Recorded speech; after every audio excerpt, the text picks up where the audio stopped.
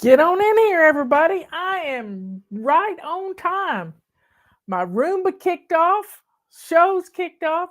I got a little bit of lipstick right there, but hey, we're good to go. Let me get the chat up.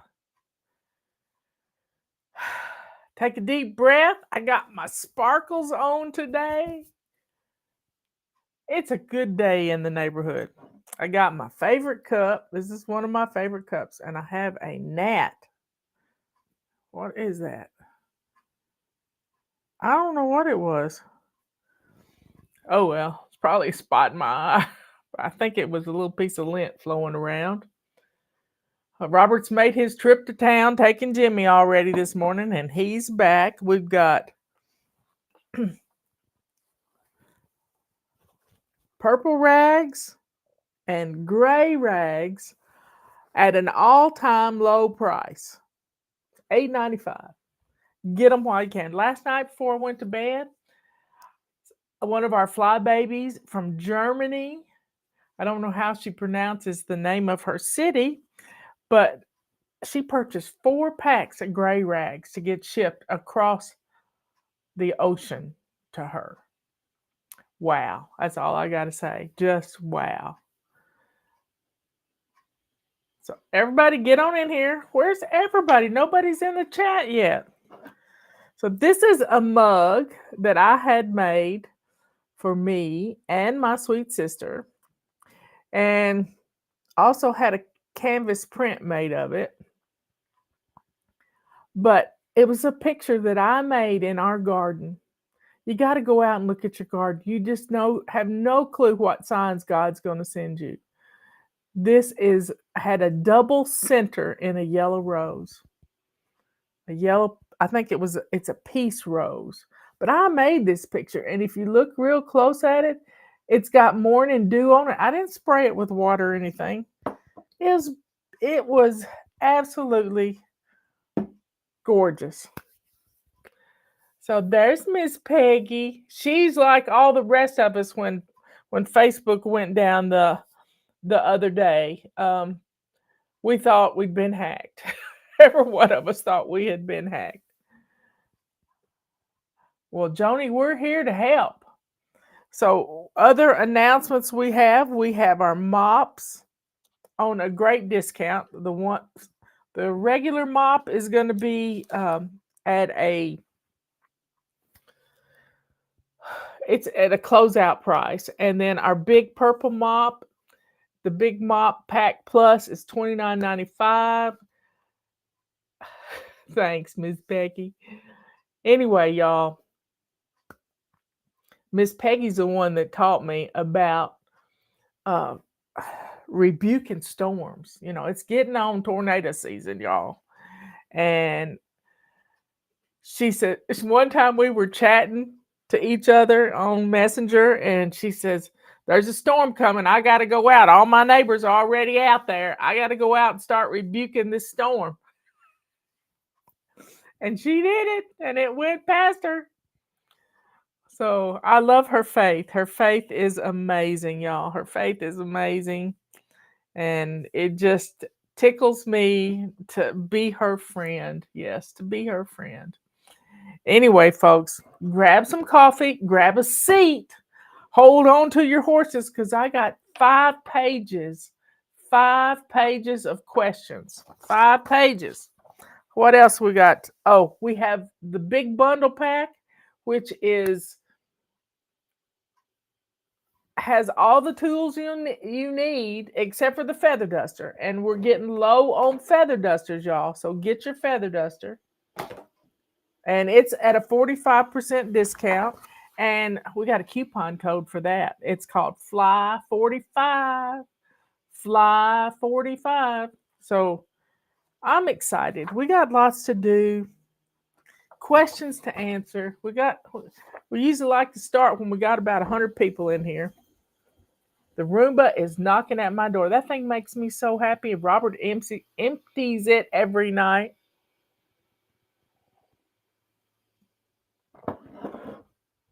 Okay, folks, we got lots of people from Facebook here. Where's our YouTube people? Nobody's posted from YouTube. That's quite strange. That is quite strange. Let me check something. I think we're streaming to YouTube. Yep, we're streaming to YouTube. Roomba is so scary. I don't know why Roomba is scary. I think it's fun. I've had one since 2019. Robert got us one when I had some kind of sickness and was was not doing well. Where's all my YouTube people? This is nuts. Anyway, we got 100 people in here. We got 100 people in here. So let's get started. Questions are waiting. Would you talk a little bit about shining your sink before bed and shining yourself in the morning and how it makes me get so much more done during the day? It makes a huge difference in what I accomplish. Well, making sure your sink is empty, your dishwasher has dirty dishes in it, or you need to run it before bedtime, wiping out your sink and waking up in the morning to that shiny sink puts a smile on your face. Because most of the time, we've been used to waking up with a sink full of dirty dishes from dinner the night before. And I don't know why I'm not seeing any comments in here from YouTube. Anyway, it makes that smile in the morning and being dressed to lace up shoes gets you ready for your day. It gets you ready for your day. So let's see the difference in what because when you're ready, your shoes are on your feet. The all you gotta do is empty your dishwasher. Wow, it just changes everything. I'm gonna close out the chat so I don't start worrying about people being here. So doing those things, shining yourself, getting dressed to those lace-up shoes every morning, you're ready. You're ready to answer the door. You're ready to go out and take a picture of that rose in your garden, or the crocuses that are popping up out of the ground, or the frogs misbehaving. You can't go out barefoot. You got to have your shoes on. Okay, folks. Hi, Marla. Can you please explain the difference between using the mop cloth on the big mop and the chenille mop cloth on the big mop? So here is the mop cloth that comes on our big mop. And this is the chenille cloth. Now this one is a microfiber cloth that it's great for mopping your floor. It's great for dust mopping. It's a good tool. You can use it wet or dry. And the same thing with the chenille mop cloth. This is like having fingers. I mean, it grabs. You know how the feathers on the feather duster work? Lots of little fronds. Well, this is lots of little fronds, lots of little surface space to grab the dust. So there's no right way to use the mop cloths. I've used them dry, I've used them wet, I've used them sopping wet. I've used them on my windows when we get a summer storm blow in and rain is full, going sideways, and next thing you look up, your windows are just covered in water. It's a great time to get out there after the storm's over and wipe down your windows with this one or this one. It doesn't matter. But you get it done, and then you finish it off with a purple rag. Y'all, purple rags are on sale. Don't forget it. I was wondering when to use which. Are they interchangeable and are each better for certain jobs? Similarly, I can't say that. Are the feather duster and the multi-wand interchangeable? Um, this is made for the tough jobs. It reaches low, it reaches high to get dust bunnies and cobwebs. It does remarkable things. It's great for bending and getting around um, whoa, your ceiling fan blades. I noticed the other day mine needs some work in my bedroom. So, folks, yes, they're interchangeable, and this is good for the dirty jobs. Those tops of those ceiling fans.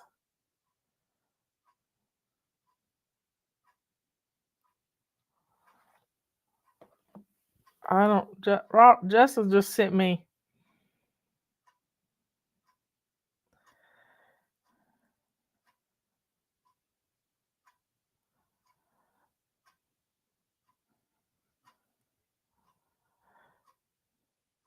Oh, Justin says we've got a sale on the Control Journal and the Chaos to Clean books.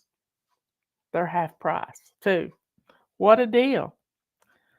So check that out in the shop. Let me see if he's put anything in the chat. We've still not had anybody from YouTube.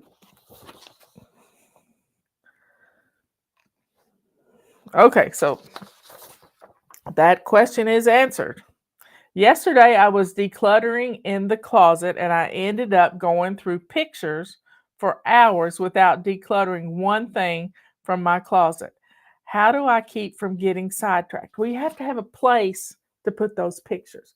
Maybe you clean out the bottom of your chest of drawers in your bedroom, and anytime you find pictures, they go directly in there for you to go through on a rainy day. You got it? You need a place to put these things. Maybe it's a Rubbermaid tub that you're going to just start, when you run across pictures, you're going to just start putting them in this one place. Market pictures. Put a piece of duct tape on there and write on it photos. And as you find them, you come across them. Stop yourself. There's nothing better than the evil one wants to get you sidetracked so that you won't get your home looking good.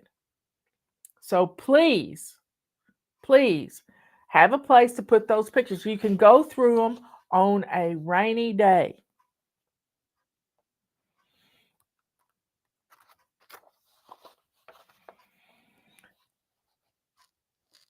My husband and I are thankful for how you have changed our lives. We no longer have stress in our home. I don't just mean between my husband and me, but the kids too. They are much happier. Their grades are even better. Is it the routines that have helped that much, or is it because my husband and I are happier that they are happier too? We don't understand what or why. We just know it works. Here's the deal, y'all. When there's peace in your home, it starts with you. If you're not stressed out, the kids are not going to be stressed out. There's a Virginia representative to the Virginia State House that I follow. I think I don't know his name, but I listen to everything he puts out on YouTube, and he's former military, and he came home from work one day, and his kids were little, and they were in the kitchen, and he had had a bad day. And his kids were in the kitchen, and he thought making a mess. And his oldest daughter, he just went off on him. He said, "Clean this mess up right now." And he went upstairs. And his oldest daughter, who was 13 at the time, knocked on his door. And she said, "Daddy, can I speak to you?" And she asked permission. And She walked into his office and she said, "Daddy, I think you handled that wrong." This is a 13-year-old saying to her military daddy, "I think you handled that wrong." Well, he quelched what he was going to say. He stopped because he had given her permission to ask or talk, and she had done everything the right way. And she said, "What you don't know, Dad, is that her two younger siblings had asked Mom's permission to make you something special." I don't know if they were baking cookies or what it was. And she had the courage to talk to him about it. And he said she was right. We can't bring home from work our stress. But when our house is messed up, it makes us even more stressed out to come home to that. And you and your husband have created a peaceful home. Children thrive on routines. Yes, they do. They thrive on routines. And when we let these routines take over the cleaning of our home, things are done on autopilot. And that autopilot changes everything. It changes you. It changes your husband. It changes the way the kids feel. They're no longer ashamed of their own home. And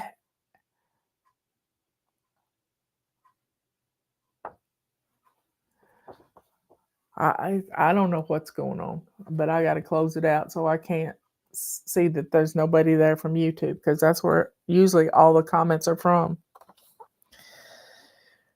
So having these routines in place, you don't need to know why. See, that's our perfectionism. Perfectionism wants to know why and how it all works. It works. It works because we allow this peace, and this peace is contagious in our homes. Nick is this guy's name, Nick Fuentes. And, the best thing you can do with your kids is when you do something wrong to apologize and ask for their forgiveness.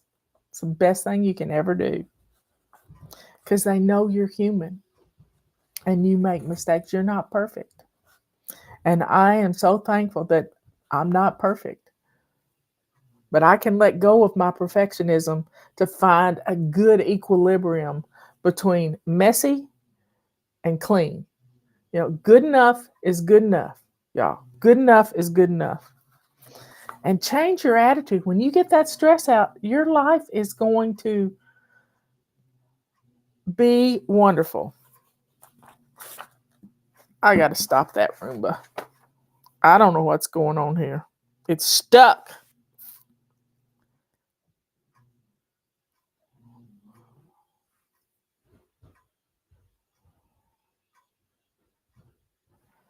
I can't get the Roomba to come up.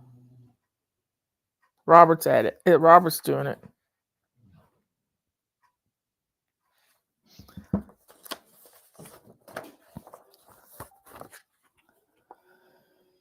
Okay. This week, we're in the kitchen zone. What is the best way to clean out the refrigerator without making a huge mess? What do I always tell you when you go in your kitchen? Start with a sink full of hot, soapy water. That's where you got to start. When you start with the sink full of hot, soapy water, you got a place to put those dirty dishes that have been in your refrigerator making science projects. So we don't want science projects. Get a Ziploc bag and pour that stuff in there. If you can't throw it, we can't throw food out in the yard because we have bears. We have critters that drive tulip nuts and some things she's not supposed to eat. So we try to freeze or bag up to toss in the trash the next time the trash goes out, anything that's wet. But start with that sink full of hot soapy water and just pluck one thing at a time. Make sure your dishwasher is emptied of all your clean dishes so that you have a place to put those dishes.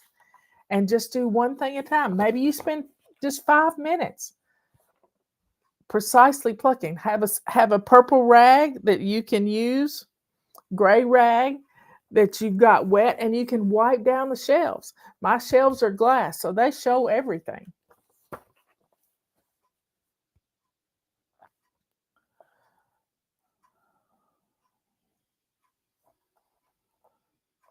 But you do, instead of pulling everything out, look, yesterday was Wednesday.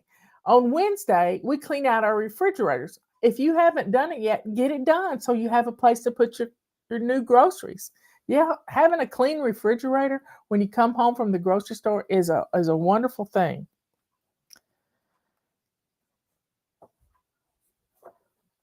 But just do one shelf at a time. Go for the worst stuff, the slimy vegetables, and get them out of there because they make your kitchen stink, your refrigerator stink. Oh, hold the horses. The time changed on Sunday, the 10th. So get ready. Put on your grocery list. You need batteries. You need some fresh baking soda to put in your refrigerators. Talking about stinky refrigerators. That's what reminded me. Get the new toothbrushes. Grab some new toothbrushes while you're out because everybody needs to change their toothbrushes because it's been cold and flu season. Let's get it done. Now you can run your toothbrushes through your dishwasher. I've done that before.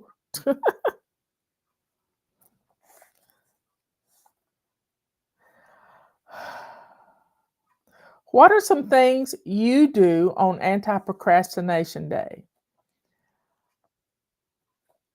I like to go out to my back deck and spruce it up a little bit. Let's see, what else is something. I clean pet dishes on Anti-procrastination Day.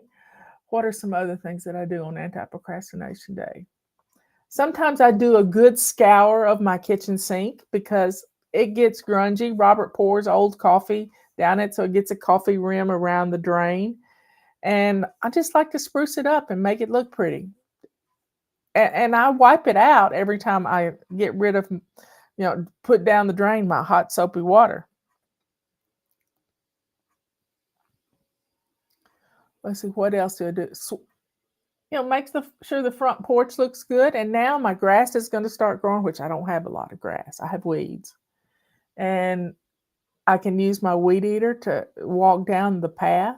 Yesterday I was walking, no, it was the day before yesterday when I went to boat. I walked down the rock path to the car, and there were crocuses popping up all along my little path. I loved it. You have probably had to answer this question 1,000 times, but I'm new and I've never heard the answer. Will you walk me through your daily routine? My daily routine starts at night. Your before bed routine is your most important routine of the day. So it starts as soon as dinner is over. We load the dishwasher. Sometimes we run it, sometimes we don't. But I empty out the sink and put everything in the dishwasher. I wipe down the countertops. That's just part of cleaning up the kitchen after dinner. And then I get ready to take a bath. When I take my clothes off, I pick out my clothes for tomorrow. And I put them on a hook on my bathroom door. I have a really strong hook on my bathroom door. If you don't have a hook on your bathroom door, you can get these over the door hooks that you can put 4 things on. So picking my clothes out before I go to bed, I have certain things I have to do for Samantha. She likes to sleep in my chair. In fact, she comes and sits right beside my chair, and she's got to where she lets me pick her up to put her on her bed. Who would have thought this a few years ago? I don't know. She never really liked me. She hid from me. But I go through those things. I put some food out for her so she has something to eat in the middle of the night. And I clean off Hotspots. Sometimes I wipe down, I clean my glasses because they get smudges on it. I clean my phone. Where's my phone? I clean my phone screen. See how nasty that thing gets? That's just from this morning because it was clean last night. I'm going to take I'm using the smooth part. Look how good that looks now. Good for cleaning glasses and phones. What else do I do? I fluff the pillows on the couch and arrange them so they look nice. And we have a blanket over the end of each pillow on the couch so that it doesn't cover up with dog hair. It's Tulip's favorite perch in the whole house is on the back of the couch. And the pillows aren't attached to the couch, which makes them get smushed down.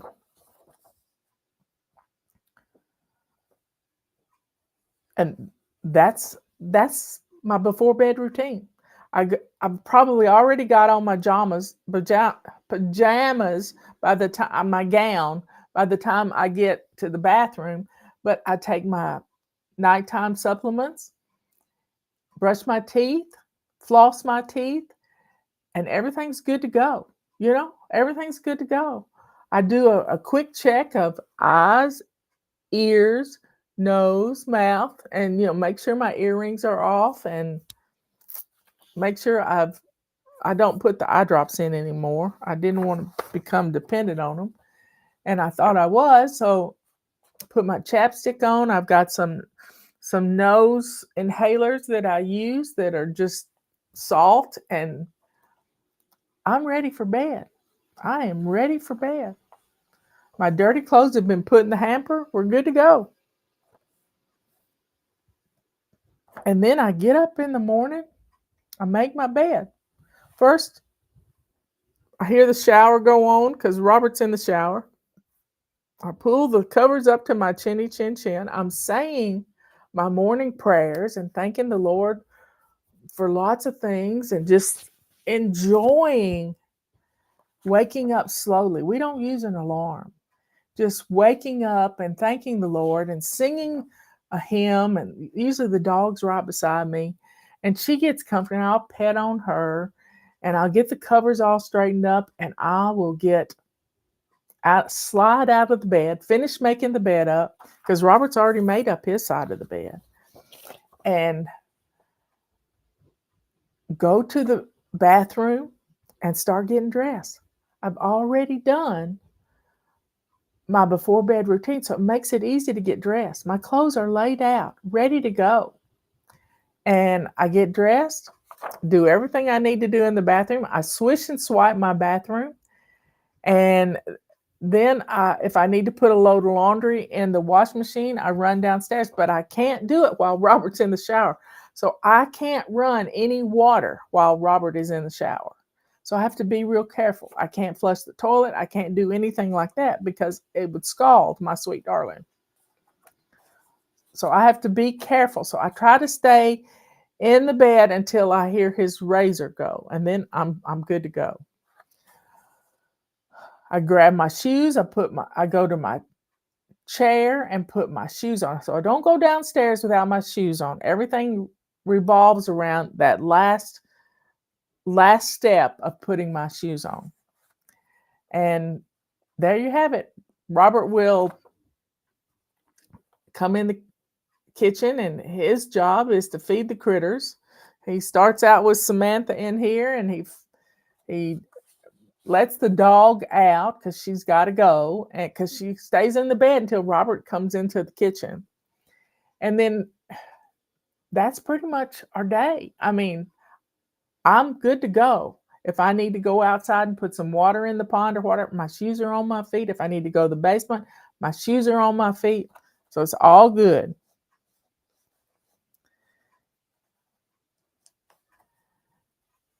And then I have certain things that I do at noon. I got 11 o'clock show. I got to come in here, and we're rocking and rolling. We love our routines. What are the days of the week focus? Monday is Bless Your Home Day. Then what is Tuesday through Sunday? Tuesday is plan and play day. It's the only real place that you can save any money and to get rid of the stress that's on your life when you procrastinate. So plan and play day is Tuesday. Wednesday is always anti-procrastination day because I know you didn't plan your menus on Tuesday. And it's clean out your refrigerator day. Thursday is run a few errands so you don't have to do it on the weekend. Like coming home from work, get some grocery shopping done. I know it's a hard time, but maybe you get dinner fixed and then you can head to the grocery store. But run some errands on Thursday so you don't have to do them on the weekend. Fridays, clean out your car day. It's date night, clean out your purse. Our purses can become weights on our shoulders. My purse is down to this big right now.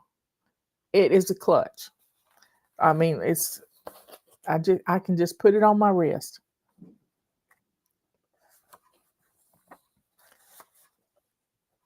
Saturday is family fun day. Make some memories with your family.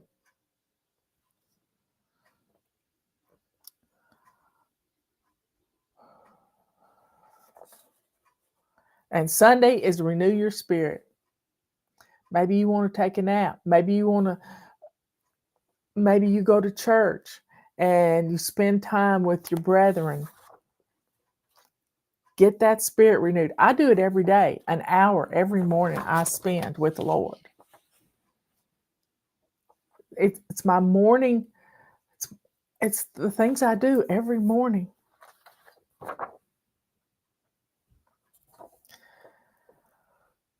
Dear FLYLady, my family and I are living in a house full of clutter, and I have reached a wall of frustration.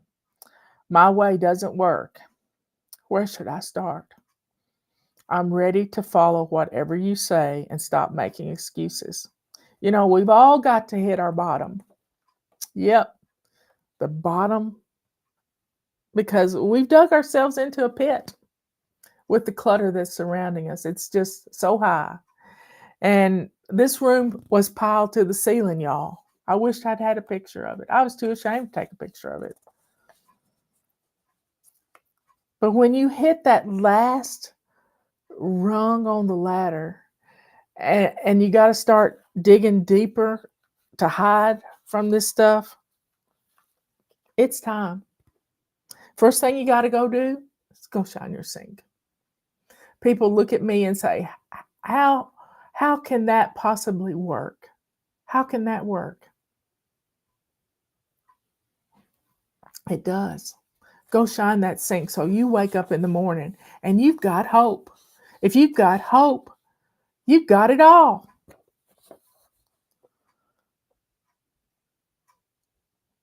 And yeah, you got to stop making excuses. You don't need to make excuses. You just got to buckle down and do something. Yesterday, Justin was over and he raised up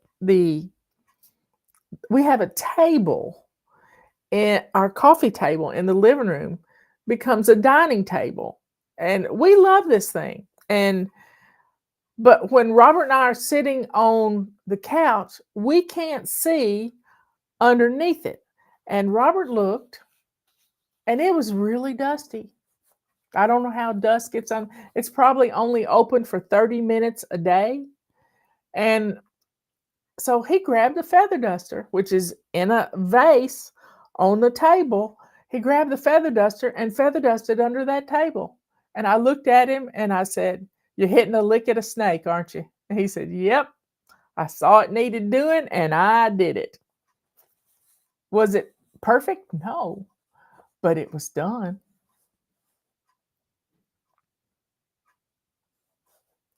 So you just got to shine your sink, get dressed to lace up shoes, and then start the decluttering process.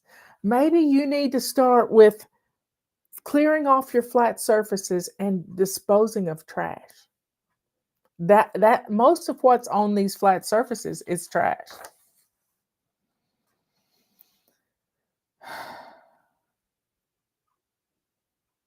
So go shine your sink, declutter for 15 minutes a day. That 15 minutes, look at what that's going to be at the end of a week. That's almost 2 hours. 2 hours of decluttering. You tell yourself you don't have time to do 2 hours, but you can do 15 minutes at a time. And yep, button that lip up. Don't be making excuses. Don't say nobody helps me around. Don't play the martyr. You don't even like a martyr, so don't do that to yourself. Number 10. When I cleaned my car out last week, it looked great, but in a couple of days, the kids messed it up again. No, the kids didn't mess it up again. You messed it up again because you didn't direct your children to grab the things out of the car. It's your fault. Don't blame the kids. No whining allowed. Friday is our clean out our car day, but every time you get out of the car, everybody needs to grab something. So look at the trash that the kids have left in the car. What is it? Is it snack wrappers? Is it water bottles and juice boxes and all kinds of stuff like that? Stop feeding your children in the car. Stop it. That's just another excuse. Well, they're hungry. Well, get them home and feed them a snack at home. You clean up after them in the house, you clean up after them in the car, and teach them to clean up after themselves. Get some grocery bags and turn them into trash bags so that the kids can bring the trash into the house and you can dispose of it. I feel like I'm spinning my wheels getting nowhere. Well, if you didn't have those kids, that car wouldn't get messy. But guess what? You wouldn't have the love, the unconditional love of those babies either. So be thankful for those messes and quit whining about it. Yeah, I'm on my soapbox. You have to direct the children. They may be little, but they love to help. But they don't like to help a nagging mommy that they never get a kind word out of.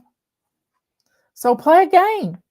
Put on a song on your phone and say, we're going to sing to this song and clean out the car. Now, if they're babies, that's a little different story. If they're infants in a car seat, it's you that's the problem. So you've got to direct your family. Just at home, you have to do the same thing. The kids will make a mess all day long if you don't stop at the top of every hour and say, let's put all our toys away. You are the director in your home, and you have to be the one that prompts the children. Let's play this game. Let's do this. Let's march after we get everything out of the car and go into the house. It's fun if you'll be the director and quit instead of the whiner in chief in your home. What is a hotspot and a 27 fling boogie?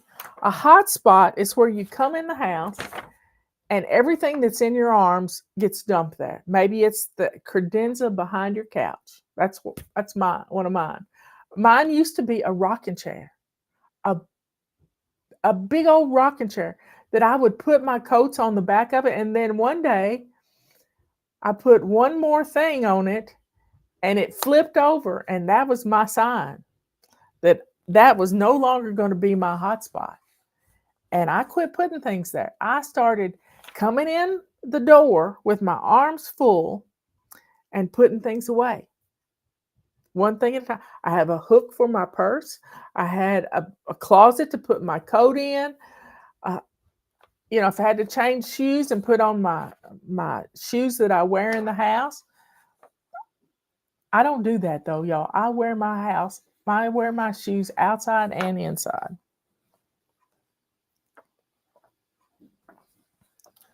So that's a hotspot. And we do a hotspot fire drill. 2 minutes to clean off these hotspots, one at a time. But don't ever put it there. And then put something beautiful there. so that you don't put something there and you're reminded not to pile it up, because if you put one piece of paper on that hotspot, it's going to multiply like rabbits, because everybody's going to think that it's free will to put something down there. Don't do that. A 27 fling boogie.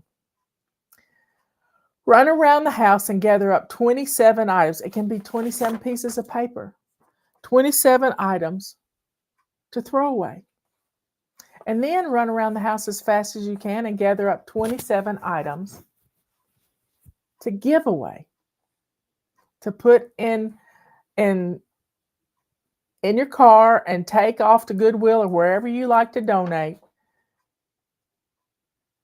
Get it out of your house.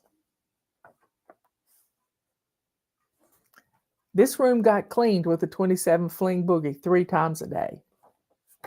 Set an alarm on your phone if you have to that reminds you to do a 27 fling boogie. The kids love it.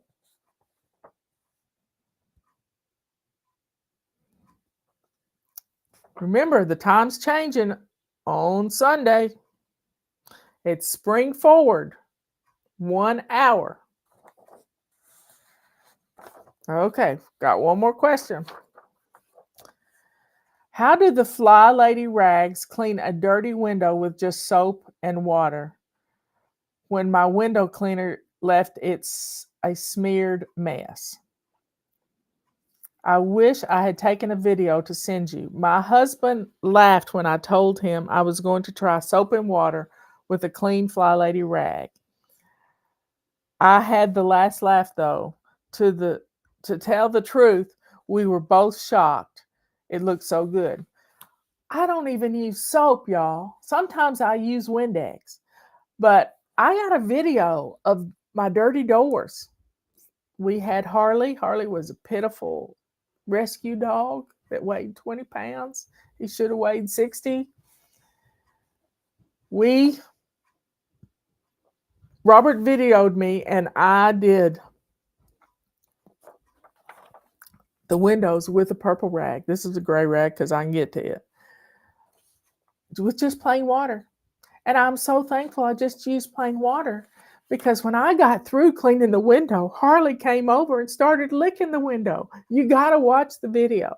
It's absolutely beautiful. He's such a sweet dog. We only had him about 11 months. He had seizures, and that's why somebody threw him into the forest to die. But you don't even need soap. Just plain water does it. It's because, let me grab the purple rag. This is an older rag. And it's like corduroy. It's got ribs on it. It's got ribs on it. And those ribs grab the dirt. They really do. They grab it. And, you know, with grabbing the dirt, they grab the germs. Well, y'all, that's all our questions. Y'all check out we've got purple rags and gray rags on sale. Everything's on sale in the Fly Shop. Now's your chance. Get those little people in your house. Start having fun with them. If you make it fun, it'll get done. It really will. And quit blaming them for everything, because you don't want to do without them. They can pick up their toys, but you got to make it fun by putting on some music, like playing musical chairs, or freeze. Stop the music and they have to stop right what they're doing. You can make it fun. Put a laundry basket in the middle of the floor and let them toss their toys in it. Yeah, with the supervision, it'll be okay. They're low to the ground. Let them have some fun. Give them rewards. It's going to change the whole attitude in the home. I love you all. I will see you at 3 o'clock this afternoon. 3 o'clock this afternoon. We'll be back on here. Start by getting dressed to lace up shoes and shining that sink. Set up rules. When you go in the kitchen and start to cook, make that sink full of hot soapy water. Just don't throw any knives in it. Y'all, it's the first day. And we got a great testimonial for our Testifly at 8 o'clock tonight. My eyes itching. And that testimonial is about nobody flunks FLYLady.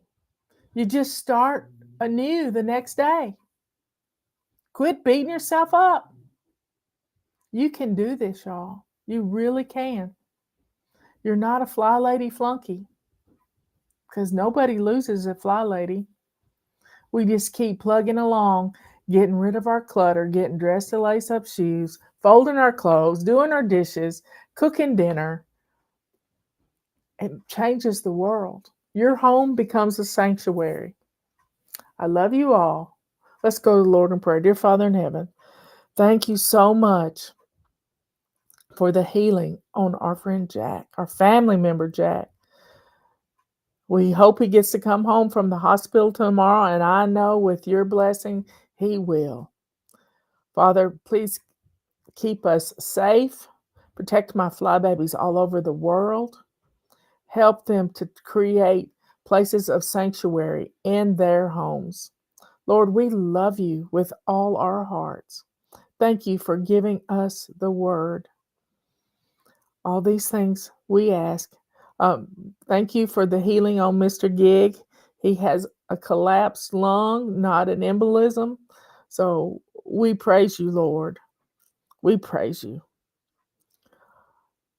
You get all the glory, Lord. Thank you so much for all that you do. All these things we ask in Jesus' holy name. Amen and amen. Okay, folks. Be good, kind, and sweet. Be good to yourself. Kind to others. You know, being good to yourself is getting dressed to lace up shoes. Being good to yourself is making that sink full of hot soapy water. Being good to yourself is putting something in a crock pot for dinner. Being good to yourself is not beating yourself up. Be kind to others by going and helping somebody that might need a purple rag.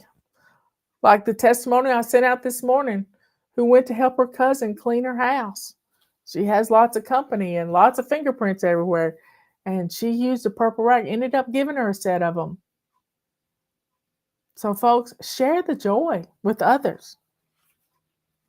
Let that joy that comes from in here, that comes from God, show the world who you are.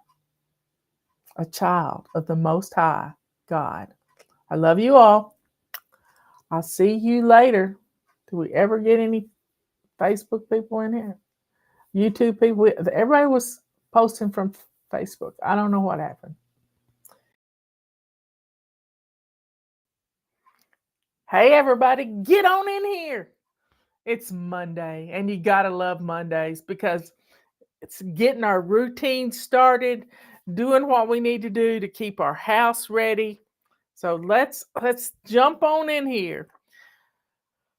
I got my dice. I got all my little tools here, all my little tiles. We're going to grab the sheets off our bed. We'll get some people in here to put sheets in the subject line of our chat. Now, I can't type and talk at the same time, so I'm not going to do it. So somebody, Kim or Patty, change your sheets. And then I'm going to line up all the rest of them because we're going to be doing 7 things to make our house look better, feel better, keep our house maintained. It's going to be wonderful. So did somebody put sheets? Sheets are in the dryer. There we go. Show that. Grab your sheets. I got a little coffee left. Robert's down cutting some hedges. The sun is shining, and there's a bird that just flew over the window. So, folks, get on in here. Let's see. We have some announcements. If you're new here and you haven't gotten a calendar, our FLYLady calendar, this is the only place you can buy a calendar in March. So get your calendar ordered. They come in 2 sizes. I can't find the other one. Anyway, we have our big mop pack is on sale. Our gray rags, they're $8.95. These don't show dirt, y'all. They don't show dirt.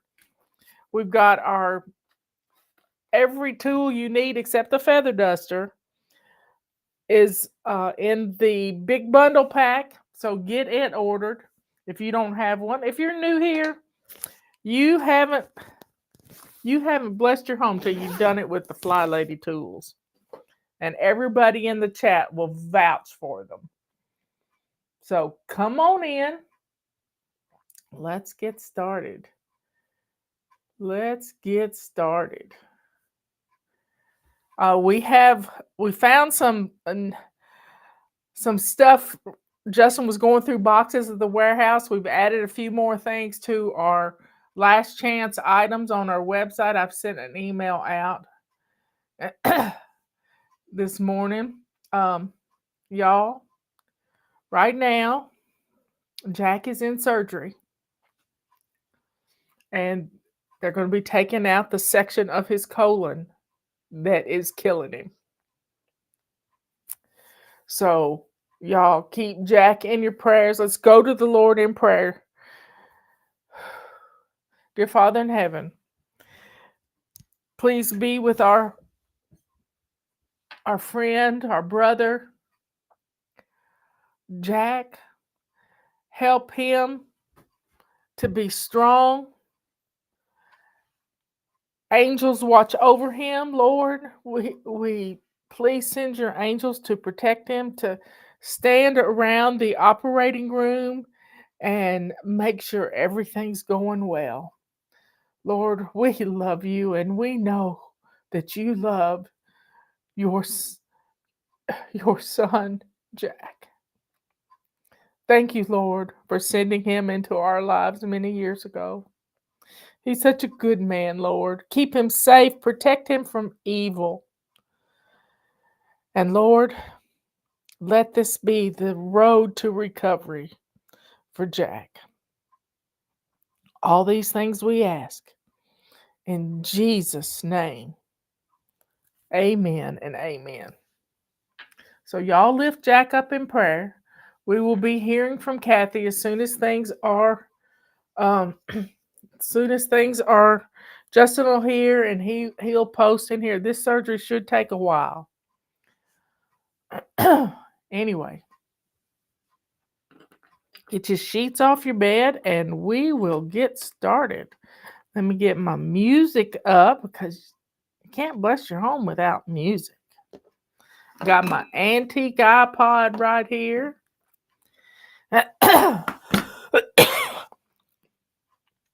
Yeah, I've been praying all night. I just couldn't stay in the bed. So I got on the couch, curled up with my blankie, and I've just been praying all night for Jack. Justin's had 2 friends that had surgery on Friday, and they're doing well. Gig, he's doing well, and Ryan, he's doing well. So, folks, let's roll the dice and see what we got to do next. Here we go. Number 4. We're going to clean off our hotspots, y'all. Clean off our hotspots. Hotspots make our homes look messy. So I'm going to play the 2-minute cleanup song. Get your kids putting away their toys. Where is the 2-minute cleanup song?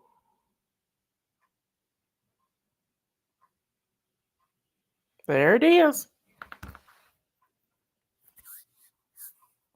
Hey everybody, it's time to clean up! Clean up, everybody clean up. Choose a toy to pick up. We're done with play, but don't delay. It's time to clean this mess up. Clean up, everybody clean up. Choose a toy to pick up.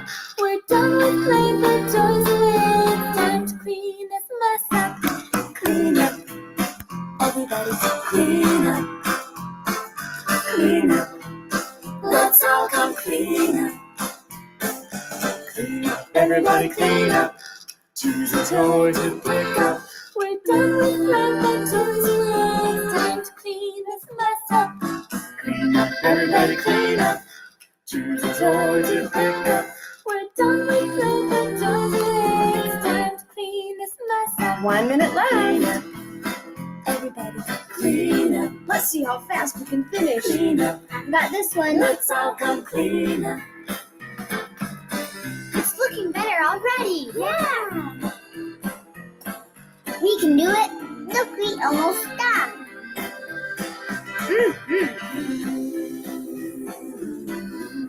This is fun. Yeah. You're doing great. This won't take long. We can do it.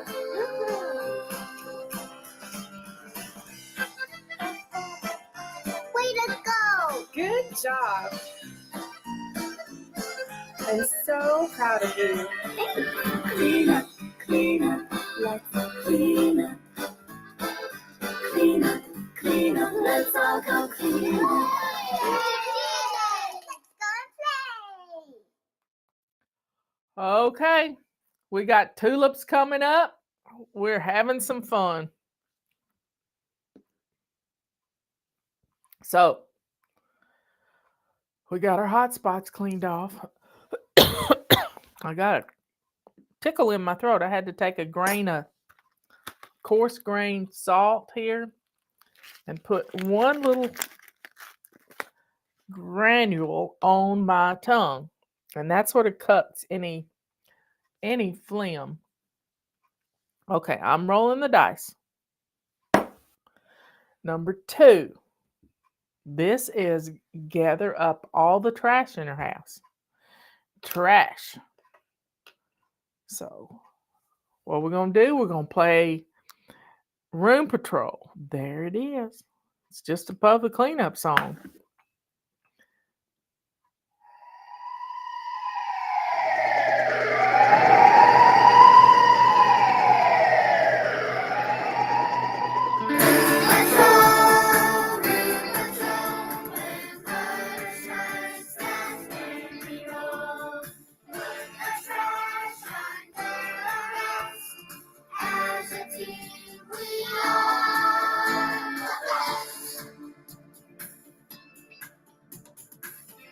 I am a member of the Special Elite Operations Unit Room Patrol. When room needs rescue, you can count on me. Room Patrol, this is dispatch. We have evidence of a hotspot in Sector 2. All members of No, Room you Patrol don't. respond. Move in. You can and play the whole eliminate show clutter. over again. Let's go on to the next thing.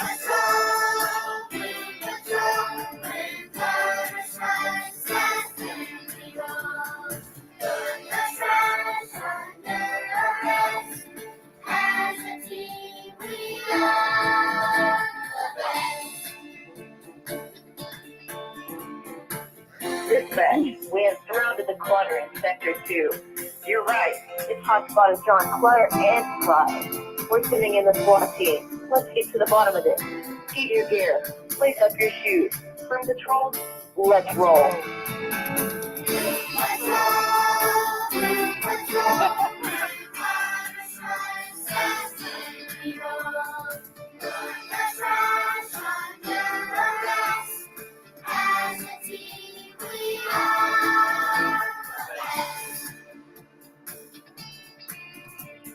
Dispatch, we have newspapers hiding behind the magazine rack.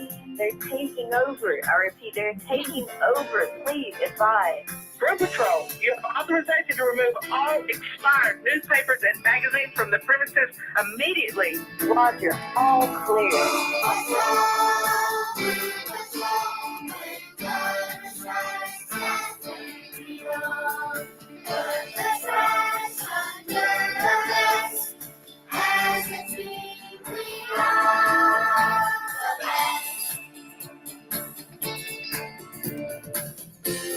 Room Patrol, there's a code red on the trash receptacle. I can smell it from here. Put on your gas mask and move in.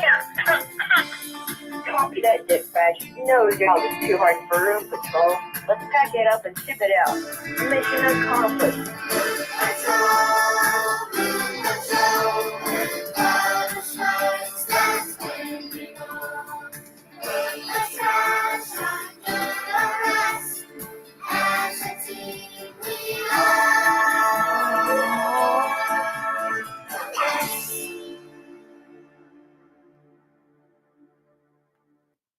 Okay, folks. Now, when I hear people say it's going to take me longer than 2 minutes, I just want to scream. Yeah, I'm talking to you, cul-de-sac grocery garden. You can't be overwhelmed before you get started. You can't do that. So just do what you can in that 2 minutes. And then when the show is over, you can go back and replay this again if you need to do a little bit more. I don't know who, it's Tammy that does the homeschooling emails. And if you were a part of that homeschooling group, Tammy had so much on her. Let's just say she's still doing her homeschooling newsletter, but you need to go to her site and sign up for them. Okay, here we go. We just did number 2. Number 1, grab your carpet sweeper, your vacuum cleaner, your rubber sweeper, whatever you need, and we're going to vacuum the floors. We're going to vacuum the floors. Vacuum the floors. Okay, folks. Somebody put vacuum the floors in here.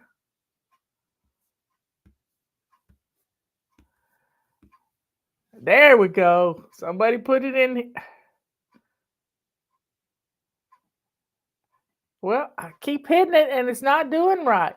Grab your carpet sweeper, vacuum cleaner, rubber sweeper, whatever you got to go after just the middles. We're not doing anything else but just the middles. Here we go. What song are we going to play? With a vacuum cleaner, I think we'll play Launchpad. I like this song.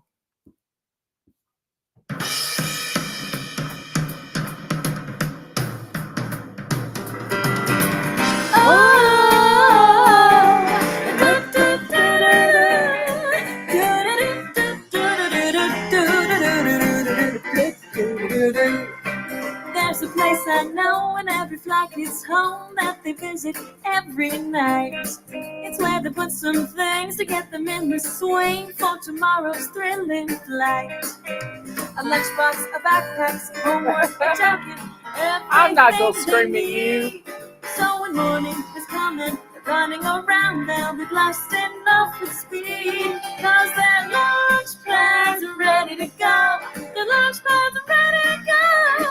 Like a cool space shuttle, they fly on the double when the launch pad's ready to go. Oh, oh, oh, oh.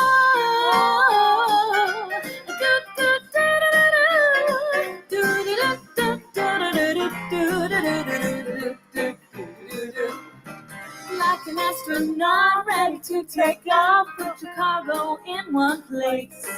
If you think ahead before you go to bed, you'll be sailing smooth all day. So check on the weather, decide if you'd rather walk or take the bus. If you know what's coming, it's so much more fun, and you're in command because your launch pads are ready to go. Your launch pads ready to go. Like a space shuttle, you fly on the double when your launch pads ready to go. Oh, oh, oh, oh, oh, oh.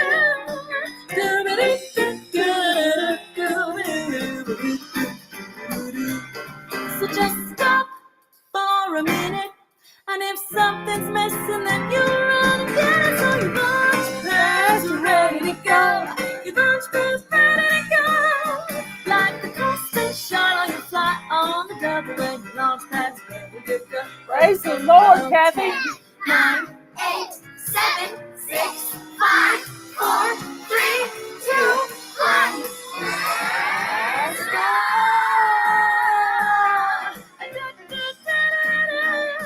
Like a Christmas shot on the fly on the double when the launch pad's ready to go. Oh, oh, oh.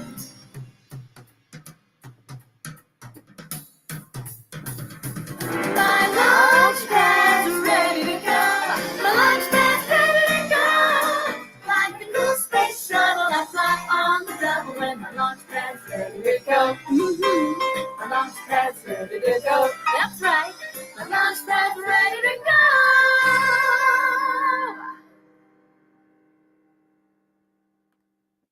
A lot of you probably didn't know this, but I used to be a farmer. We had a 1,500 acre soybean and wheat farm, and I know a little bit about planting stuff, especially row crops like wheat and soybeans. The main thing is you don't want to water too early, y'all. If you water your ground, unless you're in the desert or something. I don't know where you are, but if you let the roots go down and make sure the ground is broken up so the roots can go down and look for water, you are going to have a more stable crop in the summertime when it gets hot. So just take that in mind. Other people have said it too.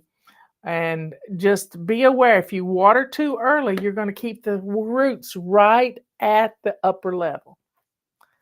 Okay, folks, I'm rolling the dice again, and we need a 3, a 5, or a 6. Here we go. We got a 3. And a 3 is grab your gray rag. They're $8.95 right now. The best price ever. $8.95. And if you got purple rags, use them. So let's get started. We're going to clean our windows and our doors, our glass top tables, light switches, doorknobs, you name it. She's in Arizona. Well, it could get dry there real quick. So yeah, you need to keep your seeds moist. Okay, here we go. What are we going to play? Rockin' routines. Yep, grab a gray rag.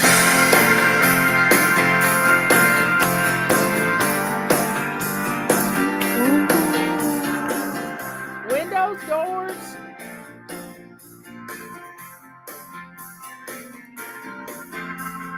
First thing in the morning, I clear my head. I stretch and yawn to greet the day, then make my bed.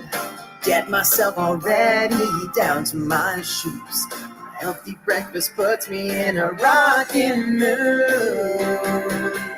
Routines, they keep me rockin'. Routines. There's no stopping me when I feel the power of my rockin' routines. After school or after lunch, I keep my cool. 'Cause afternoons have routines now, and that's my rule. Homework before playing, quickly get it done. After that, I'm out of here and off to have some fun. Routines, they keep me rocking. Routines, there's no stopping me when I feel the power of my rocking routines. Routines can organize my day, give me much more time for play, help me know what's coming next. I think routines are the best. pages on, brush my teeth, time for bed. My last routine helps me relax and plan ahead. We'll close out for tomorrow, think about my day. So proud that my routines have kept me rocking. You can set the volume on YouTube too.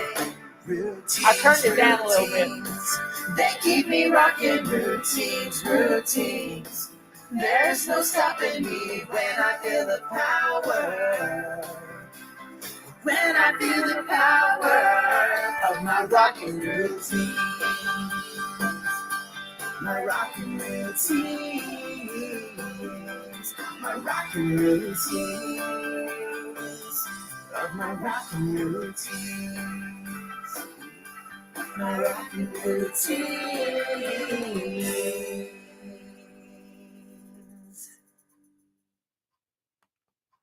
Okay.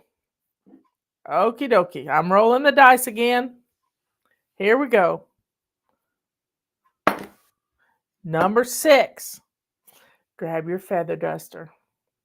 Grab your feather duster. We're going to do our So Long Dust Samba.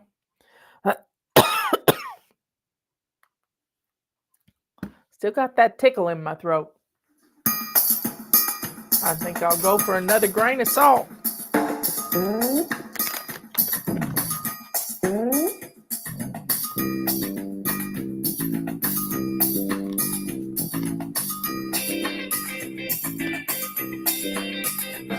One grain of salt. And do all kinds of dances, hip hop or ballet.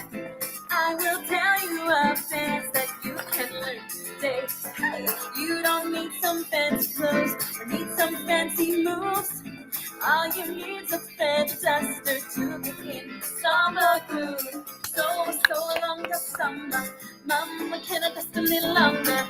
My world has turned gray, I need to brush this dust away. So long the samba, mama, can I dust a little longer? My world has turned gray, I need to brush this dust away.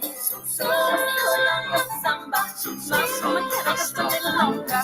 My world has turned gray, I need to brush this dust away. So long the samba, mama, can I dust a little longer? My world has turned gray, I need to brush this dust away. Dusting high, seeing flying, dusting low. Watch me go, moving to the sound rhythm. I'm so no dusting show. Then I take the feather duster, shake it good outside. Come back and I feel like dancing. It's samba party time. So long the samba. Mama, can I just a little longer? My world has turned gray. I need to brush this dust away. So long the samba. Mama, can I just a little longer? My world has turned gray. I need to brush this dust away. So long the samba. Mama, can I just a little longer? My world has turned gray. I need to brush this dust away. Yeah.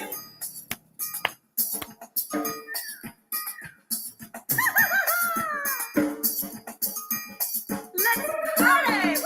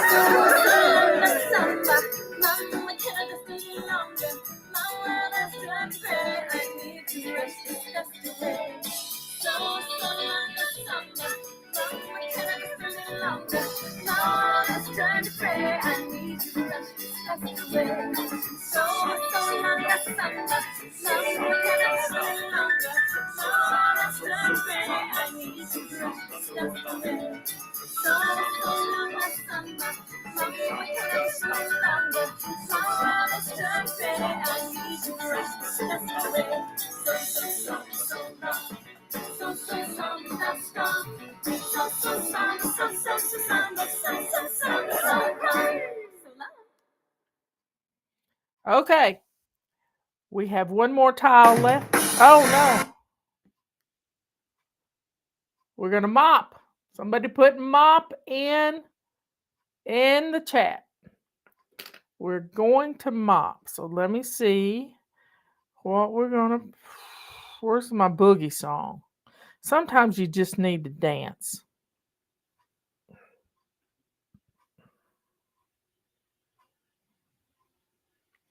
There's the boogie song. Here we go.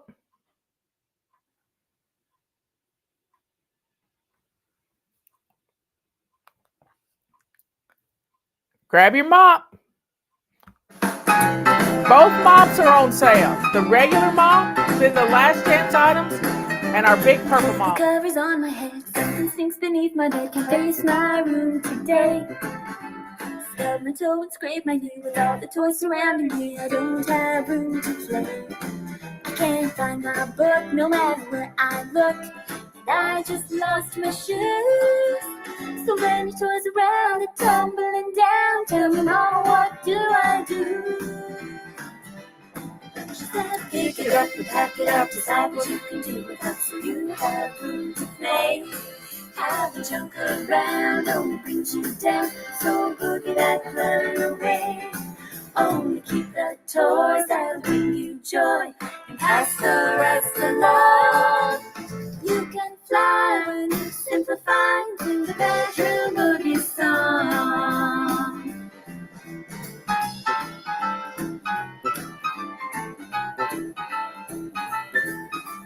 Broken book, banana peel, a truck with only half a wheel. I'll throw these away. But the teddy bear and the game up there are gonna bless someone else today. I've been holding on for way too long. Time to let them go.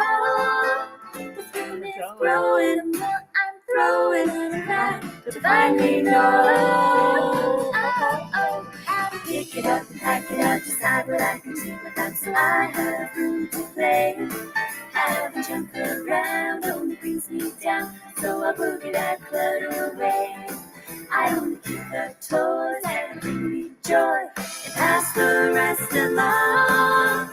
I can fly when I simplify and sing the bedroom boogie song.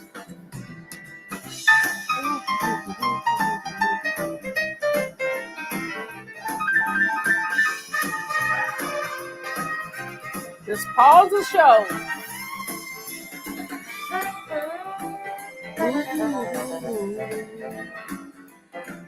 Mom sent me in here, thought it would take a year for me to get it all done. But now our eyes are pumping and our joy is dropping and mom will have some fun. Yeah. When I pick it up, pack it out, decide what I can do without, so I have room to play.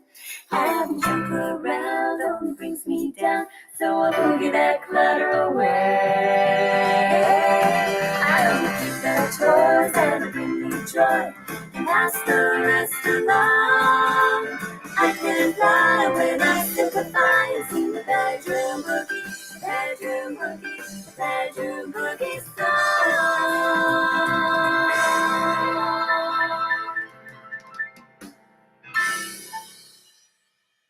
Okay, folks, look what we've gotten done. In less than 30 minutes, we have blessed our home. I'm telling you, we've done announcements. This is just amazing that we can get this done so fast. And don't say, I can't do it in 2 minutes. You can. You can do 2 minutes worth.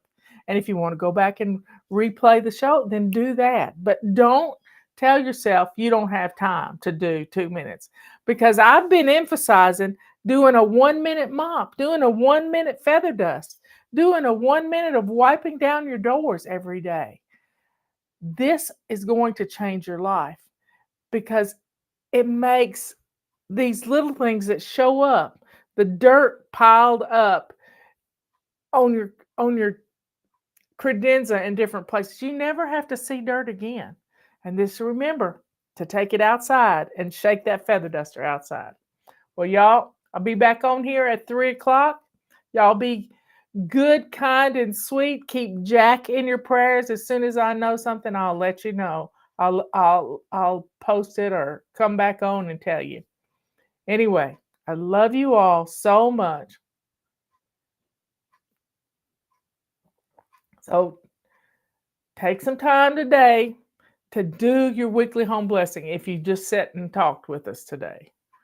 You can do it. You can do it. My granny always said, "Can't never could do anything." And she was right. Because if you didn't want to do something, you wouldn't do it. So quit rebelling. And I will see you at 3 this afternoon. Be good to yourself. Be kind to others. And let the joy and the sweetness that is in your heart show the world who you are, a child of the Most High, the only living God in the universe. And put on your boots. Put on your boots. One of the pastors I watch every Sunday, she said she was at the shoe store looking at boots and looking at shoes with her grandchildren, and she heard the good Lord say, "Put those boots on." And I got a pair of boots, she called them combat boots. We got to be ready, y'all. Just like the brides that had their lamps filled and had extra oil for the night.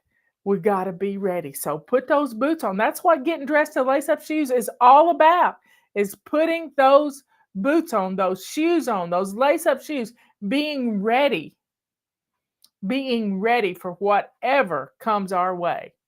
You got to have your shoes on. One time my sister Susan was in Israel, and this was a few years ago. And she sent me a message in the middle of the night, and I hadn't gone to bed yet, you know me. And and she said, "There are bombs. There's sirens going on. I don't know what to do." And I said, "Susan, put your shoes on. Sleep in your shoes. Put your passport on you and your purse on you. And just rest with your shoes on and be ready to run." Now, the bombs did not hit her, but she was ready. She had her shoes on. She didn't have to stop and put her shoes on. We got to be ready. That's why getting dressed to lace up shoes is so important, y'all.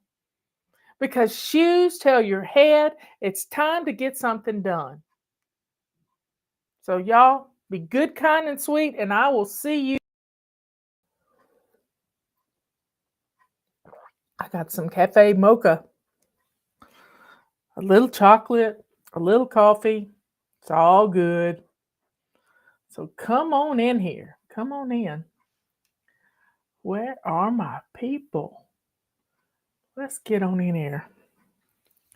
This morning, we grabbed a tool and blessed our house with, sometimes all you need is put a tool in your hand and walk around for 3 minutes. There's Trisha.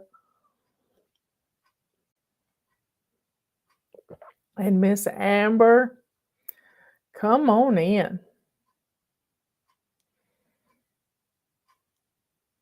Come on in.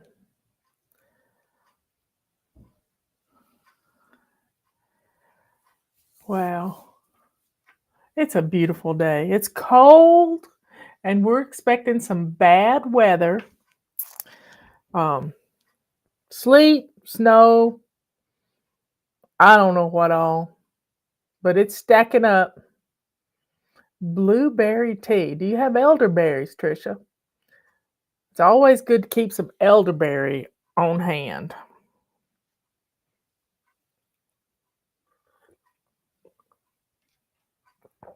Anyway, come on in.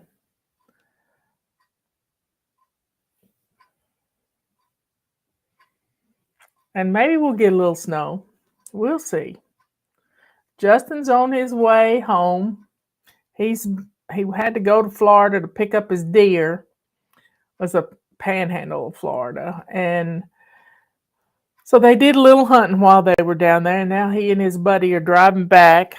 His buddy's pulling a trailer and Justin's leading the way. And they'll go home through Athens and not Atlanta. So y'all, I wanted to talk about how we get things done here at FLYLady. And I've done videos, and I'll put together some videos tomorrow for our marathon around between 11 and 11:30. I try to get it done. And our basic weekly plan is every day has a purpose. When we were little kids, many of us sang a song.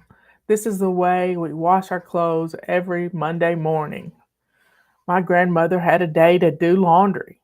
She only had like a couple loads to do every week, and she'd do her laundry. And she had days to do everything. And then that was after she retired. Before she retired, she did laundry on Saturday, and we used to help her. Y'all, we used to help her with a wringer washer, and she had wash tubs and a wringer thing that would go into the rinse water and then would go into the wash water, and we'd help her wash the clothes. Now, she would only let us catch the stuff coming through the wringer. She would never let us put things through the wringer because you could take a finger off. But it was fun to help Granny. And she had a milk barn, and she had a stove out there, and she had a water hose that she'd give us showers in the milk barn. Especially when we've been playing out in the pasture and gotten dirty, or working in the garden or playing. You know, for kids, work is play because we like to dig in the dirt and do all kinds of things. At least Justin did. We did too. We used to play in the creek. And it was always something fun. So weekends are made for fun, family fun. Saturday, don't wait till the last minute to do your laundry. Do a load every day. If you start a load at night, you get up in the morning, put it in the dryer, and by the time you get ready to go to work, it's dry. And don't ever leave home or go to bed with appliances running. That's just a rule we have in our house.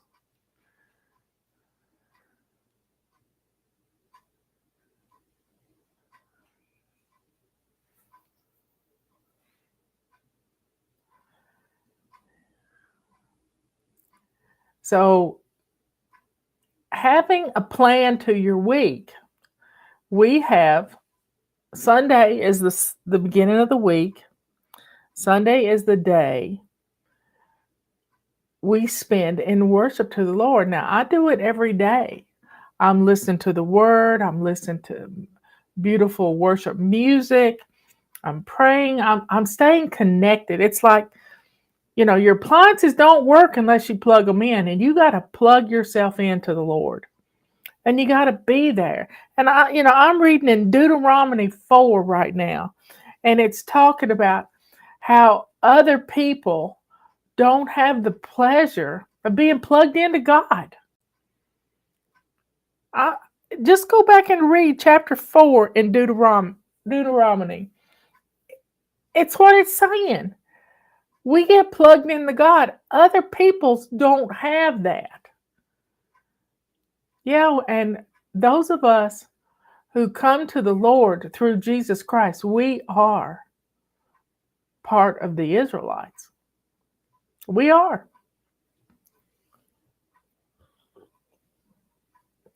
Because Jesus died for us. Now, that's Sunday. Now, I do it every day. I take the Lord's Supper every day. And it's an important part of what I do to stay connected to God all the time, plugged into the Lord.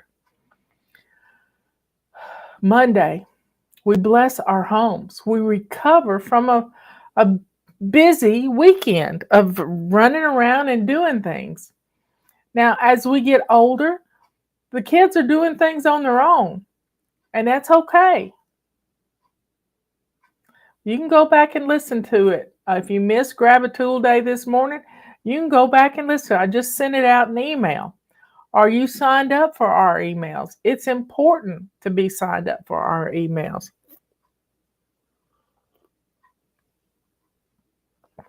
Just because you miss it live doesn't mean you've missed it, because it's there archived. And not only is it archived, every email, every video I've done is on YouTube. It's on YouTube. So you have a whole treasure trove. During Christmas break, I got to watching Frankie Off Grid, and it was this young couple that moved to Portugal, bought 5 acres, ended up having to buy some more acreage just because their ruin was in the middle of a property line, and they're just a sweet couple, and they love animals. They have 3 cats and 2 dogs. They rescue animals.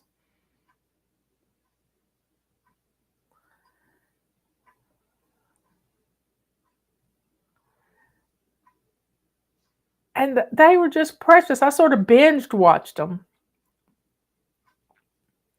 But I got sidetracked talking about Ian and I forget his wife's name, but they go and help Nick and Andrea occasionally, and Nick and Andrea go and help them, and they're from Wales, and Nick and Andrea are from somewhere in the UK. And evidently, a lot of people from the UK moved to Portugal and become citizens of Portugal. But I'm listening to the Bible and hearing about these olive trees and these vineyards and all of this in the Bible. Just all of these things that were already planted. And Nick and Andrea and Ian and his wife, they have all these trees. Same way with Project Portugal. They have all these fruit trees on 50-something acres. So they're reaping the harvest of what has been done for them.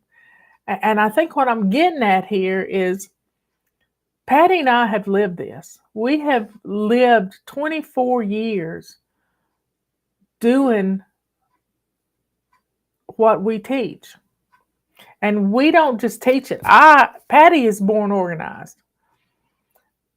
But she has the systems that are natural in her. I was behind the door when God handed out organization, but I'm not stupid. I have a lot of common sense, and God gave me that common sense, and He taught me how to learn from my mistakes and how to understand how to dig in and figure it out. And that's what I did New Year's Day in 1999.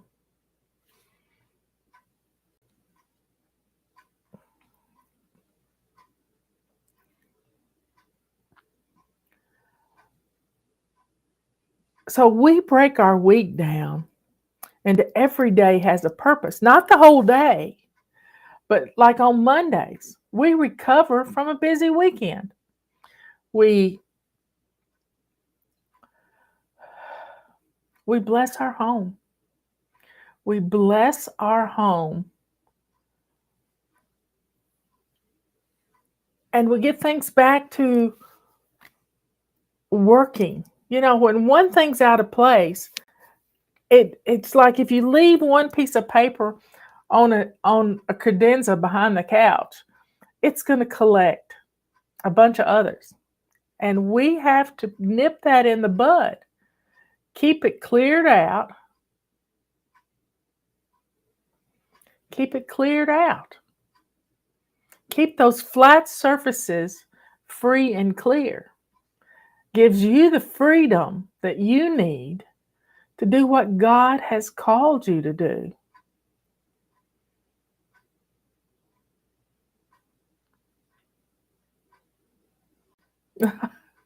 Beth was only 2 in 1999. I remember being 3 years old and being on a train with Mother being pregnant with Leanne. Leanne was born January 31st. So I was 2, almost 3. And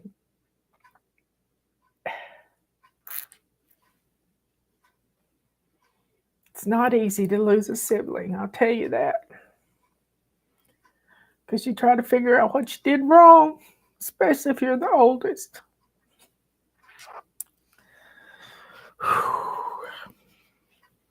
Anyway, Tuesday is our planning day. It's plan and play day. Tuesday, let's get our menus done for the next week, because that's the only real way we can save any money is getting in our kitchen and cooking. And if our kitchen is clean, we don't mind getting in there and cooking. Wednesday is always anti-procrastination day, but after you plan, you got to reward yourself with something. Maybe you pull a pamper mission out of your pamper jar. And if you haven't built you a pamper jar, if you got the sneak peek this week, at the bottom of the pamper missions, there's 5 pages that you can just print out and cut up.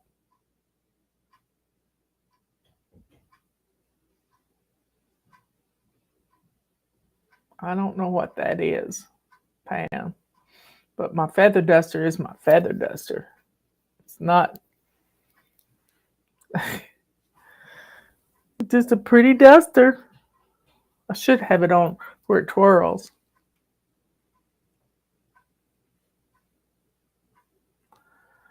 Makes oolong sweet tea. That's amazing.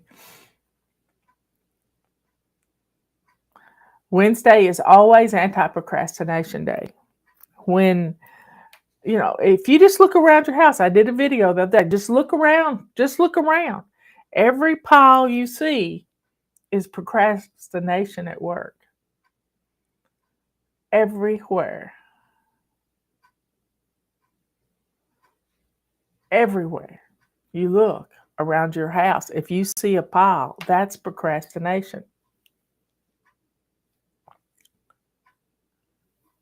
So we on Wednesday, we tackle those piles of paper. We tackle the things that we need to do to make our house look great. Now, those piles of procrastination around your house, they'll get so tall that they'll slide off, and it'll be an avalanche of procrastination. I think I need to find that essay. An avalanche. And it'll take over. But if you police them, policing those hotspots,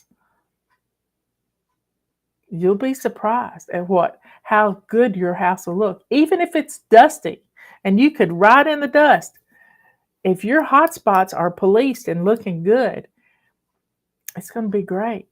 It's going to be great. Your house will look great. Thursday is to run some errands during the week. Maybe you go to the grocery store on Thursday. But if you can't go to the grocery store on Thursday, try to get other errands done so that you don't have to do them all on the weekend, so you can spend time with your family. Now, we've got bad weather coming.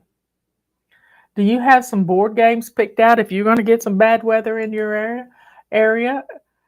Plan for these bad weather events when you're stuck in the house and you can't get outside. If it's rainy and nasty, you can't get outside. But if it's snowing, that's a fun time to get outside. But do you know where all your mittens are and all your scarves and things? It's time to get them out. Kathy's gone through a pile of papers, and nothing feels any better than going through a pile of papers.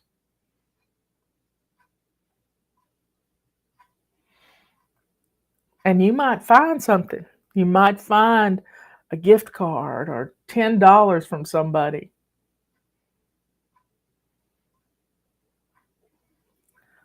Well, Get your games out. Get ready to get people excited about playing a game together.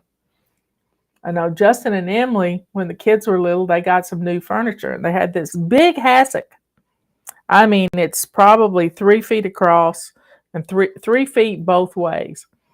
And they would put Scrabble. You don't ever want to play Robert in Scrabble. He is a wordsmith. He works a crossword puzzle every single day. And the games fit in that hassock because it opened up. And we would play Scrabble. Robert wouldn't play Scrabble. I mean, mine and Robert's first day, we played Scrabble. First date, we played Scrabble.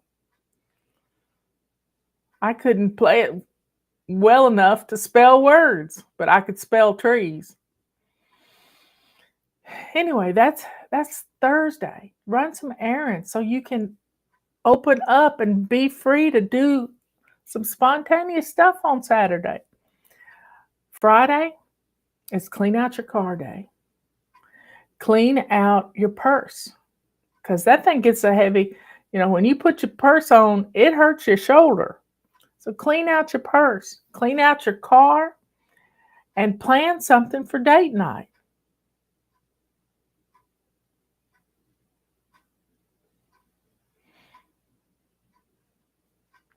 So y'all, get ready.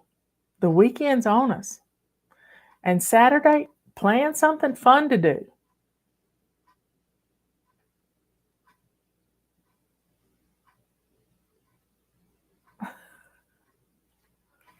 Anyway, y'all drink up.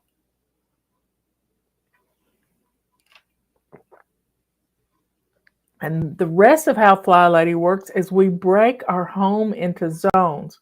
Zone 1 is your entrance, your front porch, and your dining room. It's time to get those decorations off. Zone 2 is your kitchen. If your kitchen is clean, we're starting with our shiny sink. So get your kitchen clean. And do some detailed cleaning in your kitchen. I noticed when I was watching Nick and Andrea a while ago, I forget the name of their podcast. It might be Project Portugal. But Nick can do anything and Andrea can cook anything. And she was taking limes off of her lime tree and making lime pickles. Making lime pickles. Sage, I thought of something a while ago for you and your head injury.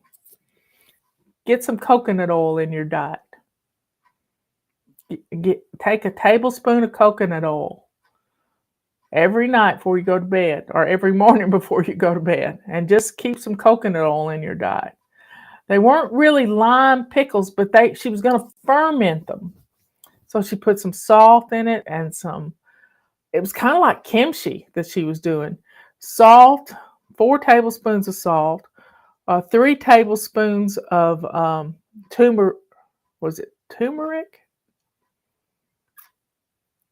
Anyway, and some apple cider vinegar, and she put it in a glass jar, covered it with a tea towel, and put it in a dark corner. And every 2 days, she's going to stir it. I don't know what she's making, but she found this fermentation website, and she likes to ferment lots of stuff. And Nick can do anything. They're kind of like Uncle Nick and Aunt Andrea to these young kids. That's what they call them when they don't know what to do. Nick comes over and Andrea comes over, and they teach them how to do things. So having somebody that's a mentor to you in some way, these are just young kids. And Nick's been around for a while. He's been around for a while, and he can render walls and build walls and all kinds of stuff. And he teaches these kids, he teaches a lot of people how to do things. And they're just a wealth of information. If you know how to do something, teach somebody else. This is so good for us to be able to teach other people. But your house has to be in order. When your house isn't in order, you won't do that. So over the years, I've seen Andrea and Nick, they buy things. I don't know if it's on Marketplace, but they find things that are they trade for things. They traded for a pool table a couple years ago, and he built a pool table. Their house was an old ruin, and they rebuilt it. So having projects is always fun. Many years ago, I came up with a bunch of projects. You kind of sit down at the first of the year and you just write things down that you want. Let's see. I wrote down what kind of stickers we wanted, a 15-minute book, an essay book, a coloring book, a calendar, a testimonial book. Well, I've got all those. Control journals. I wrote all these things down, and we've done them. A cookbook, children's book. We may not have done the children's book, but one of our fly babies did, and her mother did it, and it's in our last chance items because we don't have many of them left. But we did it all. We've done documentary type things. We've done vignettes. We've done audio CD, DVDs. We've done everything that's in here.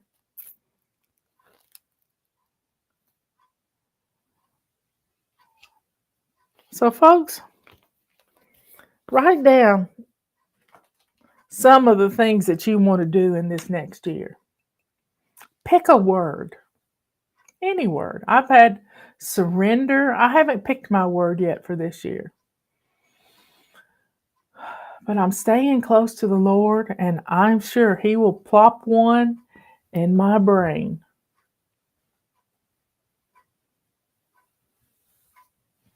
But start with our system. We break our house down into these zones. Zone 3 is your main bathroom and some other room. Zone 4 is your master bedroom. Zone 5 is your living room.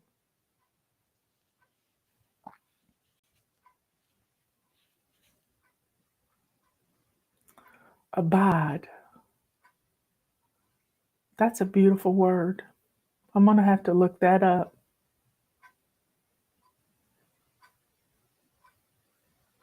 We've had FLYLady notepads, and they were the size of a dollar bill, so they would fit in your wallet. And I loved it.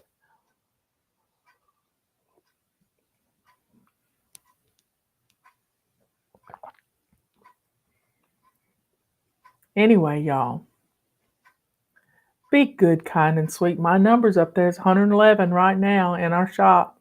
My birthday is a week next Thursday. My birthday's next Thursday. I got to work on my new essay about that.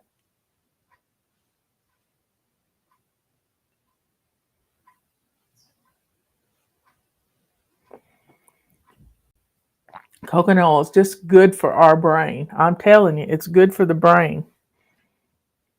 I do a dose of it a couple times a day.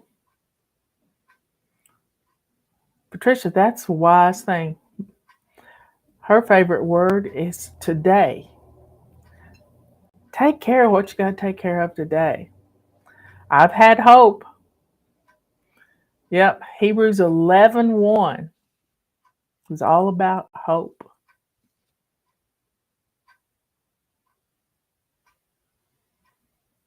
So stay in the Word this year. Stay in the Word. I love you all. Be good, kind, and sweet. Be good to yourself. By staying in the present. But when we take care of some things to keep us in the present, we're going to be happier. Open. Pam says her words open, as in open the door. Open. Open your heart. Peter, you got moved yet? Peter's getting ready to move. God bless him. Be good to yourself. Be kind to others.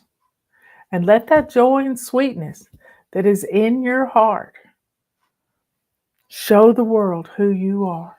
A child of the Most High, the only living God in the universe.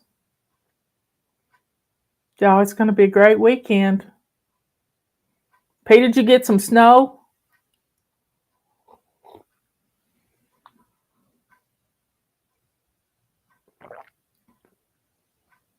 To God be the glory. I love you all. I will catch you tomorrow in the chat on the marathon.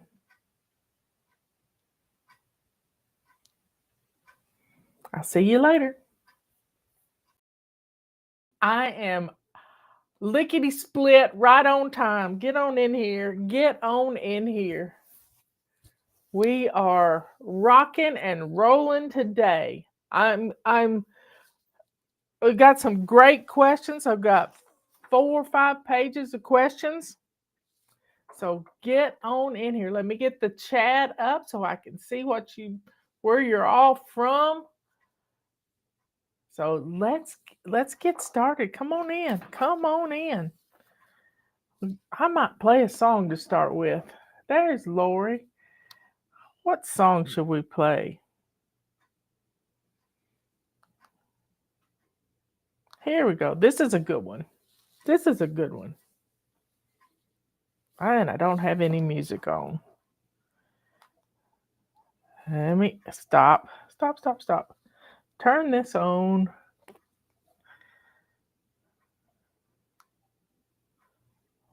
Let me go back. I think I saw a better song. Within These Walls. We had a testimonial with that this morning, and I just wanted to hear it. Just wanted to hear it.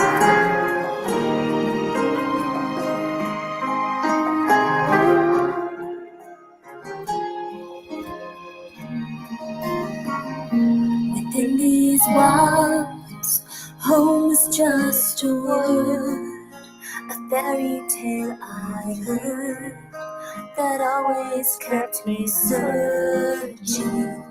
Within these walls, home is now the place of refuge and escape. Serenity surrounds me. A miracle is happening to me.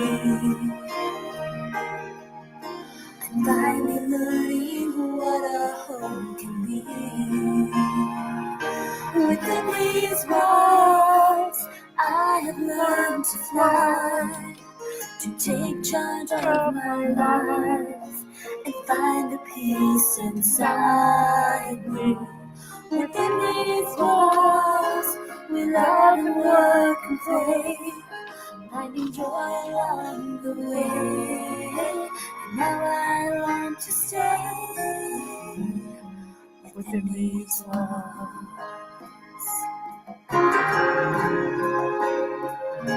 Within these walls, my thoughts will pull me down. Coffee. I wouldn't look around to see that love surrounds me. Within these walls, friends now gather here, and laughter fills the air. It's all that I was wanting. I've tried before to do it on my own. Now I found a way to make a home. Within these walls, I have learned to fly, to take charge of my life and find the peace inside me. Within these walls, we love and work and play. Kathy, drink a glass of water and then start rebuking. Now I want to stay within these walls.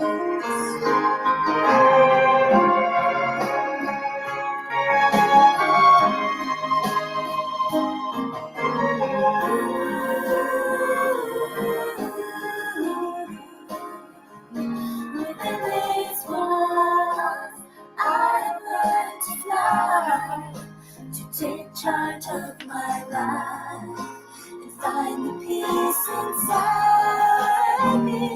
Within these walls, we love and work and play, finding joy along the way.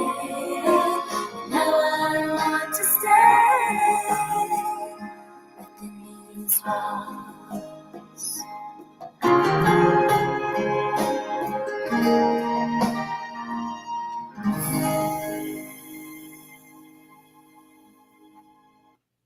Okay, y'all, I got tickled yesterday. I was crying a lot yesterday because one of my podcasters I follow, two of them, Eddie Family Farm, they had their livestock guardian dog that is the mother to 10 puppies.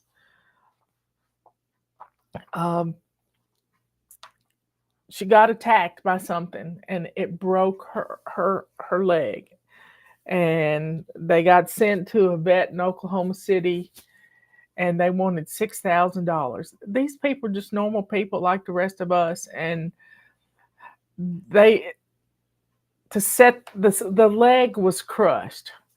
And so he took the dog back to his local vet, which is an hour and a half away from Oklahoma City.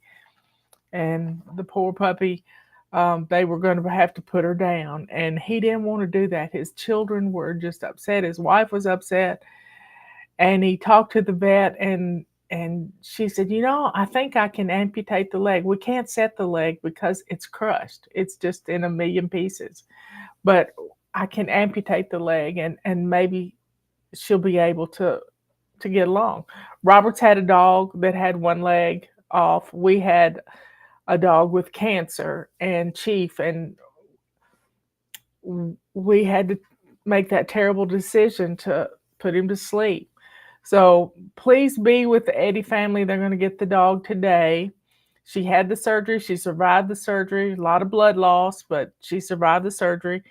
And Nino, my little boxer, he's got to put his dog that's 10 years old, Axel, he's got to put him to sleep today. And he's heartbroken, just heartbroken. So anytime you lose a critter, it's rough. We've lost a lot of them over the years. And you know what? God sends us another one. When we lost Chief, Tulip came in just a few weeks. It was like in February. Tulip had a birthday December 12th. We gave her that birthday because she was about 6 weeks old when we bought her. When we brought her home, we didn't buy her. We brought her home from the Humane Society, our animal shelter here in town. So, folks, where's everybody from? We got lots of questions. We got 4 pages of questions. I pushed them together today. And we've got some announcements going on. The coupon code, Ready45, is ending on Monday. It's ending on Monday. We have had this thing for a long time, and it's going to end on Monday. And then the complete pack with all our tools in it is ending tomorrow on Friday.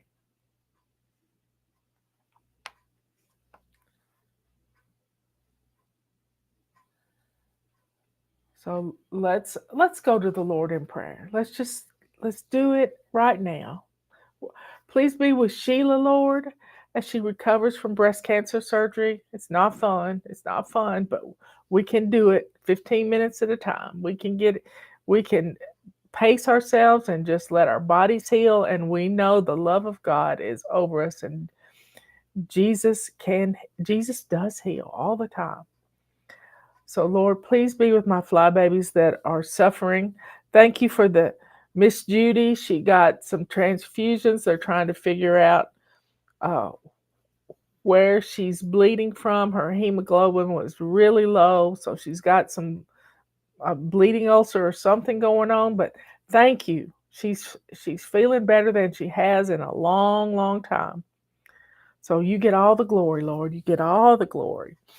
Be with my podcasting family who are mourning the loss of a lifelong friend. And Nino has such a kind heart for critters. Be with him, Lord. And the Eddie family, be with all those babies as they learn how to help Dixie to just get stronger and protect her little neck of the woods. Thank you, Lord, for the dogs in our lives. You've sent dogs my way to protect me. You sent me a guardian angel dog one time, Shadow. She was such a good dog. So, Lord, thank you for all the dogs that you send our way to be part of our family so that we can share our love and their love, so we can mutually love each other. Thank you, Lord, for these critters that mean so much to our lives. All these things we ask in Jesus' holy name. Amen and amen.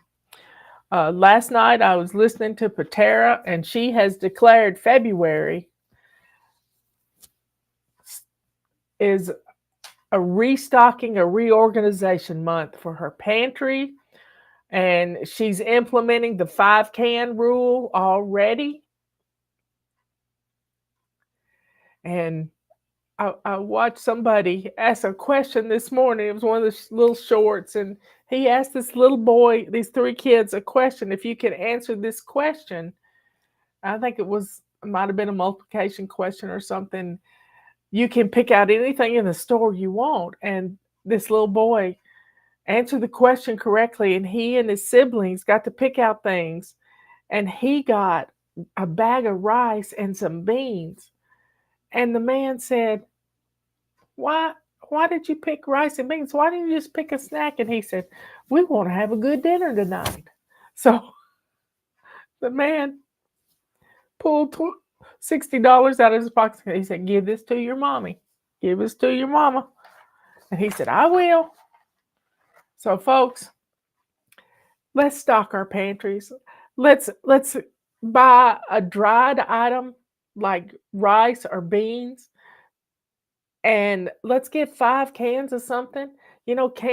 Check your inventory on canned tomatoes and canned beans and corn. And I know FLYLady Rebecca, she makes this wonderful soup just out of hamburger meat and cans of different vegetables, corn and beans and mixed vegetables, and she just makes this wonderful soup. It's yummy, yummy, yummy.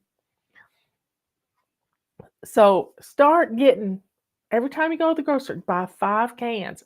Go to and inspect the cans. Make sure they don't have any dents or anything. It's going to really help you. It's going to help you. Now, we're getting low on our calendars, and if you want to save money, you got to start menu planning, y'all. You got to start menu planning, and these will help. You can take the 45% discount on our beautiful kitchen towels and our kitchen scrubbers, and our purple rags are already on sale at $9.95.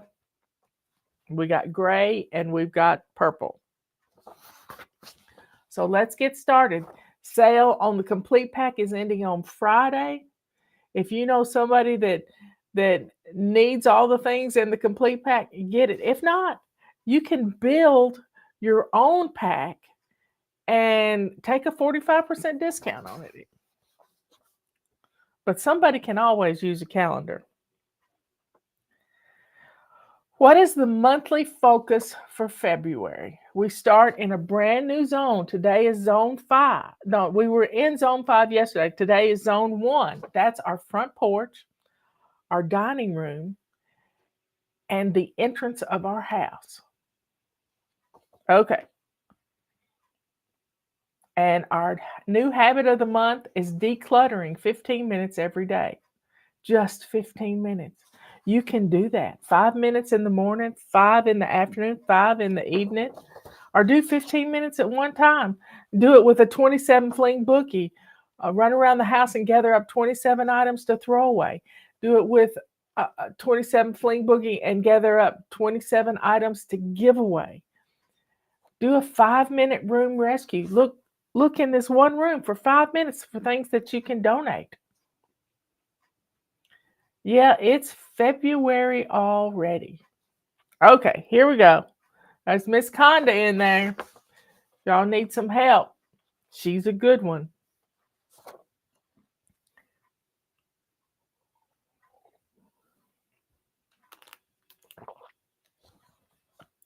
Okay, please pray for Russia. They're blocking our messages. They're blocking everybody's messages. I don't think messages can come in or out of Russia. I don't know what terrible thing has happened, but pray for Israel, pray for Iran, pray for Jordan, pray for Lebanon, pray for all these countries. And yesterday we did on the national gathering at the Museum of the Bible. And you can watch it again. It was 5 hours of beautiful repentance and prayer. So our monthly focus for February is decluttering. Sometimes we put this off. We can't put it off because it makes our homes easier to do our routines in when we get rid of our clutter. Do you continue to do the January while we add the February? Yes, keep your sink clean and shiny. That's part of your before bed routine. Or anytime my granny got through in the kitchen, she wiped out her sink and put the dish towel in the dirty clothes. In the morning, I do my morning routine, get up, make my bed, go to the bathroom, swish and swipe the toilet, clean the sink, get dressed to shoes, hair and face. Then what do? I don't have kids and I work at home. Well, you need to eat some breakfast. I don't eat breakfast. I go about 18 hours of fasting and sometimes 20. And then other things that she can do is put a load of laundry in the wash machine. Take your mop and dust mop your floors. You don't have to wet the mop. You can dust mop if you want to. I did that for years. I had one of these California dusters that was a mop, and I just run it around the house, and it's like my Roomba on steroids. And then I'd take it outside and shake it really well. So do little things. Monday is our weekly home blessing. Tuesday is plan and play. Plan your menus for the next 10 days. Get that food on a grocery list so that you can pick it up at the grocery store. Wednesday's always Anti-procrastination day. You can do this, y'all. If I can do it, anybody can. Thursday, run some errands. Friday, clean out your car. It's always something. Take your duster. See that beautiful duster back there? It's on sale right now for $19.95. That is ending. So y'all take advantage of these sales. Yesterday on the show, I saw in the chat that a lot of people were talking about things they were decluttering and donating. I'm a new member. When do I add decluttering? Right now. Just start getting rid of things. Put on your blinders, like you're going to put your house up for sale, y'all. Put on your blinders and look at your house through a real estate agent's eyes.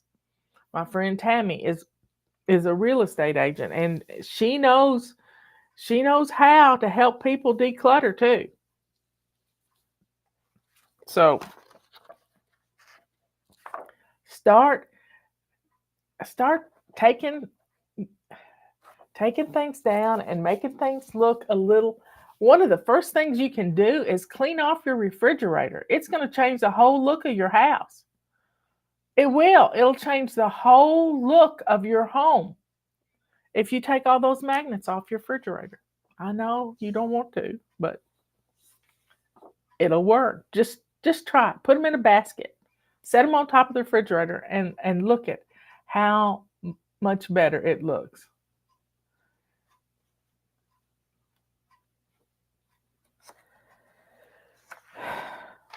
So take the pantry challenge, and not just your pantry, but your medicine cabinet. Let's get these things stocked up in the next month.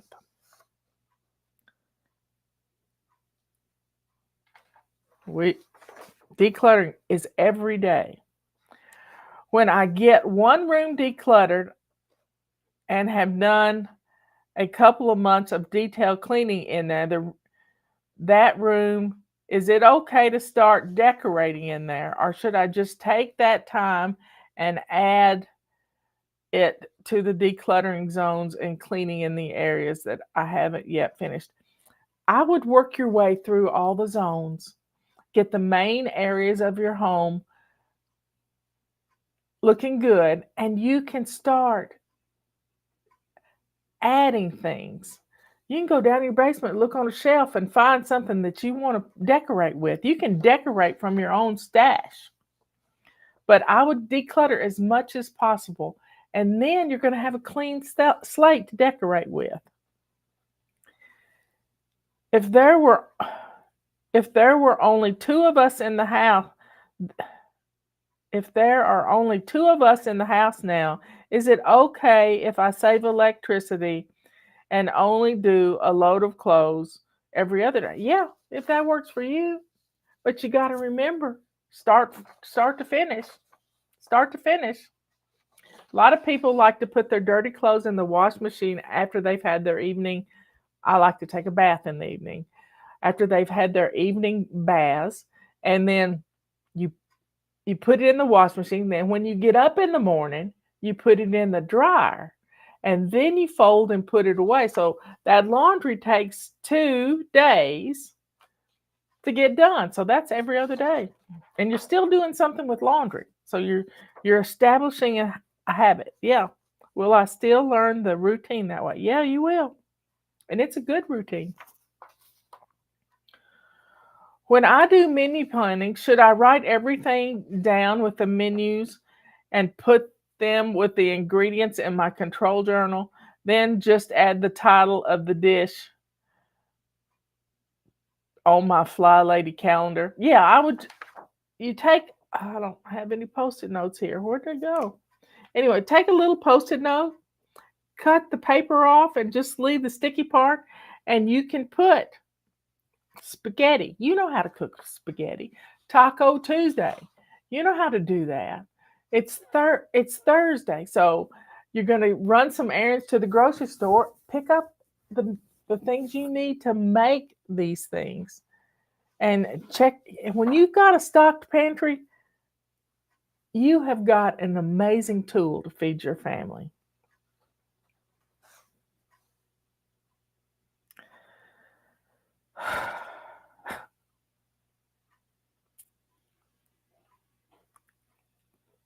Yeah, you can get sticky tape. You can get post-it note tape now.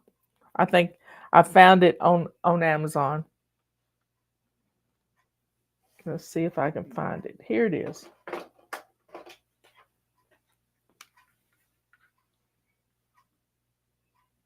How cool is that? I use it on my daily stuff to, if I make a mistake and write the wrong thing down, I use it as correction tape. The FLYLady feather dusters are so pretty, but do they really save time with dusting? Well, I guess you've never tried it. Now's the time to try it. They're $19.95. They won't be that price much longer. Are they animal cruelty free? These ostriches are grown for their feathers. They don't go through and take all the feathers off the bird. The bird molts twice a year, and these feathers are collected. They're collected. And the most prized feathers are underneath their wing. They don't have, let's just say they're called floss feathers. They're absolutely beautiful. And I don't know that they're certified animal cruelty free, but these are prized birds for their feathers.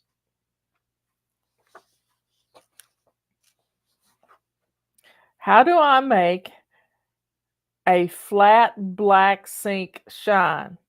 Is that important, or is it just knowing that it's clean and pretty good enough? I am so proud of you. You know that you've cleaned it. And you know if you dropped a whole pot of cooked spaghetti in your sink, that it is clean enough to scoop up. That's knowing your sink is clean. You can't get it to shine because it's not made to shine. It's made to be matte black. So I am proud of you for not allowing your perfectionism to get in the way. Because we had a flat black sink at the fly shop many years ago.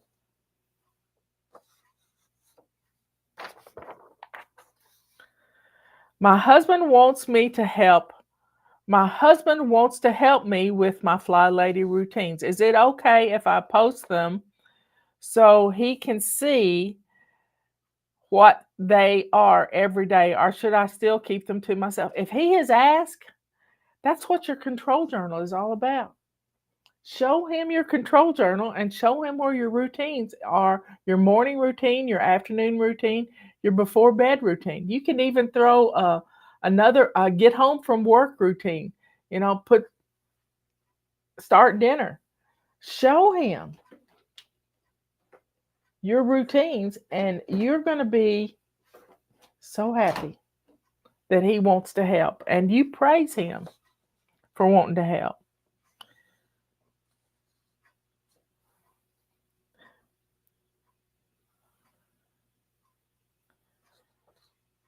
Well, she says, I don't want to feel criticized if he sees I didn't get to everything on the list. Well, just know that you don't have to check things off so he can't see it. Once it becomes routine, it gets done. And he said, oh, you can say, yeah, honey, I've done that. I just didn't check it off. And that's probably the truth. Not everything has to be written down in stone and checked off. Would you tell us the story about how you and Robert met someday soon? I've heard it before, but it's been a long time ago, and I'd love to hear it again. Thank you ahead of time. Well, Robert and I met at a coffee shop. It's right across the street from the courthouse. I was in there one afternoon, and I was with a friend, Nilsa. She was a witness at our wedding. She's passed away. She was much older than I was, and we were at the coffee shop, and I couldn't afford anything but a cup of coffee. And Robert came in, and he knew Nilsa, and he had a card, a campaign card that was this orange color. I'll never forget it. And he wanted Nilsa to critique it for him. See if there's some changes need to be made, if all the spelling was right. I know the spelling was right because Robert's an excellent speller. And she looked at it, she said, Robert, she called him Bob, but nobody else calls him Bob. She said, this looks good. And so he handed it to me to read it. And I read it. And Nilsa introduced him to me. And so I read his card and I asked him a question. I said, do you put up campaign signs in yards? And he said, no, I don't believe in that. They just don't make, they don't really do anything. And they're just a lot of trouble to put out and pick up. And I said, I put my hand out and I shook his hand and I said, I'll vote for you then. And when I got introduced to him and I said, I know your wife. And he said, my ex-wife. And I said, well, I worked with her at the music center. And last week, I house sat for her dog. And it was a 3-legged dog. Speaking of 3-legged dogs. And he said, how is Snap? And I said, Snap's a strange puppy. And he said, yeah, but he loved Sue. He loved Sue. And he said, I got the cat and she got the dog. And she lived up on the mountain. And so I had stayed at her house and took care of her dog for a week. And he said, call me sometime. I'm in the book. And, the next day I thought about it. Thursday night at Silverstein Mansion. It's one of the mansions. It's just a big old house. They had Picking and Grinning. And I called him up and I said, a bunch of us from the coffee shop are going to Silverstein on Thursday night. Would you like to meet us there? And he said, oh, I can't. I've been playing chess with the same man for over 20 years, and I don't miss my chess night. I probably only missed 5 times in the last 20 years because of snow or something. I couldn't get up the mountain. And he said, he just flipped things around. He said, what about Friday night? I can meet you downtown and we can go get some dinner. And I said, well, that sounds good. So we had our first date, and that it was fun. We had lentil soup that tasted like mud.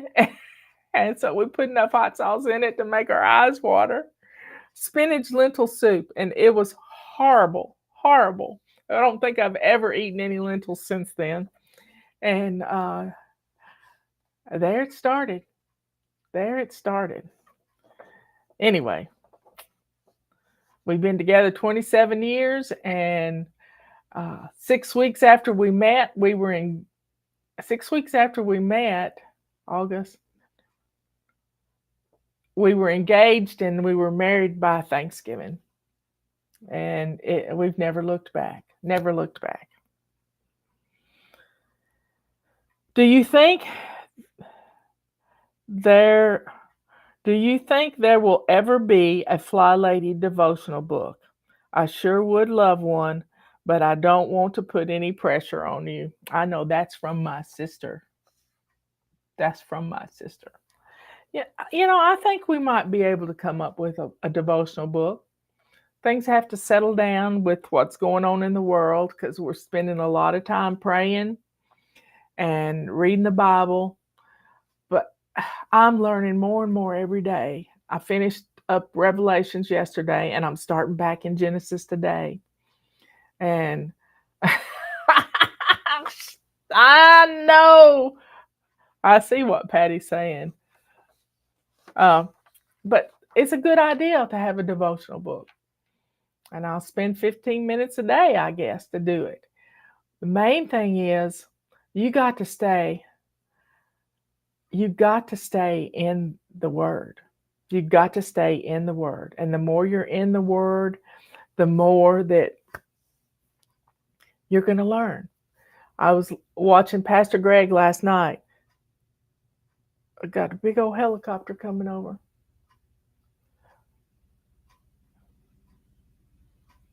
God be with whoever's flying it. In Jesus' name.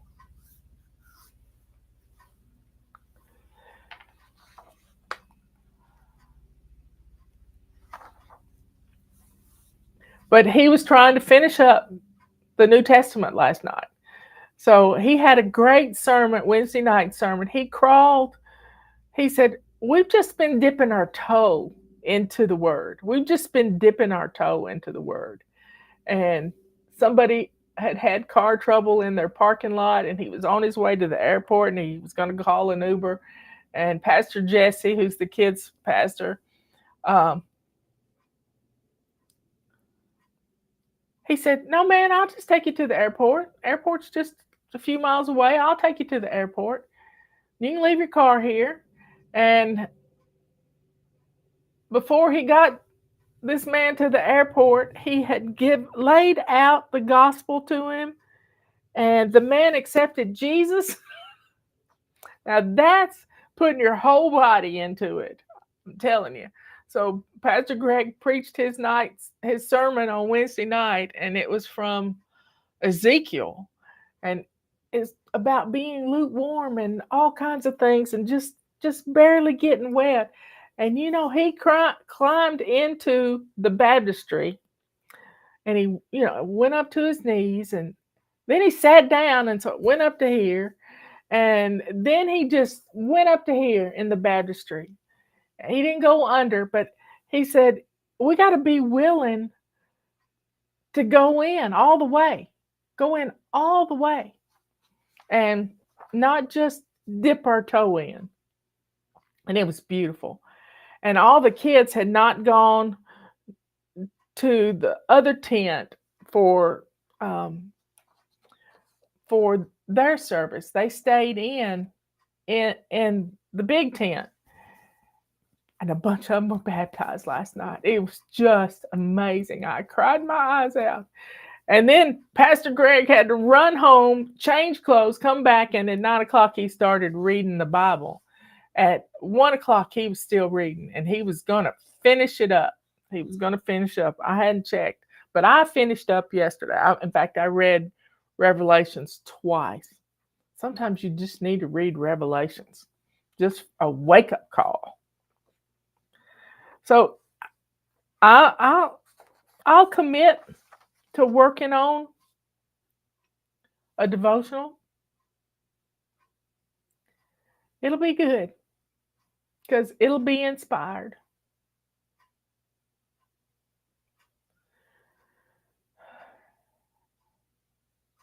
Yeah, Carol, it is on the calendar. Let's see what it says about February. It's at the top of the calendar. If you don't have your calendar, there's a quote from me. Release the clutter and fly. Don't get any better than that. It's gonna help you.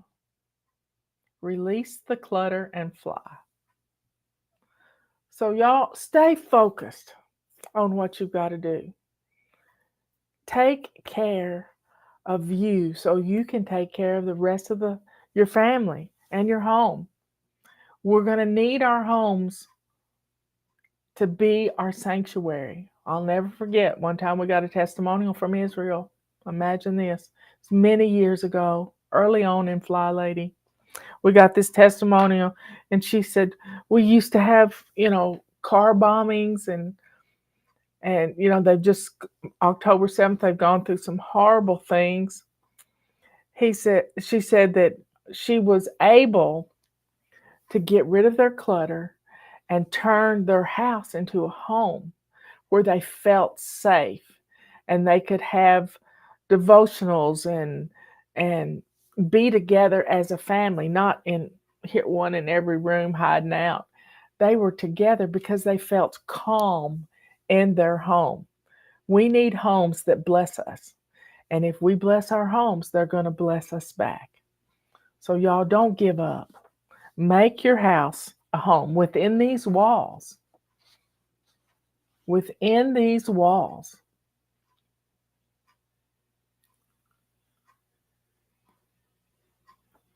So that's 11 questions for today, y'all. God gets all the glory. I started early and here we are. In fact, I'm going to take that last question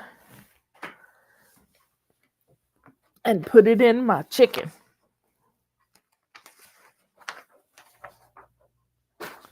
I'm going to date it. 2/1/24. I'm going to fold it up. I'm not going to go to a lot of trouble. Y'all, we used to do this in school, and I'm going to tear this off. It's not perfect, but guess what? It's a commitment. I'm making a commitment today. Commitment. Commit to decluttering. Commit to decluttering. You can do it. Don't forget, calendars are getting very few. You don't even need a coupon code because we've cut the price on them. They're half price. Get them now. Big one or little one. If you got a friend, this is a great birthday present. Pass it along. Somebody needs it. Coupon code ends on Monday. Complete pack ends on Friday. Give us a thumbs up. Share our stuff with everybody. And y'all, we're going to get through whatever's going on in the world. God has us right here.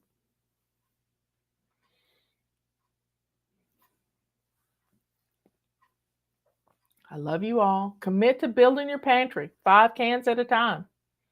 You can declutter 5 minutes at a time, and you can build back your pantry. If you go to the dollar store, pick up 5 cans of something.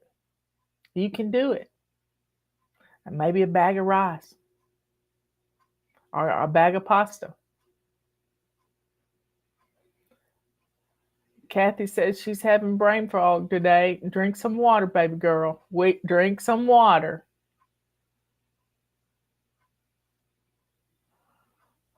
Susan, that's a good idea within these walls. Yep. I love you all. Be good, kind, and sweet. Be good to yourself. Because if you don't take care of you, who will? Be kind to others by blessing people with your abundance. And let the joy and sweetness that is in your heart that comes from the good Lord show the world who you are.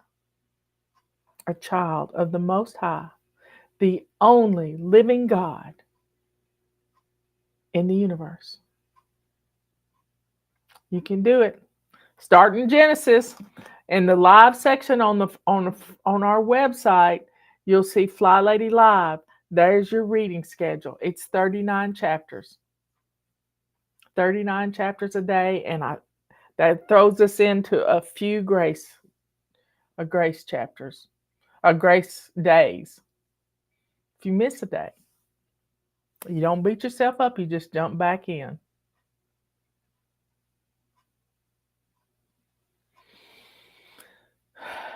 I love you all. See you later. 3 o'clock this afternoon.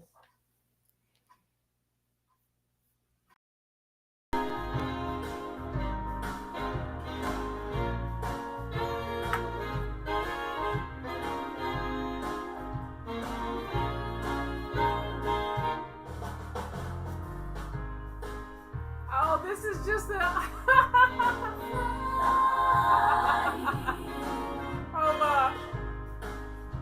This is the one we can sing to. Fly. A list of things to do. I'm ready for action in my lace-up shoes. I'm no martyr, I'm just working harder.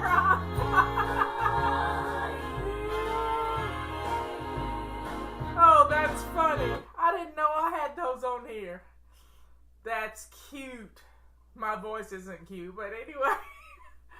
I'll be glad when my hair can really stay behind my ears without me spraying it to high heaven. Oh, yeah, I had to run and get, thank goodness the mic wasn't on. I forgot my remote control, and I had to go get my remote control. And because yesterday, I noticed it had some little white crud back here. And Robert worked on it for me because one of the batteries had corroded. So he fixed it. It's nice to have a fix-it man around the house. Anyway, so today, everybody's getting in here. What day is today? Today is Wednesday. It is Anti-procrastination Day, but it's also the first day of the month. And you know what that means? We have a new habit. And our new habit for this month is making our bed. Now, I know many of you do not want to make your beds because you hadn't made your beds in a long, long time. And you think, why bother? I'm just going to get back in it. Well, let me tell you.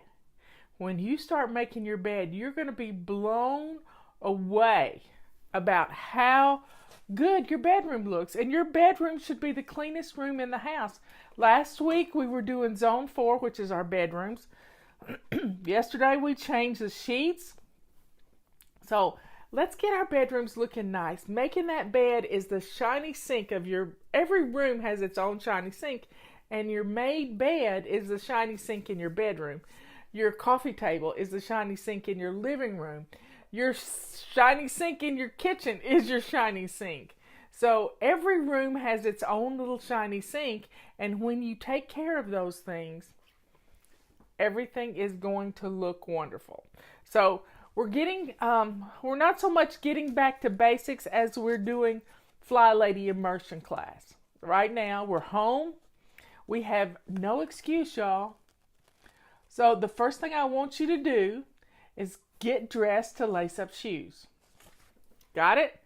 Get dressed to lace up shoes. That starts your day on the right foot. Robert's sending me pictures. I went outside to take a picture of my triple trillium and the dog sat on it. I was so not happy. Oh my. She wouldn't pay attention to me. She knew I was taking a picture. She's trained by a cat, and so she sat down on my trillium, my triple trillion. And I was just so unhappy. But anyway, it'll perk back up in a little bit. My cardinal has been I've tried to get video of the cardinal this morning. It's a boy cardinal. It's a bright red cardinal. But let's talk about, right now, we need to circle the wagons, and we're home, and let's take advantage of being home, because we don't usually get this kind of opportunity. You're listening to me. Look how many people are in here. We're hitting 400 right now, which is right at 4,000, I think. Now, if you have not shined your sink yet, after you get dressed to lace up shoes, I want you to go shine your sink. Yep.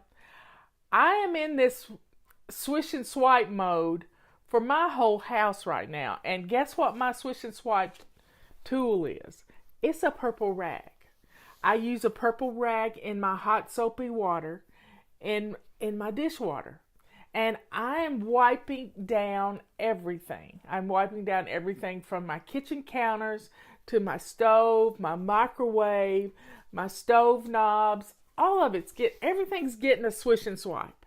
Big time. And then I'm cleaning off Hotspots, and I'm swishing and swiping the Hotspots with a rag. Because dust settles and all kinds of... I use my feather duster all the time, but sometimes you just need to get right into it. But keeping things wiped down, Justin did a video on how to sanitize your kitchen with purple rags, pink rags, silver rags, whatever you got. Sorry, y'all. I have a funny story to tell you. I'm going to get sidetracked here. Yesterday, I got a text message from my dentist office. And they said, we will be closed until April the 30th, April 29th or something like that. And I thought to myself, here I go thinking, what you think about, you bring about.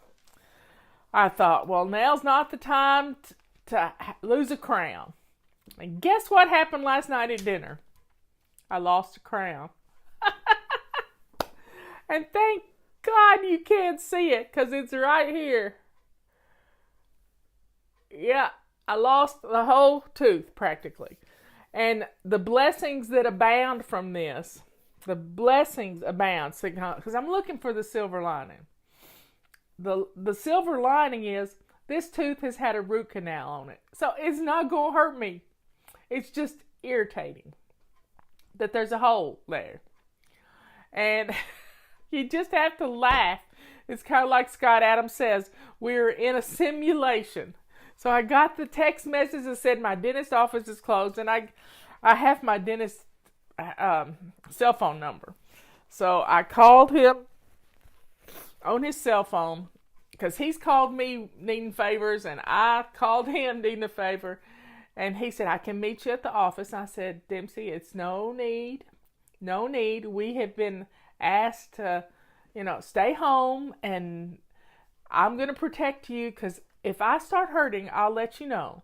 But it's not going to hurt because it has a root canal in it. Oh, my bird's back. Did y'all hear that? My bird's back. There it is in the window. Yep. It's coming to the window. Let's see if I can focus the... Let me see if I can... Did you see it? There he is. He's there. He's coming in, but the window kind of blows it out. He comes in right by St. Therese. That's just weird. I love it. There he's back again. He's really showing out today. That's a happy bird. He's really showing out. I just believe, God's listening to us. He knows we're all kind of having a rough time of it. But, we can get some things done in our house. So here are the things, and I keep preaching on this every day, and I'm going to continue to preach on it. If we keep our laundry caught up, I don't know what's going on there. I can't see. There we go. If we keep our laundry caught up, if we do our dishes, if we get dinner in the crock pot ready to go, that frees us up the rest of the day to declutter and get some things done in the house. Angela saw him. Yay, yay, yay, yay. Because the window kind of blows it out unless it's a rainy day like yesterday.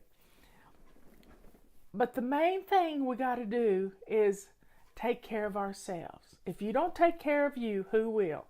So, drink your water. What's for dinner? Yep. I'm trying to come up with an acronym, kind of like only handle it once, like the Ohio acronym, and I haven't done it yet. But let's make a list of these things and just put them on a note card. Put them on a bright, cheery note card, and let's make a list. So, get dressed is the first thing. Get dressed. Make your bed. Swish and swipe your bathroom.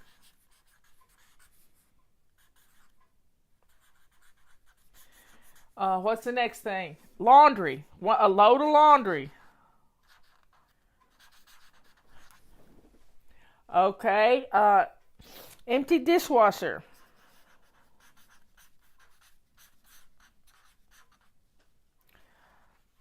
Shine your sink.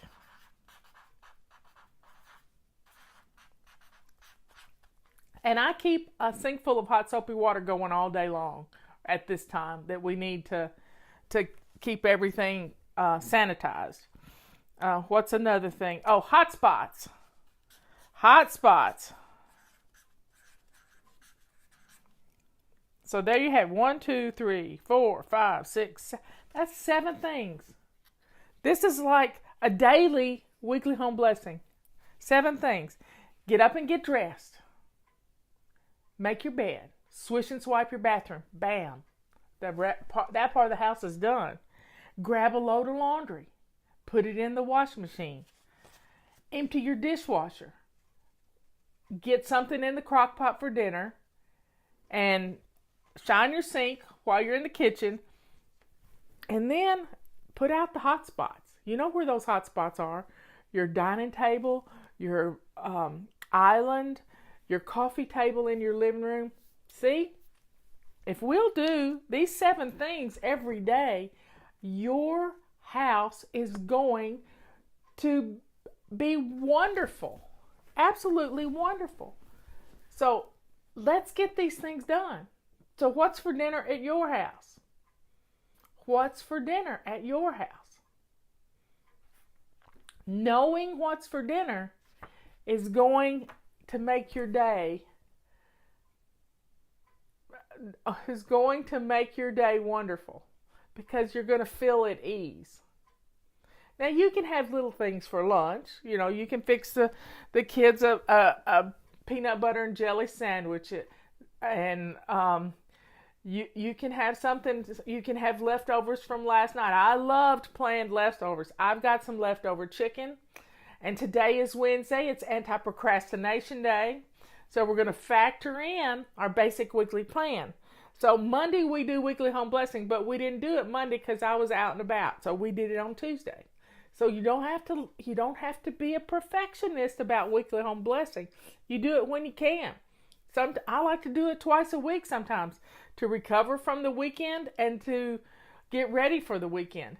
But you know, when you're staying home, the more you're home, the messier your house is going to get, unless you do a simple weekly home blessing and get things put away. So if you get something out, put it away. If you get it out, put it away.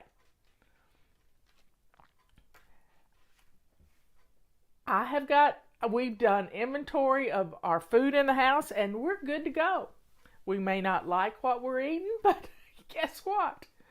We're not going to be stuck in some rut. So if you come up with 7 meals, and Leanne can help you. 7 meals. And she's got her dinner answers for $7 for a month. $7 a month. Guess what? Since you're not going to Starbucks, you got $7. I guarantee you got $7. And this can help you plan those 7 meals. And if you have 7 meals, you're going to feel at ease. Yeah, you're going to feel good about what you're cooking. And that's just what you have to do every week, these same 7 meals.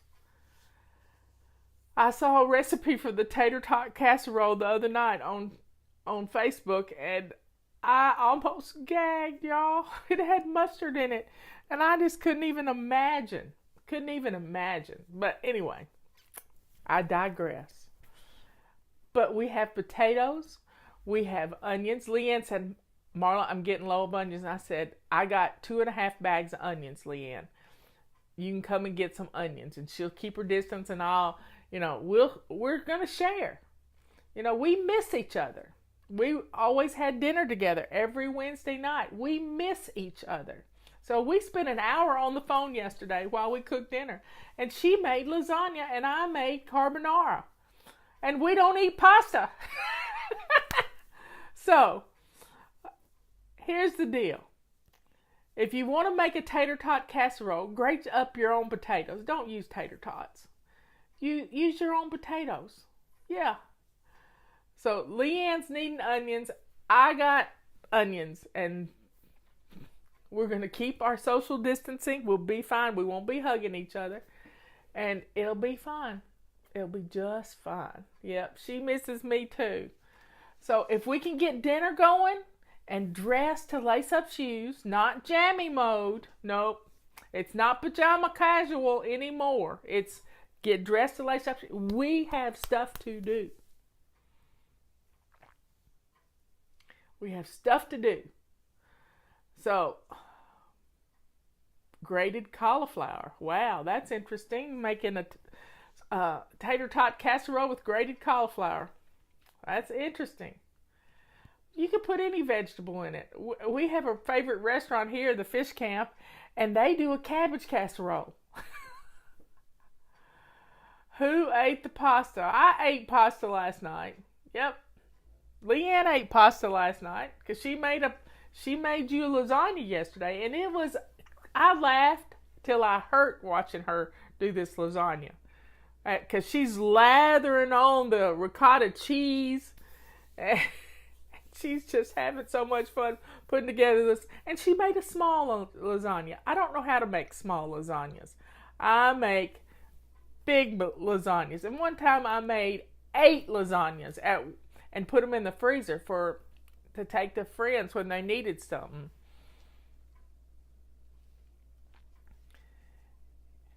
So folks, we can get this done. Get dinner on the table, get our laundry going, get the machines going. Leanne calls them indentured servants. Get the machines going. A lot of you have bread machines. Get them going. Get them going.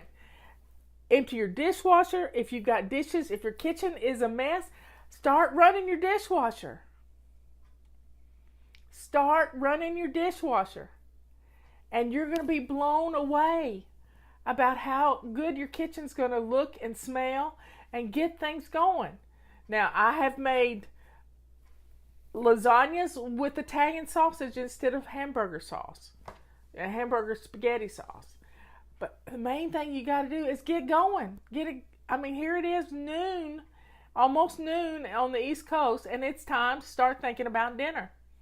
So get your dishes done, get your laundry going, and keep this going every day. If you do your dishes and your laundry and clear out your hot spots, your house is going to be fine.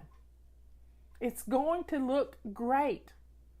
And then you have time to play and help educate your children because they're having to do homework. They're not playing. They're not on vacation, and you're not on vacation. You have a job to do. You got the most important job in the world, and that's to educate your little children. If you're retired and you don't have any children at home, your job is to get your home ready for this to be over with, so we can have a party. Let's plan for a party. Let's plan for a party. We can get through this, and we can get through it and have some fun. And I got to thinking yesterday, I know what the problem is. I know what the problem. I got lots of cabbage too, Leanne. I don't need any more cabbage. I got 2 heads. Because I'm going to make some stir-fried cabbage with bacon. But I got to thinking about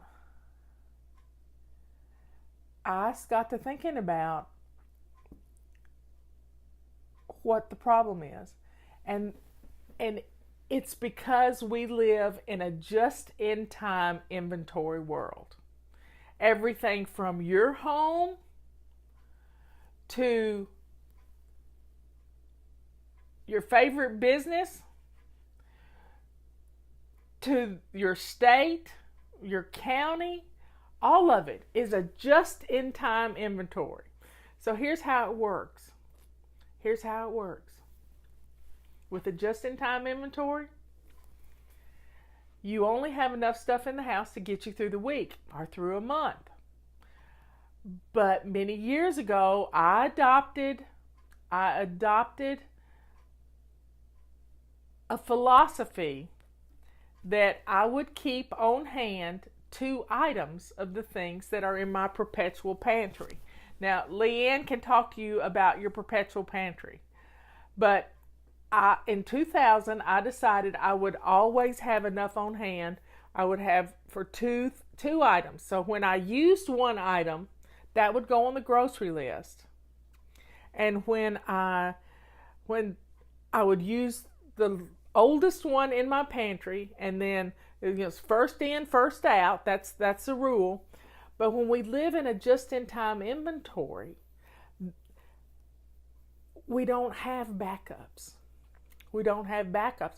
So when there is a problem with the supply chain, which has been the problem with our supply chain, when 2 big ships from China get turned around with all of our protection devices for our hospitals, and they go back to China to save them from this virus, you know what?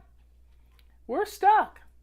So we've got to build our own supply chain within the boundaries of our country. And if you're in another country, then you got to build them in your country too. We've got to make the things we use. Thank goodness we make toilet paper here, because we have reserves of national forests. That's why we have national forests. Did you know that toilet paper comes from trees? Yes, it does. It comes from trees. It's a byproduct of the lumber industry. The chips. Guess who used to be in the lumber industry? Yep, I ran a sawmill, and we sold trailer truckloads of wood chips to make toilet paper. So we make toilet paper in this country. That's a wonderful thing. We're not going to run out of toilet paper because trees are a renewable resource. Yes, they are. I have a forest, 10 acres of forest. We can heat our home if we have to with the trees.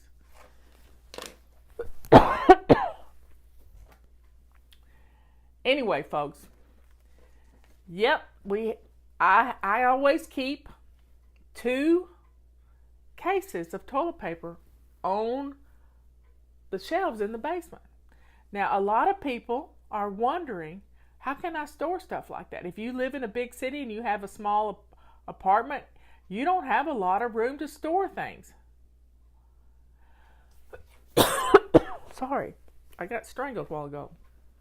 Let me get a drink of water.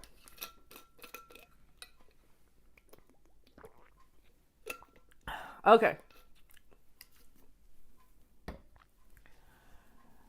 So, yeah, I've done a lot of things. I worked in a furniture store. I did their books, but I also cleaned air conditioners and fixed vacuum cleaners. I've done a lot of things, but everything I've ever done has prepared me for this moment in time, for such a time as this. Yep, I used that quote this morning. It's from the Bible. I don't know where it comes from. Somebody can tell me. For such a time as this. I think it's Esther something. I've done a lot of things, and I've been good at a lot of things. As Scott Adams says, I have this talent stack. I kept books. That's what I went to school for. In fact, it was my bookkeeper that recommended me for the job that I got with her dad. Yep. I kept books. I worked on things because I like to tinker. What else did I do? When I moved to North Carolina, I used to teach fly fishing. That's how I got my nickname. I used to teach fly fishing. But before that, I ran a sawmill.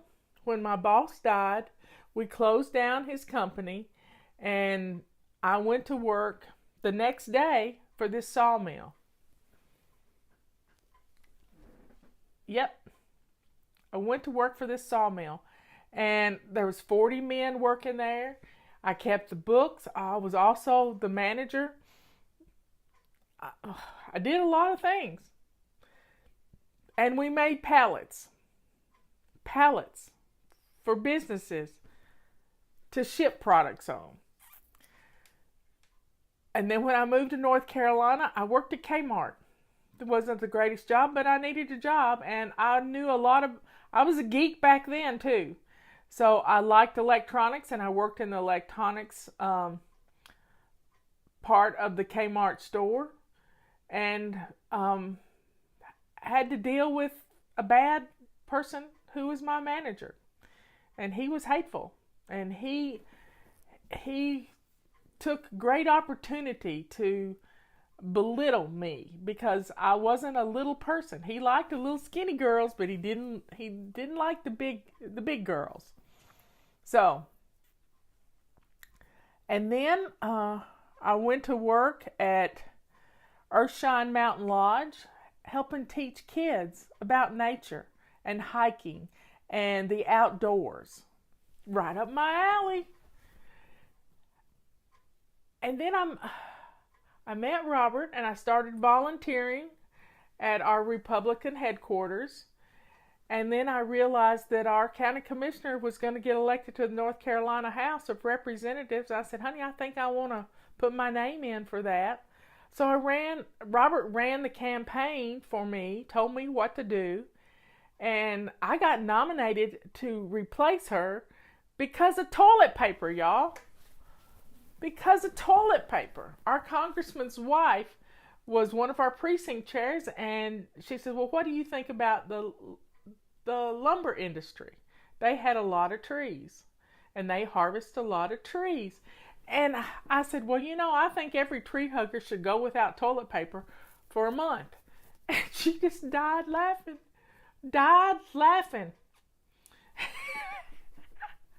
And so she nominated me. And I told her about my stint as being a manager for a year of a sawmill. And it was funny.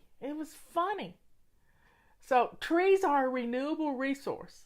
They live to be about 80 to 100 years old, and then you harvest them. And they come back. It all comes back to toilet paper. So somebody said they're a tree hugger. I'm a tree hugger, but I get your point. We're all kind of might have to go without toilet. Maybe we're going to come up with a new way to clean our bottoms, So it's all good. And so then I got nominated to be a county commissioner. I served 6 years. 2 years of being nominated in a 4-year term. I got elected. And then I got unelected by 27 votes in a primary. So always go vote. Go vote, because small voting times really make for skewed elections. And so I was a county commissioner, and FLYLady started while I was a county commissioner. It started because I was a county commissioner. And I needed to get organized, just like you're trying to get organized right now. And it was an amazing process. When we hit 30,000 members, my county manager already said, Marla, you got more members in your group than we have in our county. And now we're over 1 million if you look at all the numbers, and I can't even keep up with it. I can't even keep up with it. So for such a time as this, God trained me in lots of things. Budgets, big numbers don't scare me. Big numbers do not scare me, because I dealt with a huge budget in this county. We can get through this. I like numbers. I was part of the emergency management team. I know our county is in good hands right now. And I know this state is in good hands. And I know this country is in good hands because I'm watching the press conferences every day.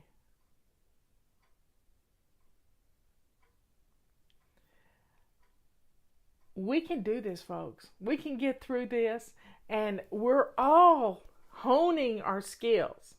Now, if we can get rid of the clutter in our house, we're going to have storage spaces. Yeah. Let's get rid of those coats that we don't wear anymore and make some space in our closet, our coat closets. Leanne and I were talking about this yesterday. I used to can. I've grown a garden. What is a commissioner? Each county has people who govern. They're the executive board for the county. And so there were 5 commissioners in my county. There's still 5 commissioners. And we still have one lady on the board of commissioners. But I served 6 years. And I did my time for my community. I did it because my house was in order. Yeah, my house was in order. And it was because I was going to be a commissioner that I got my house in order, because I didn't want anybody to find out my dirty little secret that I couldn't keep house. But now I can keep house because I do these things. I get dressed to lace up shoes every day. I make my bed. I swish and swipe my bathroom. I do a load of laundry every day. I empty the dishwasher every day. I shine my sink and fill it with hot soapy water and wipe down things right now. And I clear off hot spots. This is what makes my house work. It's 7 things, y'all. 7 things. You can do one every hour. And your house is going to look good. Your home. You have no excuse right now. So turn off the TV. Turn off the Netflix. Turn off your phone if you have to.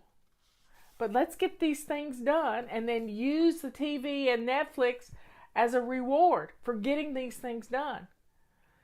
If you've got children at home, you got to get them going with their lessons. Yep. You got to get them going with their lessons, because you can't let them lose a year of their life to this virus. You can't do it. So folks, it's allergy season. Pollen is everywhere. And if you don't dust, you're going to get a sinus infection. So let's get our homes dusted. So grab a purple rag or a feather duster and let's get some things dusted today. I'm going to clean out my refrigerator. It's Wednesday. It's clean out your refrigerator day. I'm going to clean out and organize my refrigerator, and then I'll see what I've got to cook. Yes, we ship all over the world. We do this thing. We ship all over the world. We have a permit to ship all over the world. Our feather dusters, yep.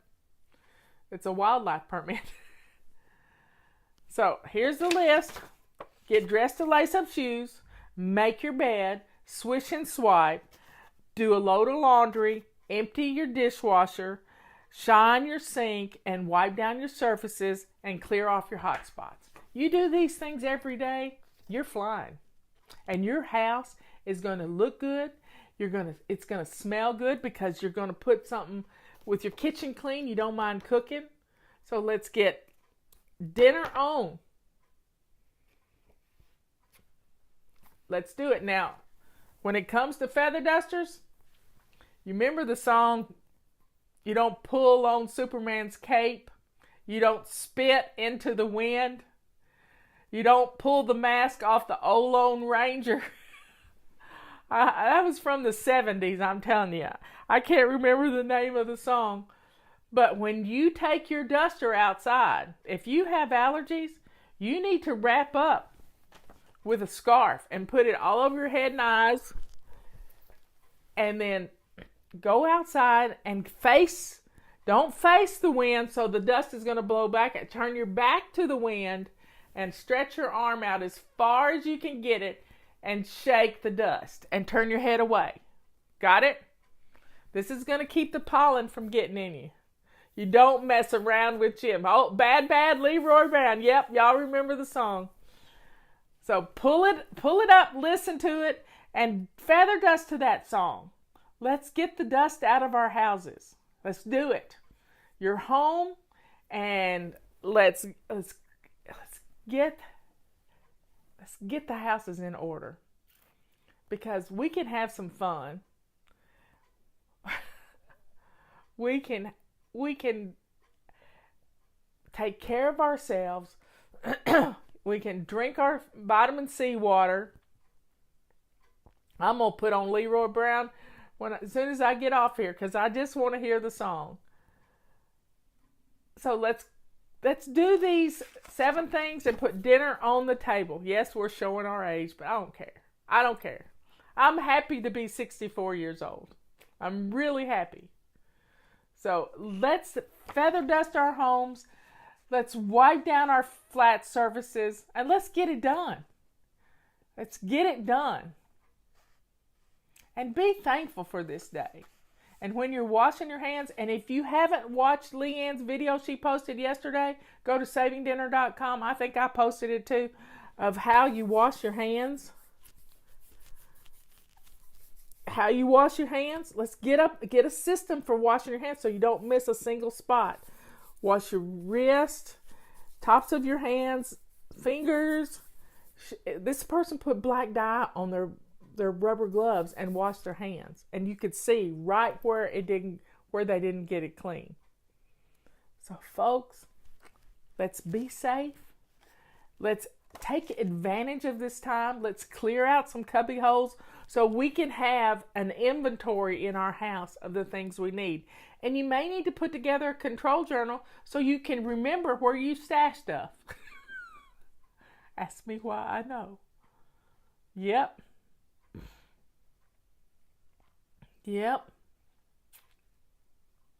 Life is good. Yeah, we got this terrible virus here, but you know what? We're smarter than a virus. Yeah, we are.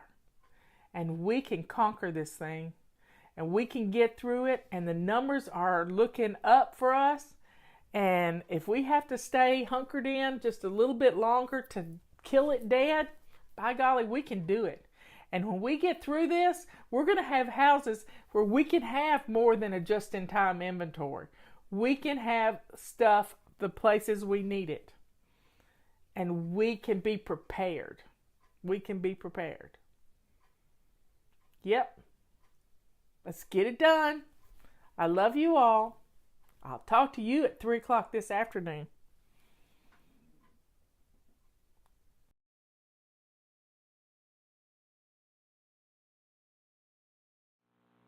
Well, hello, everybody. I'm going to set the stage for you. Here's the scenario. Your mother-in-law has just called, and she is coming in an hour. What do you do now? And I have an answer for you. It's called Crisis Cleaning 101, and I'm going to talk you through it.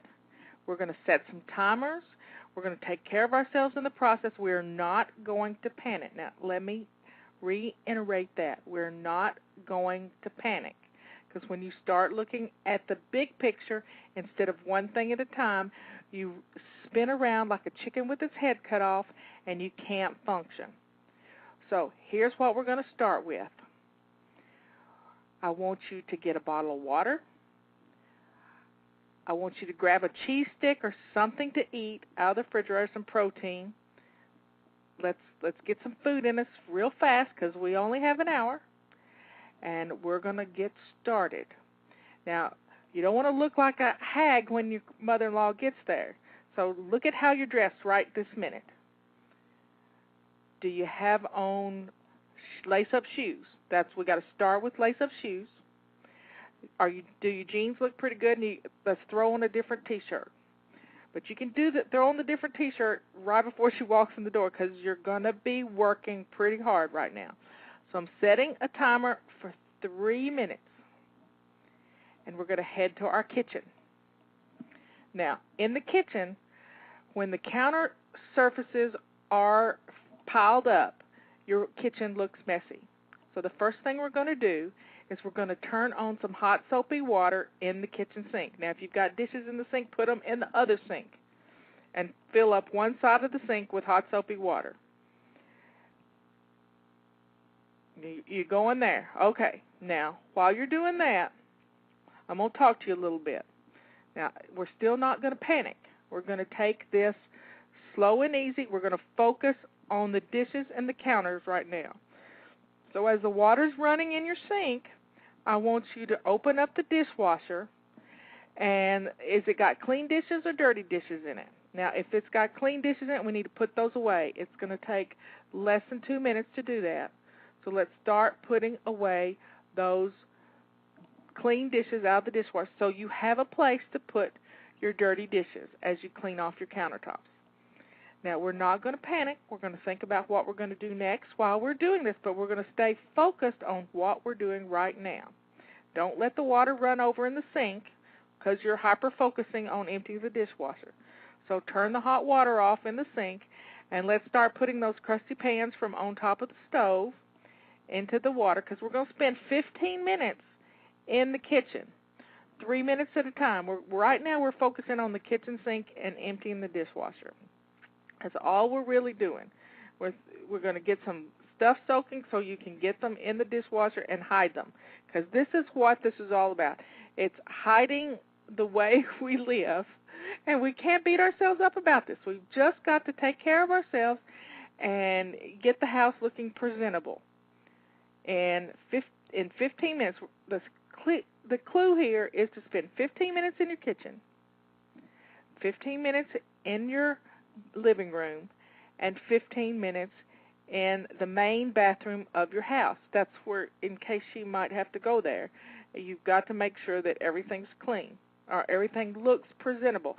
It may not be white glove clean, but anybody that's going to come in with a white glove in your house doesn't need to be there. And you can just meet them at the door and say, just turn around and go home. If you're going to come in here with a white glove, I don't want you here. And guess what? You get to do that. You really get to do that. So you're focusing on the dishes in the kitchen sink and in the dishwasher right now, because we've got to have a place to put them, and we're going to be fine.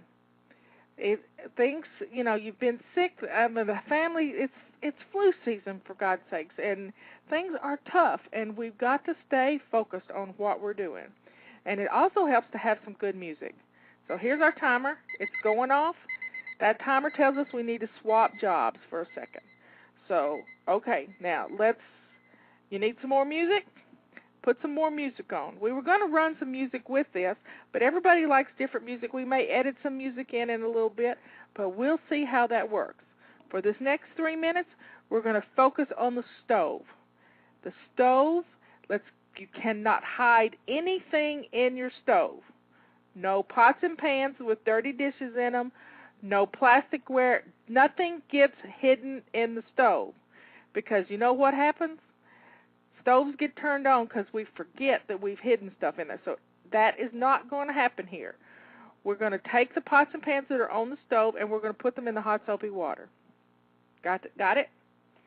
Okay, we're going to start moving everything around to the kitchen sink. Moving things around the counters to the kitchen sink. I want you to grab your Windex bottle and a hot soapy rag. And we're going to start wiping down the counters. This isn't going to take that long. We got 2 minutes left on this 3 minutes. And we're going to start moving things around. And as you do this, you're moving things from the outside toward the center where the sink is. Got it? Let's stay focused on what we're doing. Now, is there any food that's left out? That's got to go back in the refrigerator or in the pantry. And let's make quick work of that. We've got a minute and a half to go.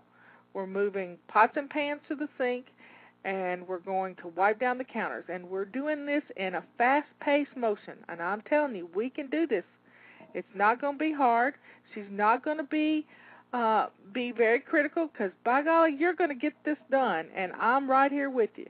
So get your music playing, and we're going to dance around this kitchen and work our way toward the center, toward the kitchen sink, because that's the foundation for our whole system, is keeping your kitchen sink clean and shining. We can do this. You can do it. I can do it. I can help you. And once you crisis clean, you're probably never going to have to crisis clean again unless you've been sick and things have gotten to you after you've been, the whole family's had the flu. It's tough. Or if you've been gone for a few days and things kind of fell apart while you were home. There's lots of excuses. But what we're doing now is we're going to take care of business. And we're going to take care of getting this clutter and chaos out of the way. Because when the surfaces are clear, the room is going to feel clean. You got it? We can do it. Don't beat yourself up. This is going to be fine. She probably just wants to come over and see the grandchildren, and you can't blame her for that. So here we go. We've done 3 minutes, and now we're going to focus on something else. Here goes the timer. Doesn't that feel good? You've done 3 more minutes. I think there's a big go me for you on here. Okay. Next mission while we're in the kitchen. We're going to look at the dining table. what's on the dining table. Let's pull the dirty dishes off the dining table, work them toward the sink. We got 3 minutes. We're going to clean everything off the dining table and put it in the kitchen sink and start loading the dishwasher with the dirty dishes. 15 minutes in the kitchen is a world of time, and you can accomplish this. 15 minutes. We've already done 2 3-minute sessions. We're on our third. So this is amazing what you're getting done, and it's starting to come together. Can you tell? All of a sudden, your kitchen is feeling clean, even though it's a disaster, and that's okay. It's getting better. It's progress, not perfection. We can get this done. Now, as you get the things off the kitchen table, look at what's on. Have you got a pretty bowl that you can just plop in the middle of the table? Maybe it's a pretty casserole dish, or it's a fruit bowl that you can set in the middle of the table, or candlesticks. Just put some centerpiece in the table, because when the table has a centerpiece, you're less likely to junk it up and to leave dishes on it. So we're going to get those. We're going to go back to the kitchen sink. We've moved everything off the kitchen table, and we're going to start washing through those dishes and putting them in the dishwasher. You know, if the crusty ones by now, we've had 6 minutes for them to soak, they ought to come pretty clean, pretty quick, and we're in fast-paced mode here. We got our music going. We're enjoying the process. We're not beating ourselves up. We're doing what we can to get this done before she gets here, because if the kitchen is clean, the whole house is going to feel a lot cleaner. You got it? Now, what's the trash look like? Is the trash overflowing? We can bag that up and get that ready to go out to the garage. Let's breathe. I'm getting out of breath here myself, just talking you through this. We can do it. Boy, can we do this. It's going to be okay. That's not the timer. That's my phone going off. You can't answer the phone while this is going on. You got that? We cannot answer the phone. We can't look at our emails. We have to stay focused. You got it? We're staying focused on the kitchen for right now. We're not leaving the kitchen for anything. You got your lace-up shoes on, and we'll deal with the floor in a minute. Don't look down at your shoes. We'll deal with the floor in a minute. Don't beat yourself up. We can do this. 1 3-minute session at a time. We got 8 more seconds, and we can go on to another job. Okay, here we go. Here's the timer going off. Oh, y'all are so good. What we're going to do now is we're going to gather up the trash. All the trash is going to go in the trash bag, and all the trash is going to get thrown away and bundled up. So let's make quick work of it. And see, what happens in the kitchen is when you're working on something, doing something, you don't throw the trash away while you're dealing with it. You say, I'll do that later. Well, do that later causes it to pile up on the kitchen counters. So as we get something out, we use it, and then we put it back where it belongs. We pick up after ourselves. It's quite simple. But we're always in this big, mad rush, and I don't want you to ever have to crisis clean again, because crisis cleaning is hard on us. Crisis cleaning is tough because we're rushing around and we don't get to rest like I want you to. I want you to work for 15 minutes and then rest for 15 minutes. But when you're crisis cleaning, you're doing 3 15-minute sessions all in a row, and it's tough. So we're gonna put on some fast music, and we're gonna enjoy the process, because music makes it go by. I'm telling you, when you got the right music, the music that you like, sometimes it's even a different type of music than you're used to. Something's got a fast beat and gets your feet a-moving and your hands a-moving, because we know to do better, but we don't know to do it. We got to get up and do it.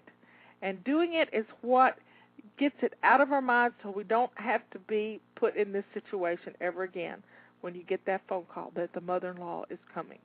Now, you mother-in-laws out there that are listening to this, please don't drop in on your daughter-in-laws with only 1 hour notice. That's not fair.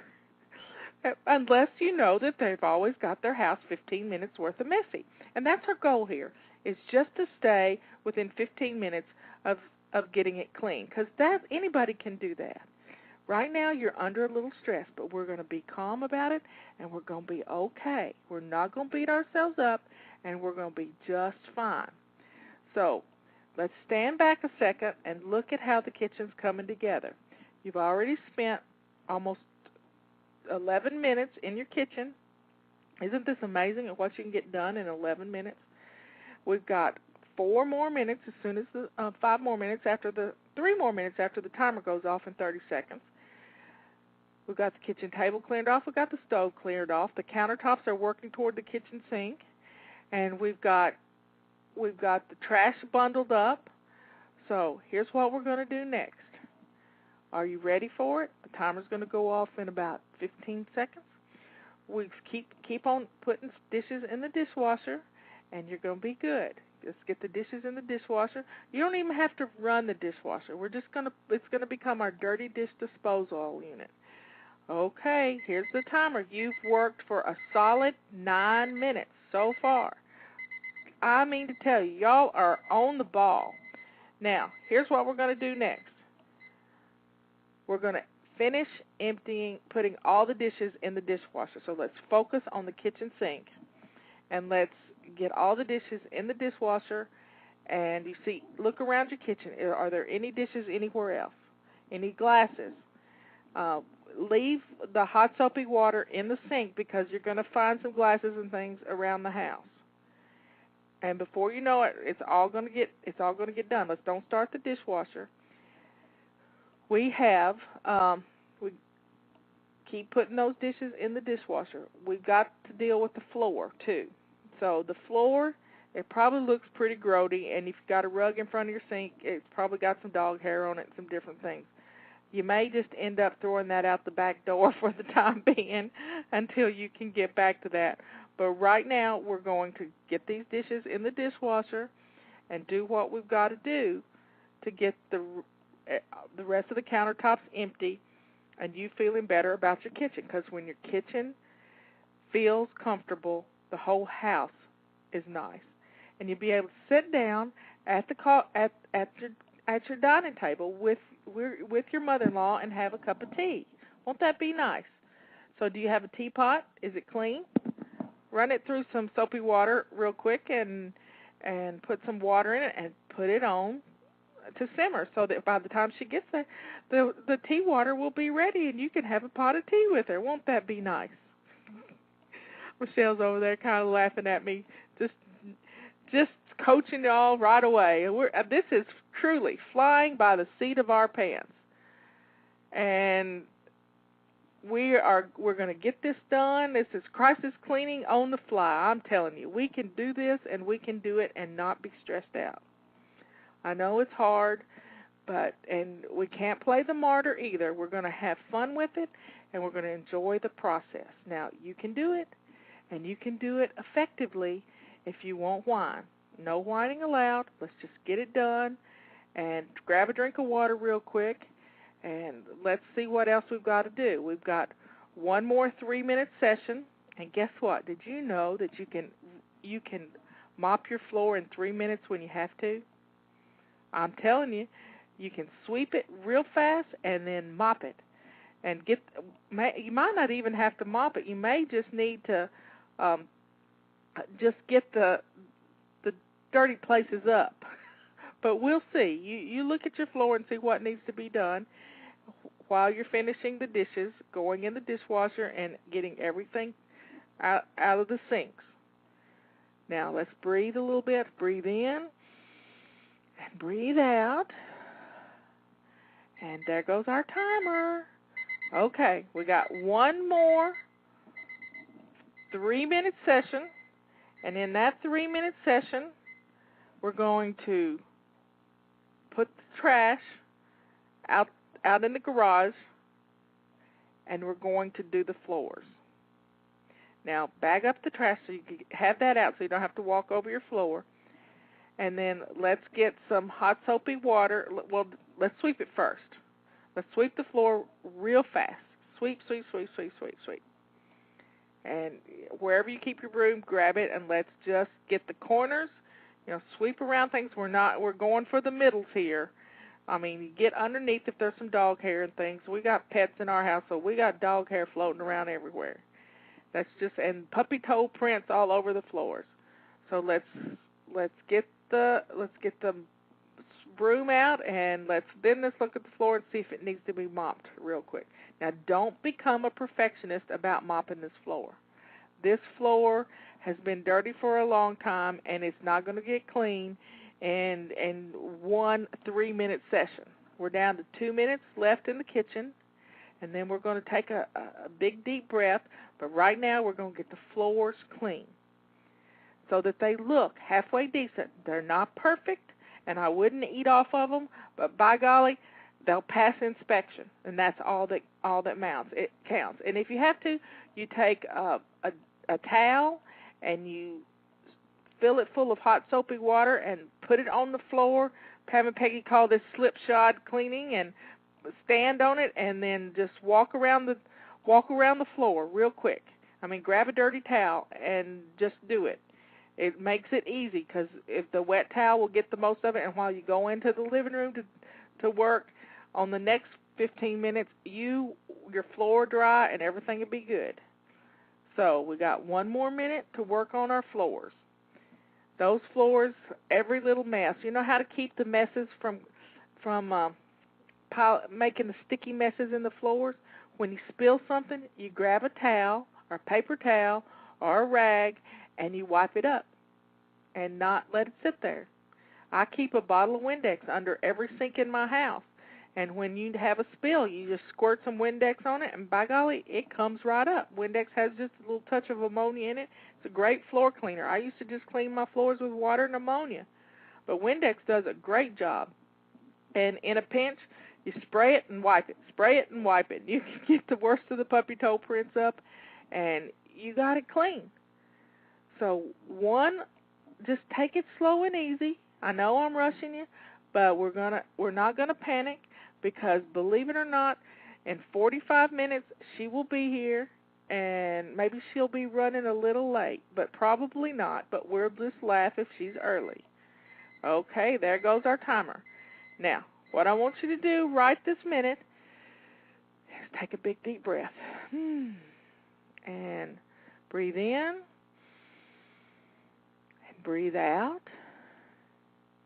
And we're going to go on to the next room. You got it? Kitchen looks pretty good, doesn't it? You spent 15 minutes in there. You can get it done in 15 minutes. You didn't know you could do that much in 15 minutes, did you? Okay, we're going to start our next session, and we're going into the living room. Now, the living room is pretty easy to keep clean. If you only had vertical surfaces in your living room would always look clean. But we have tables in our living room. We have coffee tables and end tables and units that have our TVs and things in it. So what we're going to start with is clearing out our hotspots. You got it? You got coffee tables, you got end tables, and they're piled high. Now, there's things on those coffee tables you haven't dealt with. There could be mail. There could be lots of things. So I want you to grab a box that you're not going to throw away. Maybe it's a laundry basket. Maybe it's a little Rubbermaid tub. And I want you to rake everything off of that table into the box. Now, this is speed cleaning at its best, because we're going to put this in a place where you'll have to deal with it. Now, I hope your mother-in-law is not going to spend the night and have to use your shower or your bathtub, because that's where we're going to put this box. We're going to take everything that's on the coffee table and put it in a box, and we're going to label, this is the coffee table. We're going to put a piece of paper right on top and say, coffee table, because you know where things were. And if you move them, you're never going to find them again unless you know where you've put it. So we're going to take this little box, and we're going to rake everything off into the box, and then we're going to go set it in the bathtub. Now, I know this sounds stupid, but you'll get back to it if you'll do it this way. So what we're going to do is we're going to take the box and we'll rake everything off into the coffee table box. And then we're going to take everything and grab another little box, and we're going to grab everything that's on the other end tables. And then we're going to put those boxes in our bathtubs. This is speed cleaning at its best.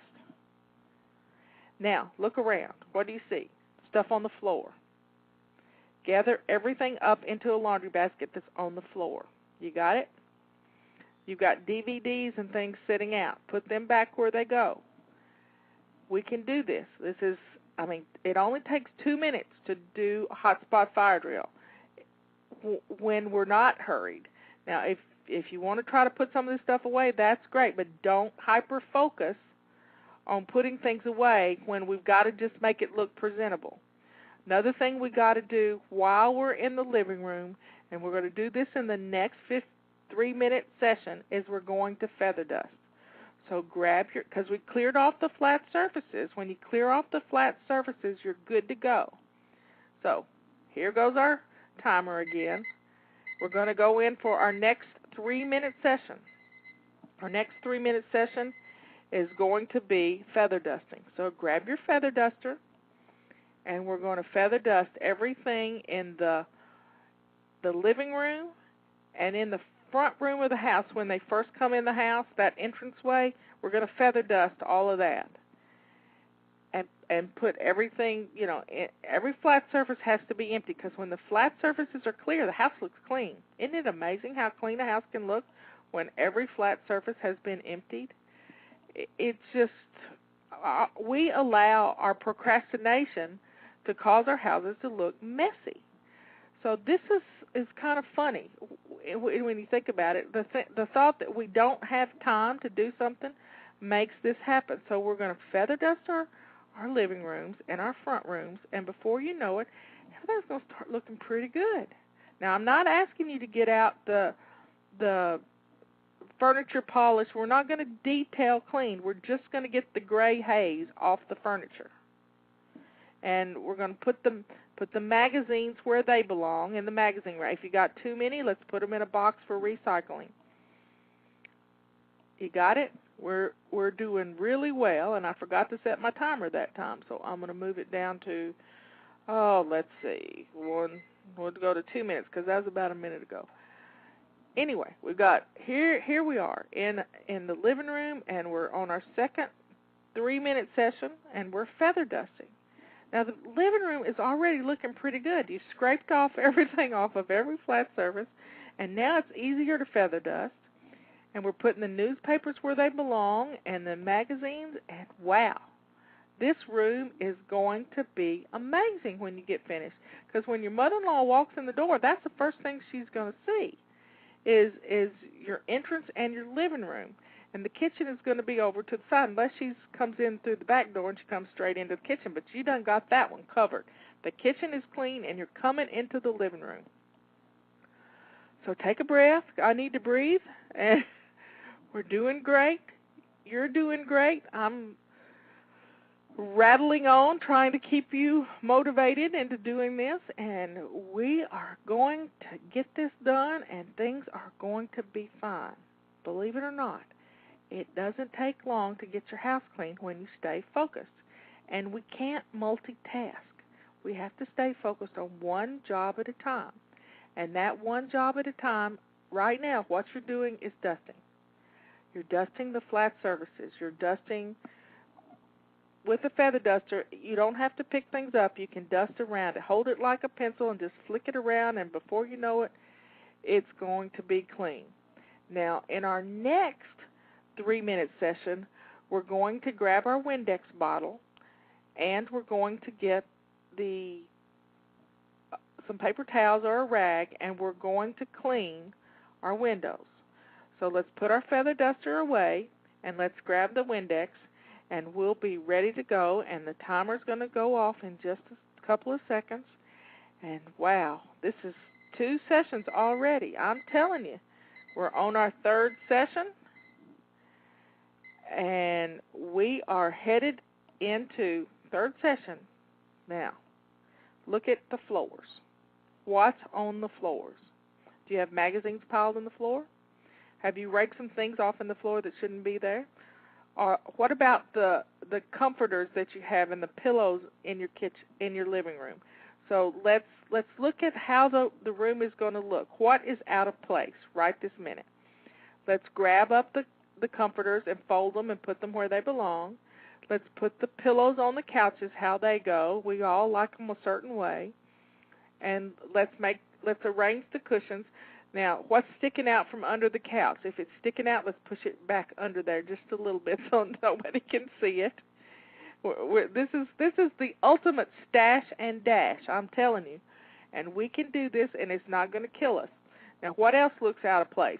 Have you got any glasses and things in the living room that need to go? Any plates and dishes that need to go into the kitchen? Let's get them in the kitchen. But you probably already raked those off into those boxes.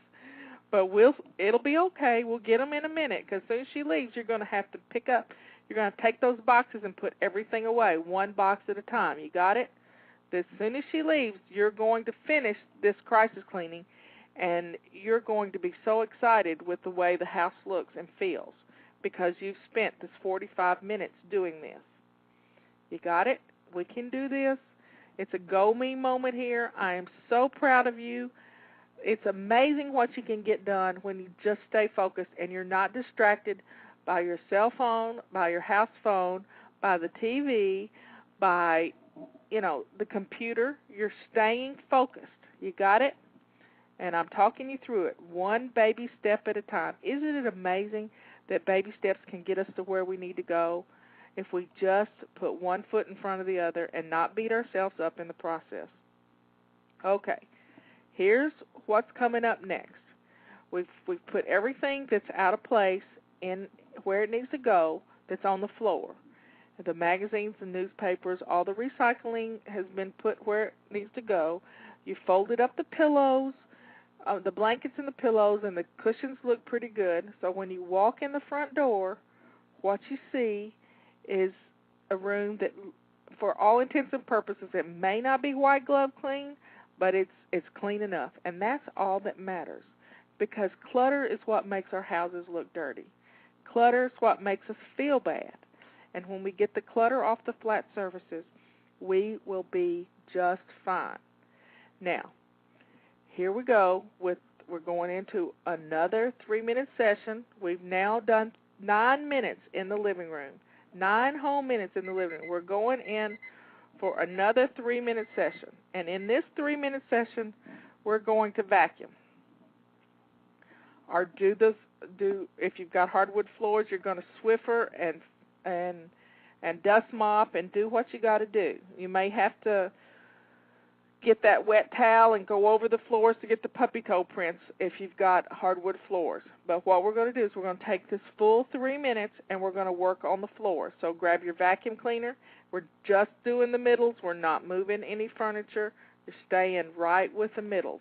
I hope you've got your headset on so you can still hear me as you're vacuuming, and we'll just keep going. I'm telling you, you're getting it done. After we do these 3 minutes worth of vacuuming, you'll have another 3-minute session, and I'll tell you what we'll do then. And it is amazing at the progress you're making. 15 minutes in the kitchen, 15 minutes in the living room, and our next room we're going to be in will be the main bathroom. And it might not even take you 15 minutes in there. Now, the kids' rooms in your room, you're just going to have to shut the doors. It's hard, but I know she's probably going to want to go into the kids' rooms. But if the kids are home, you give them an order right now for them to go in their rooms and get their toys and stuff picked up. Got it? Because the toys in the living room need to go into the kids' rooms. Let's play a game with them. Let them throw them in a basket, but give them some direction while you're doing the living room floor. And, you can delegate some of this stuff, too. If you've got an army of children there that are big helpers and that they like to help, and that's what we're trying to do. We're teaching kids how to jump in and be a part of home blessing hour. You can get this done, and you can do it easily. All you got to do is just stay focused on one thing at a time. Baby steps, because when we put our blinders on and we accomplish this one thing, then we can go to the next thing. But when we try to focus on 10 things at one time, we get nothing done. That's when we're spinning around in one place and trying to figure out where to start, and nothing really gets done. Don't be distracted by the telephone or by the TV or by the radio. You stay focused on what you're doing. The only thing you can do is if there is a tornado warning, you have to go to your basement. But right now, we're focusing on getting your home in order so when the doorbell rings and it's your mother-in-law, you're not going to be embarrassed. And we're never going to have to do this again. If you will start doing your routines, you are going to be able to handle. Oh, there's our timer again. You can stop your vacuuming now. You've gotten as much done as you can possibly get done, and it'll be fine. It's going to look okay, and here's what we're going to do for the next 3 minutes. We're going to take that Windex bottle we talked about in the last session, and we're going to do the front door. We're going to do the hand prints on the front door and the dog nose prints and the muddy paw prints, and we're going to get the front door and the back door cleaned. And if you've got sliding glass door, any mirrors, any glass that you have in your living room and your front entrance, that has to be cleaned. So it's what you see when you first come to the door. And if it looks good, then you're in good shape. So let's stay focused on getting those puppy toe prints. I'm looking at mine. It's raining outside, and we got muddy paw prints on our doors. But I'm not about to clean them right now because the dogs are going to go out again, and it's fixing to storm, and we're going to have mud for a few days. So why bother now? You can do this. We got another 2 minutes on this mission. Let's grab our Windex and let's do what we got to do to get our windows and doors clean. You don't have to do the windows unless it's a big picture window and it's got handprints on it. But if you've got side windows on your doors and you've got a mirror that's pretty dusty, you can throw the feather duster on the dusty mirror and not have to worry about washing it with a Windex. But the muddy prints on the doors and the handprints, they kind of need to be cleaned off. And it'll look much better. You'll feel better about it. You've got the magazines picked up. You've got the cushions put away. You've done so much already in 2 15-minute sessions. And the house is really looking good. I'm telling you, you are doing a great job. And I am so proud of you. I may be hoarse by the time this is over. I've never done anything quite like this, coach somebody through a 45-minute session of doing their, it's not a weekly home blessing hour, it's crisis cleaning 101. Now, when we do our weekly home blessing hour, we set the timer for 10 minutes, and we spend 10 minutes vacuuming the whole house. And yes, you can do it in 10 minutes if you won't get stuck in your perfectionism. I promise you, you can get a whole lot done. But right now, we're just doing 3 minutes. 3 minutes doing the dog nose prints off the front doors and the little hand prints and all the things that collect on the front doors. We're going to do them inside and out really fast. And before you know it, your house is already coming together, and you are so surprised that it can happen this quick. I think this is going to be a great show to share with others. I'm just amazed that I can talk this fast and help you get through it. Here we go. This is the last 5 seconds. Okay. We finished the living room. Now I want you to breathe in and breathe out. Wow. Well, that feels good, doesn't it? You've gotten a lot accomplished. Now we're going to head into the bathroom. Now what do you see when you first walk in the bathroom door? Do you see dirty clothes on the floor? Have you got dirty clothes all over the place? Well, let's grab the laundry basket and let's gather up the dirty clothes and take them to the washing machine. Now, here's a secret that not too many people know, and don't tell anybody. But when we need to stash and dash, we have been known to stuff the washer so full of clothes you can barely close the lid on the washing machine. But don't turn it on and don't start it. We're just going to stuff the dirty clothes in the washing machine. We'll get them out. We can do the same thing in the dryer. It becomes the dirty clothes disposal unit. You can also set the dirty clothes basket in the bathtub is another way to do it. And just throw the clothes in there. Gather up all the dirty clothes and dirty towels and throw them into the basket. And then we're going to put out some fresh towels because that always smells better. And then we're going to start putting away everything that's on the bathroom sink counter. Because when the sink is full, the bathroom looks messy. Now let's open up the cabinet and cabinet doors and put the things that you have to use in a little basket and stick it up and under there. That way you can get it back out because it's stuff you use every day. And that's why we leave it out, because we don't want to put it away. And you probably got too many things in your drawers so that you could put the stuff you use every day, put it away.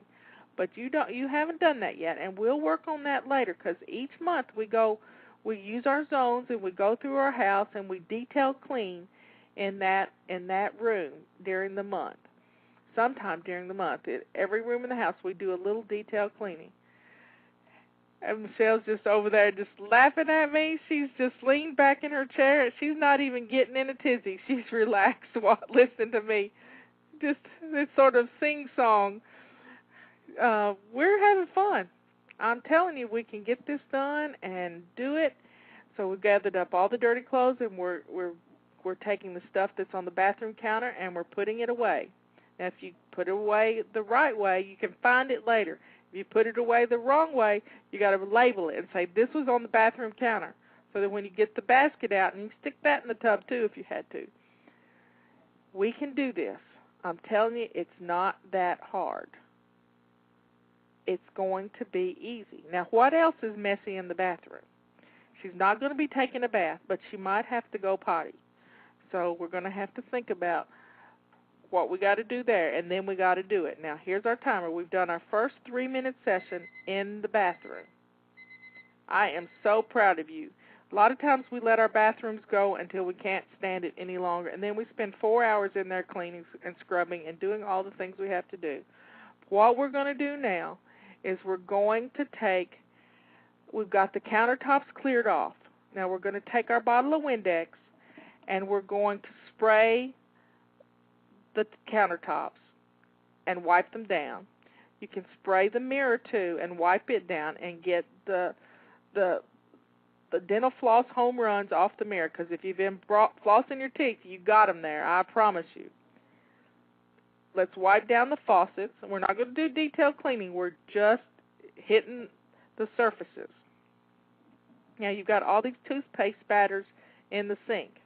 Let's grab one of those dirty towels and just spray some Windex in there and wipe it out real good. You might have to scrub a little bit, because if it's been a while since you've done it and you're not doing your swish and swipe every day, then you're going to have to use a little elbow grease here to get those toothpaste spatters out of the sink.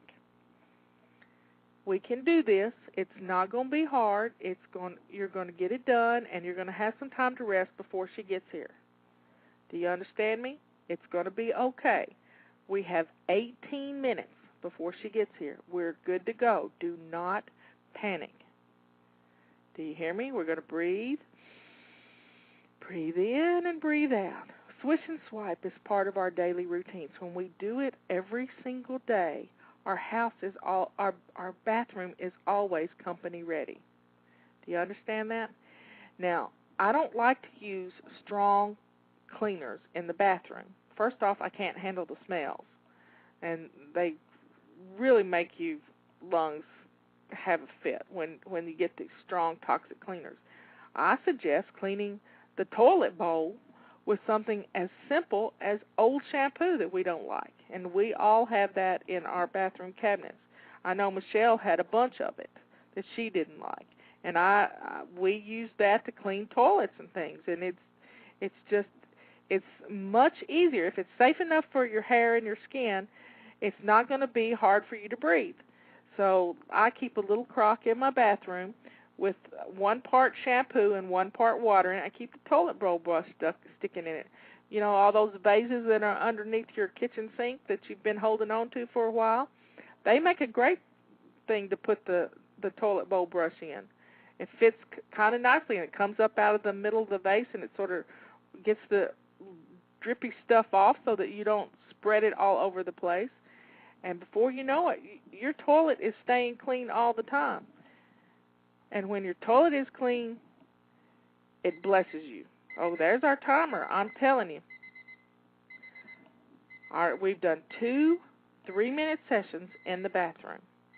Now, I want you to look around the bathroom. We're going to swish and swipe the toilet. We're going to swish and swipe the toilet now. Now, if you haven't got this crock set up, then what we're going to do is we're just going to squirt some hand stuff in there or some shampoo in there. We're just going to squirt it a little bit in there, take the toilet bowl brush and swish it around, and then flush it once, and then we're going to do it again, and then that's going to make the bathroom smell good. The second time you do it, just leave it sitting there. It's kind of like a deodorizer. And then we're going to look at the bathroom floor. Now, if you have little boys in the house, the area around the toilet is pretty rough. I want you to get your bottle of Windex. And I want you to spray the area around the toilet. I want you to get some paper towels or a dirty towel, and I want you to wipe this dried up pee-pee up, and let's get it cleaned up, because that makes your bathroom smell bad. And we're going to spend the rest of our time, 1.5 minutes, doing this, because this will make your bathroom smell so much better if you can get this cleaned up. Now, the rest of the floor is, you get out of the tub and you got a rug there, and you step on the rug or the towel, and that sort of gathers up stuff, but we forget to throw that in the washing machine. Now, let's throw that in the bathtub, and let's get the broom after we get through the toilet. We're going to do the floors in the bathroom. Now, look, while you're still scrubbing the floor, I want you to look over at the front of the cabinet. Has it got toothpaste spatters on it too? And you can wipe that down after you get through with this. So we've done the surfaces, we've done the mirror. Now we're doing swish and swipe.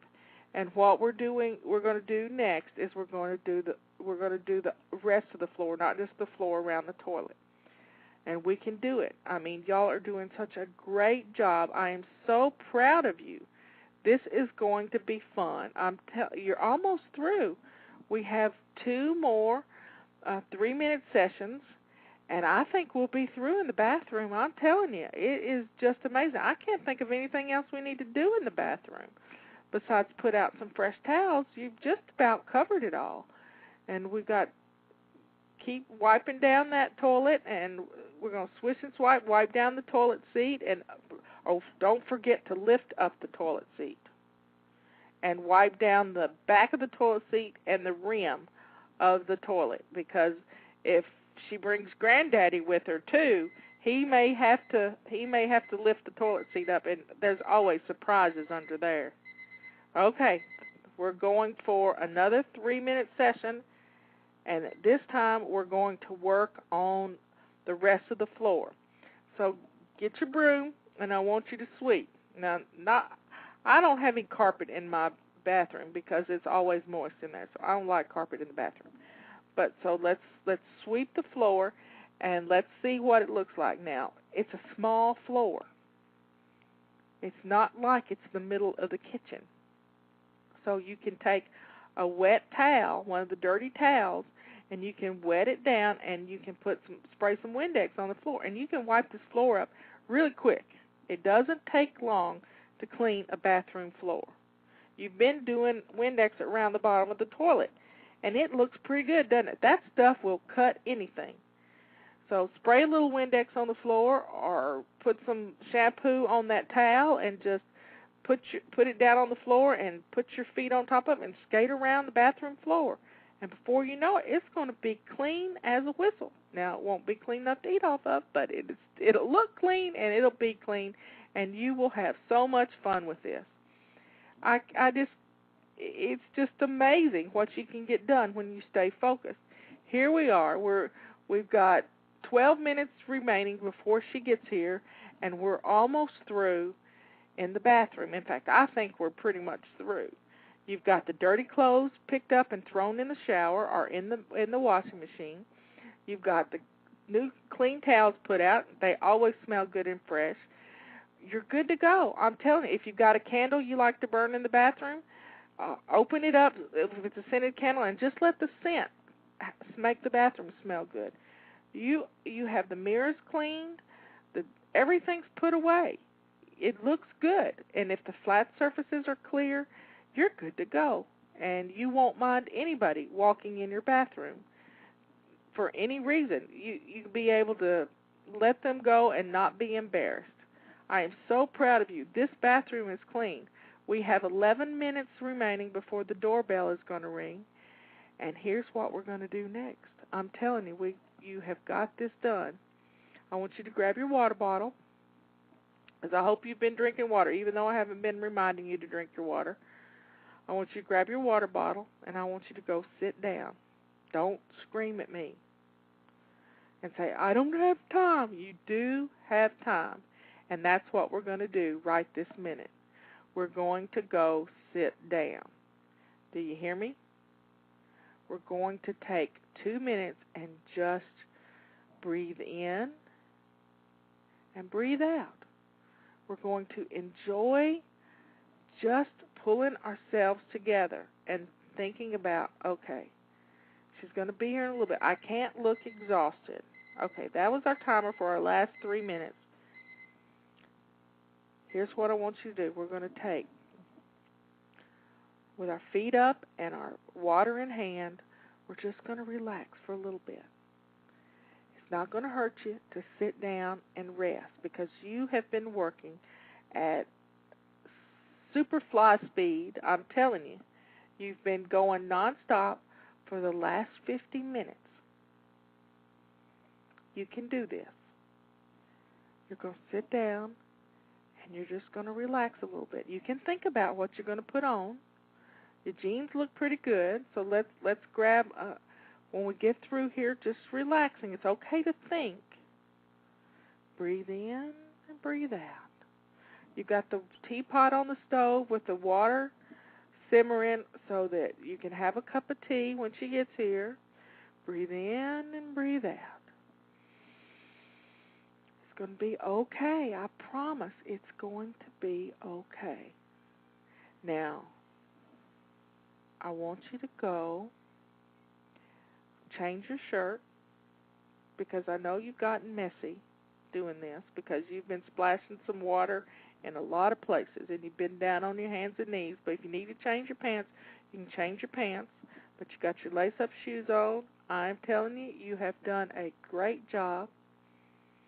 And I want you to go pour you a cup of tea, and I want you to sit down and wait for her to get there. And you will be just fine. You have done such a great job at getting your house crisis cleaned. Now, we don't like to do this often, but occasionally it has to be done, because we get sidetracked and we forget to do our routines, but we're not going to beat ourselves up about it. We get to do this one baby step at a time, and before you know it, the house is back in shape. And you feel good about it instead of beating yourself up.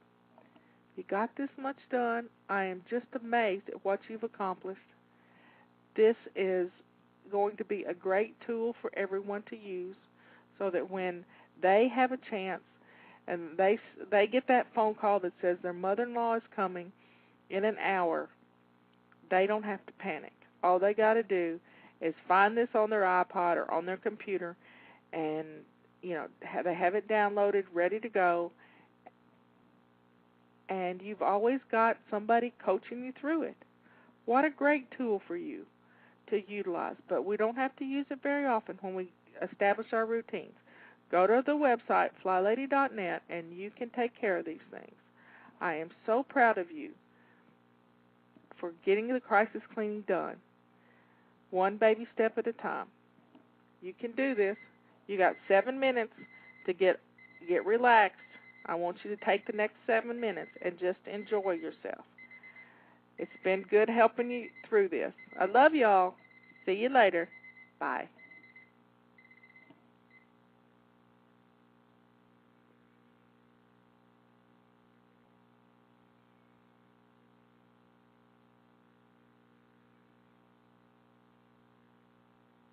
1, 2, 3.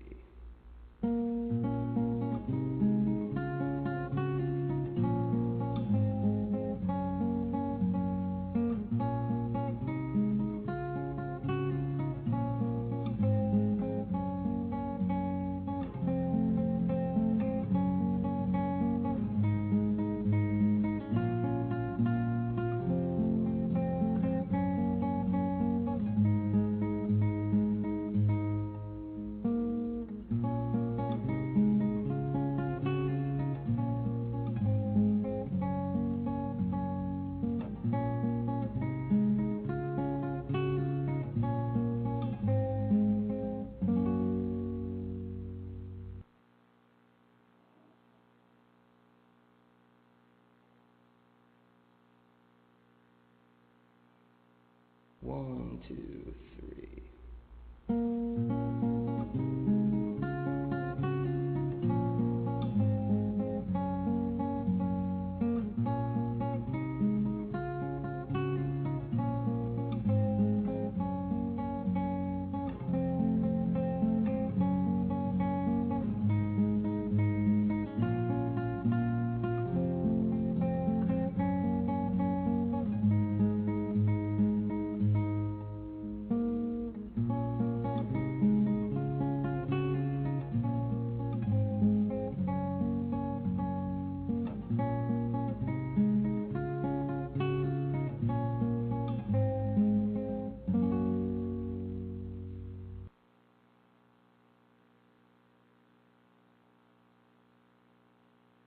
1, 2, 3.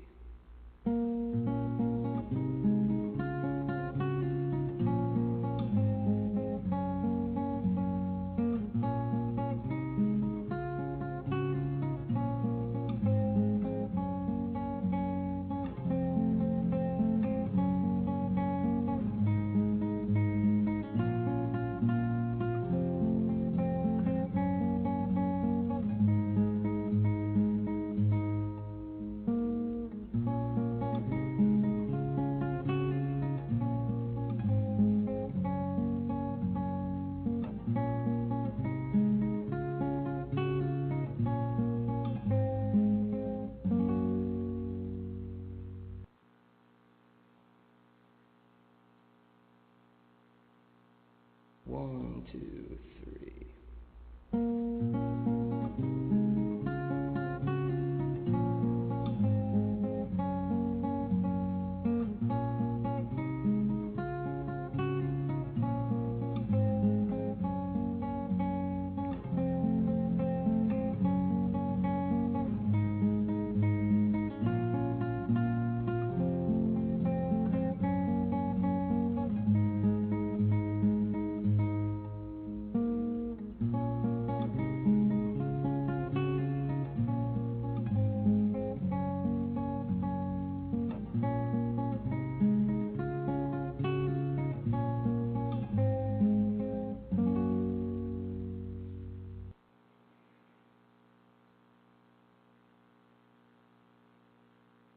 1, 2, 3.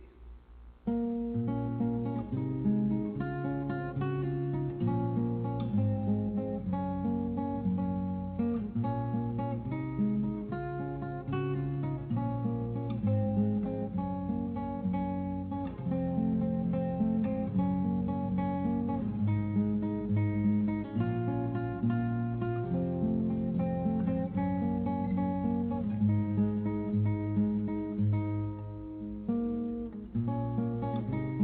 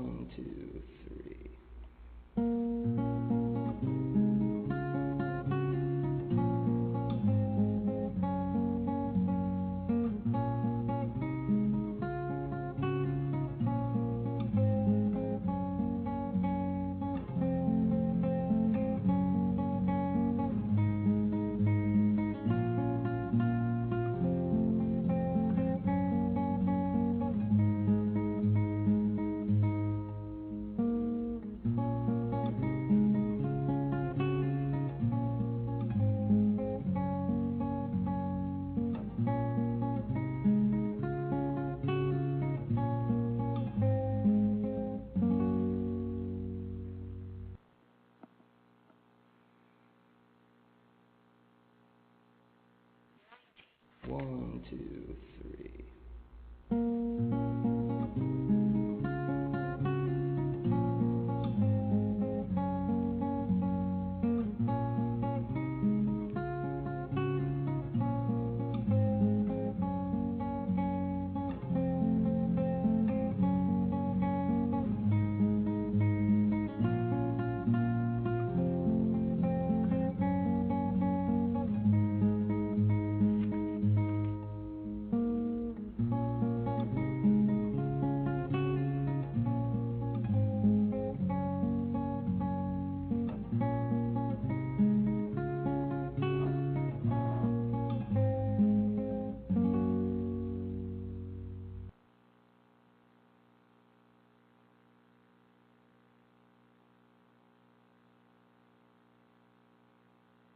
One, two, three.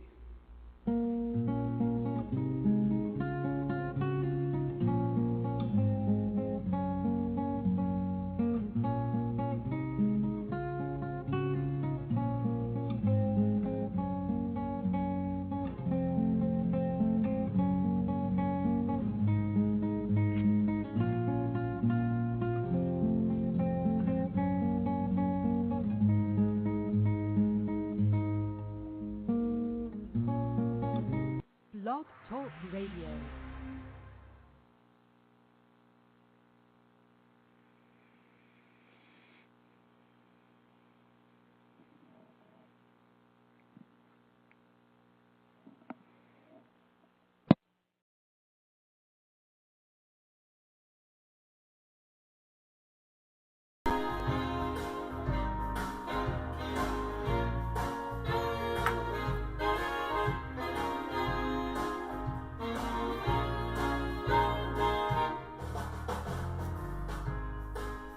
Oh, this is just a... Hold on. This is the one we can sing to. Fly. A list of things to do. I'm ready for action in my lace-up shoes. I'm no martyr, I'm just working harder.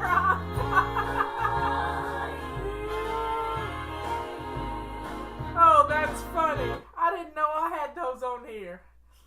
That's cute. My voice isn't cute, but anyway. I'll be glad when my hair can really stay behind my ears without me spraying it to high heaven. Oh, yeah. I had to run and get, thank goodness the mic wasn't on. I forgot my remote control, and I had to go get my remote control. And because yesterday, I noticed it had some little white crud back here. And Robert worked on it for me because one of the batteries had corroded. So he fixed it. It's nice to have a fix-it man around the house. Anyway, so today, everybody's getting in here. What day is today? Today is Wednesday. It is Anti-procrastination Day, but it's also the first day of the month. And you know what that means? We have a new habit. And our new habit for this month is making our bed. Now, I know many of you do not want to make your beds because you hadn't made your beds in a long, long time. And you think, why bother? I'm just going to get back in it. Well, let me tell you, when you start making your bed, you're going to be blown away about how good your bedroom looks. And your bedroom should be the cleanest room in the house. Last week, we were doing Zone 4, which is our bedrooms. Yesterday we changed the sheets. So let's get our bedrooms looking nice. Making that bed is the shiny sink of every room has its own shiny sink, and your made bed is the shiny sink in your bedroom. Your coffee table is the shiny sink in your living room. Your shiny sink in your kitchen is your shiny sink. So every room has its own little shiny sink, and when you take care of those things, everything is going to look wonderful. So we're not so much getting back to basics as we're doing FLYLady immersion class. Right now, we're home. We have no excuse, y'all. So the first thing I want you to do is get dressed to lace up shoes. Got it? Get dressed to lace up shoes. That starts your day on the right foot. Robert's sending me pictures. I went outside to take a picture of my triple trillium, and the dog sat on it. I was so not happy. Oh my. She wouldn't pay attention to me. She knew I was taking a picture, and she's trained by a cat, and so she sat down on my trillium. My triple trillium. And I was just so unhappy. But anyway, it'll perk back up in a little bit. My cardinal has been I've tried to get video of the cardinal this morning. It's a boy cardinal. It's a bright red cardinal. But let's talk about, right now we need to circle the wagons, and we're home, and let's take advantage of being home, because we don't usually get this kind of opportunity. You're listening to me. Look how many people are in here. We're hitting 400 right now, which is right at 4,000, I think. Now, if you have not shined your sink yet, after you get dressed to lace up shoes, I want you to go shine your sink. Yep. I am in this swish and swipe mode for my whole house right now. And guess what my swish and swipe tool is? It's a purple rag. I use a purple rag in my hot soapy water in my dishwater. And I am wiping down everything. I'm wiping down everything from my kitchen counters to my stove, my microwave, my stove knobs. All of everything's getting a swish and swipe. Big time. And then I'm cleaning off Hotspots, and I'm swishing and swiping the Hotspots with a rag. Because dust settles and all kinds of... I use my feather duster all the time, but sometimes you just need to get right into it. But keeping things wiped down, Justin did a video on how to sanitize your kitchen with purple rags, pink rags, silver rags, whatever you got. Sorry, y'all. I have a funny story to tell you. I'm going to get sidetracked here. Yesterday, I got a text message from my dentist office. And they said, we will be closed until April the 30th, April 29th or something like that. And I thought to myself, here I go thinking, what you think about, you bring about. I thought, well, now's not the time to lose a crown. And guess what happened last night at dinner? I lost a crown. And thank God you can't see it, because it's right here. Yeah, I lost the whole tooth practically. And the blessings that abound from this, the blessings abound, because I'm looking for the silver lining. The silver lining is this tooth has had a root canal on it. So it's not going to hurt me. It's just irritating that there's a hole there. And you just have to laugh. It's kind of like Scott Adams says, we're in a simulation. So I got the text message that said my dentist office is closed, and I have my dentist cell phone number. So I called him on his cell phone, because he's called me needing favors, and I called him needing a favor. And he said, I can meet you at the office. I said, Dempsey, it's no need. No need. We have been asked to, stay home, and I'm going to protect you, because if I start hurting, I'll let you know. But it's not going to hurt, because it has a root canal in it. Oh, my bird's back. Did y'all hear that? My bird's back. There it is in the window. Yep. It's coming to the window. Let's see if I can focus the... Let me see if I can... Did you see it? There he is. He's there. He's coming in, but the window kind of blows it out. He comes in right by St. Therese. That's just weird. I love it. There he's back again. He's really showing out today. That's a happy bird. He's really showing out. I just believe, God's listening to us. He knows we're all kind of having a rough time of it, but we can get some things done in our house. So here are the things, and I keep preaching on this every day, and I'm going to continue to preach on it. If we keep our laundry caught up, I don't know what's going on there. I can't see. There we go. If we keep our laundry caught up, if we do our dishes, if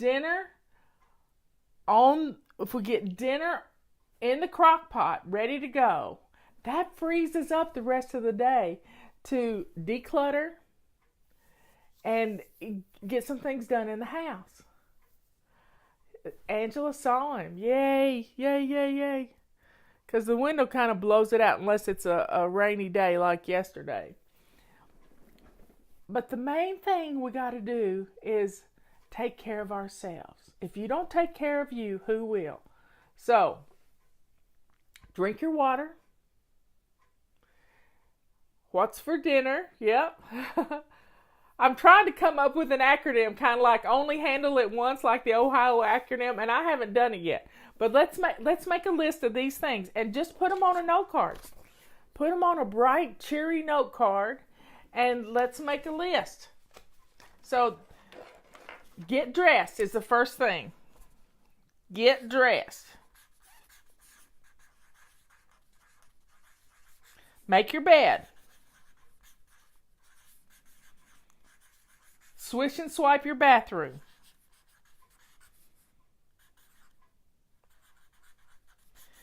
What's the next thing? Laundry. A load of laundry. Okay. Empty dishwasher.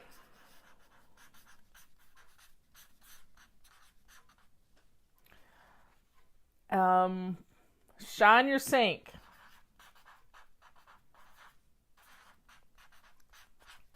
And I keep a sink full of hot soapy water going all day long at this time that we need to keep everything sanitized. What's another thing? Oh, Hotspots. Hotspots. So there you have 1, 2, 3, 4, 5, 6. That's 7 things. This is like a daily, weekly home blessing. 7 things. Get up and get dressed.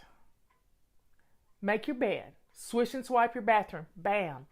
That part of the house is done. Grab a load of laundry. Put it in the washing machine. Empty your dishwasher. Get something in the crock pot for dinner. And shine your sink while you're in the kitchen. And then put out the hot spots. You know where those hot spots are. Your dining table, your island, your coffee table in your living room. See? If we'll do these 7 things every day, your house is going to be wonderful. Absolutely wonderful. So let's get these things done. So what's for dinner at your house? What's for dinner at your house? Knowing what's for dinner is going to make your day wonderful because you're going to feel at ease. Now you can have little things for lunch. You can fix the kids a peanut butter and jelly sandwich, and you can have something. You can have leftovers from last night. I loved planned leftovers. I've got some leftover chicken. And today is Wednesday. It's Anti-procrastination Day. So we're going to factor in our basic weekly plan. So Monday we do weekly home blessing, but we didn't do it Monday because I was out and about. So we did it on Tuesday. So you don't have to be a perfectionist about weekly home blessing. You do it when you can. I like to do it twice a week sometimes to recover from the weekend and to get ready for the weekend. But when you're staying home, the more you're home, the messier your house is going to get, unless You do a simple weekly home blessing and get things put away. So if you get something out, put it away. If you get it out, put it away.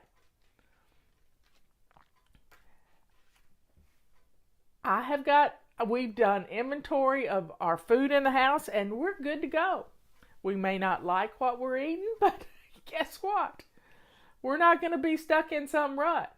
So if you come up with 7 meals, and Leanne can help you. 7 meals. And she's got her dinner answers for $7 for a month. $7 a month. Guess what? Since you're not going to Starbucks, you got $7. I guarantee you got $7. And this can help you plan those 7 meals. And if you have 7 meals, you're going to feel at ease. Yeah, you're going to feel good about what you're cooking. And that's just what you have to do every week, these same 7 meals. I saw a recipe for the tater tot casserole the other night on Facebook, and I almost gagged, y'all. It had mustard in it, and I just couldn't even imagine. But anyway, I digress. But we have potatoes. We have onions. Leanne said, Marla, I'm getting low of onions. And I said, I got 2.5 bags of onions, Leanne. You can come and get some onions. And she'll keep her distance, and I'll, we're going to share. We miss each other. We always had dinner together every Wednesday night. We miss each other. So we spent an hour on the phone yesterday while we cooked dinner. And she made lasagna and I made carbonara. And we don't eat pasta. So, here's the deal. If you want to make a tater tot casserole, grate up your own potatoes. Don't use tater tots. Use your own potatoes. Yeah. So, Leanne's needing onions. I got onions. And we're going to keep our social distancing. We'll be fine. We won't be hugging each other. And it'll be fine. It'll be just fine. Yep, she misses me too. So if we can get dinner going and dress to lace up shoes, not jammy mode. Nope.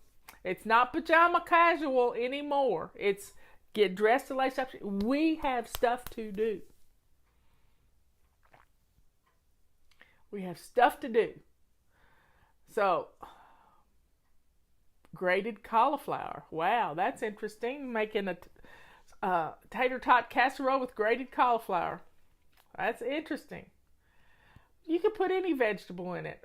We have a favorite restaurant here, the Fish Camp, and they do a cabbage casserole. Who ate the pasta? I ate pasta last night. Yep. Leanne ate pasta last night because she made you a lasagna yesterday, and I laughed till I hurt watching her do this lasagna. Because she's lathering on the ricotta cheese. And she's just having so much fun putting together this. And she made a small lasagna. I don't know how to make small lasagnas. I make big lasagnas. And one time I made 8 lasagnas and put them in the freezer to take to friends when they needed something.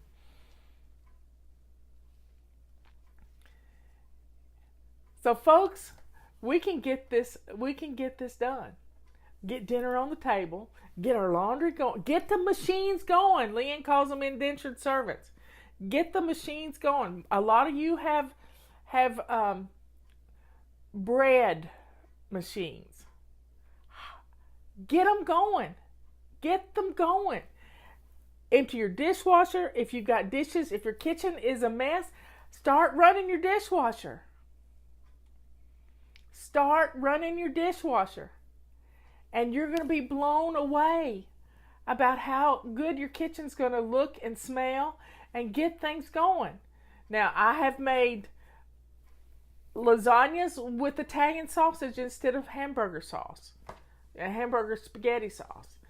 But the main thing you got to do is get going. Here it is noon almost noon on the East Coast, and it's time to start thinking about dinner. So get your dishes done, get your laundry going, and keep this going every day. If you do your dishes and your laundry and clear out your hot spots, your house is going to be fine. It's going to look great. And then you have time to play and help educate your children, because they're having to do homework. They're not playing. They're not on vacation, and you're not on vacation. You have a job to do. You got the most important job in the world, and that's to educate your little children. If you're retired and you don't have any children at home, your job is to get your home ready for this to be over with, so we can have a party. Let's plan for a party. Let's plan for a party. We can get through this, and we can get through it and have some fun. And I got to thinking yesterday, I know what the problem is. I know what the problem. I got lots of cabbage too, Leanne. I don't need any more cabbage. I got 2 heads. Because I'm going to make some stir-fried cabbage with bacon. But I got to thinking about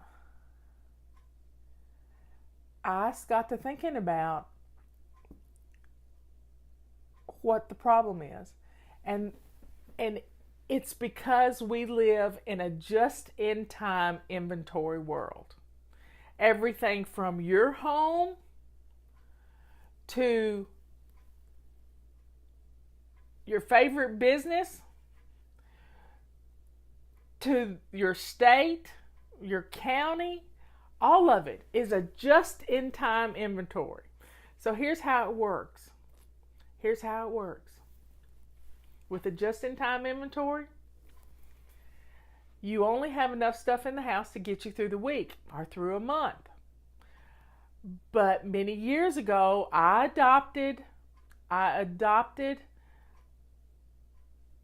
philosophy that I would keep on hand 2 items of the things that are in my perpetual pantry. Now, Leanne can talk to you about your perpetual pantry. But in 2000, I decided I would always have enough on hand. I would have for two items. So when I used one item, that would go on the grocery list. And when I would use the oldest one in my pantry, and then it was first in, first out. That's the rule. But when we live in a just-in-time inventory, we don't have backups. So when there is a problem with the supply chain, which has been the problem with our supply chain, when 2 big ships from China get turned around with all of our protection devices for our hospitals, and they go back to China to save them from this virus, you know what? We're stuck. So we've got to build our own supply chain within the boundaries of our country. And if you're in another country, then you got to build them in your country too. We've got to make the things we use. Thank goodness we make toilet paper here, because we have reserves of national forests. That's why we have national forests. Did you know that toilet paper comes from trees? Yes, it does. It comes from trees. It's a byproduct of the lumber industry. The chips. Guess who used to be in the lumber industry? Yep, I ran a sawmill, and we sold trailer truckloads of wood chips to make toilet paper. So we make toilet paper in this country. That's a wonderful thing. We're not going to run out of toilet paper because trees are a renewable resource. Yes, they are. I have a forest, 10 acres of forest. We can heat our home if we have to with the trees.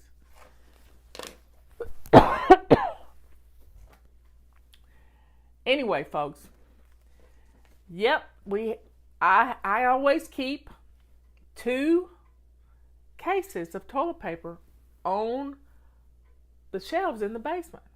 Now, a lot of people are wondering, how can I store stuff like that? If you live in a big city and you have a small apartment, you don't have a lot of room to store things. Sorry, I got strangled a while ago. Let me get a drink of water.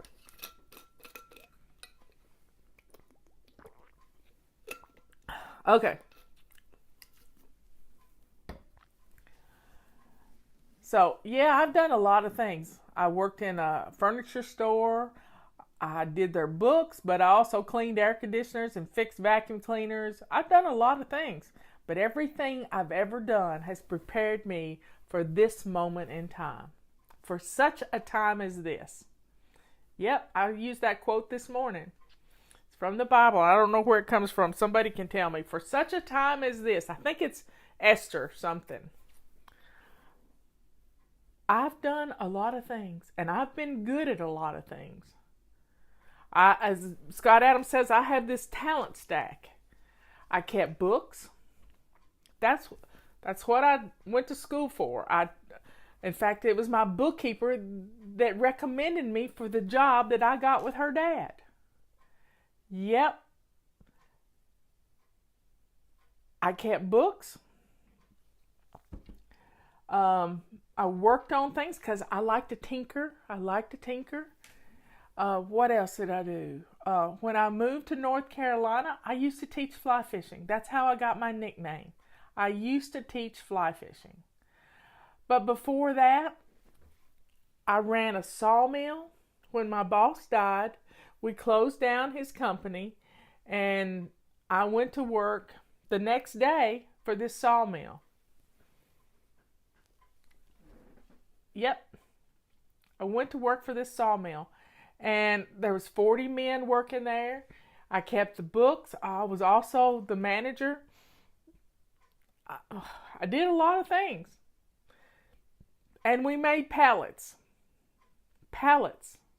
for businesses to ship products on. And then when I moved to North Carolina, I worked at Kmart.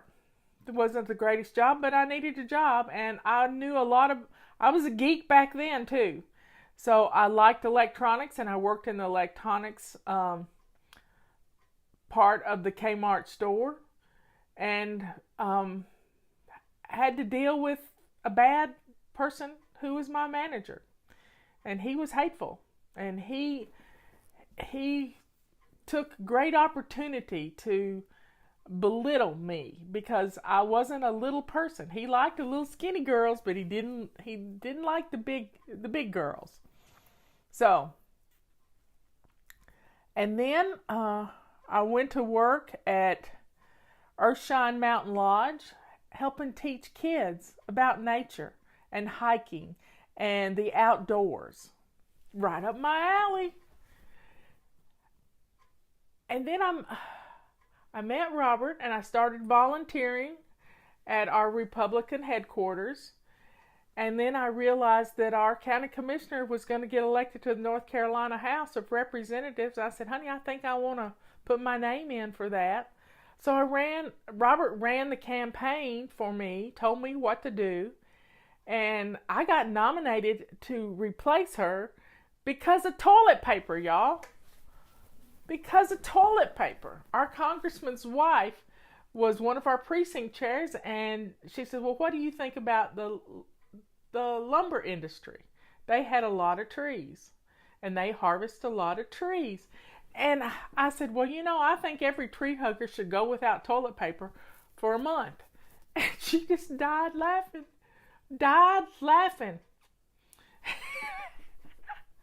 And so she nominated me. And I told her about my stint as being a manager for a year of a sawmill. And it was funny. So trees are a renewable resource. They live to be about 80 to 100 years old, and then you harvest them. And they come back. It all comes back to toilet paper. So somebody said they're a tree hugger. I'm a tree hugger, but I get your point. we're all kind of might have to go without toilet. Maybe we're going to come up with a new way to clean our bottoms, you know? So it's all good. It's all good. And so then I got nominated to be a county commissioner. I served 6 years. 2 years of being nominated in a 4-year term. I got elected. And then I got unelected by 27 votes in a primary. So always go vote. Go vote, because small voting times really make for skewed elections.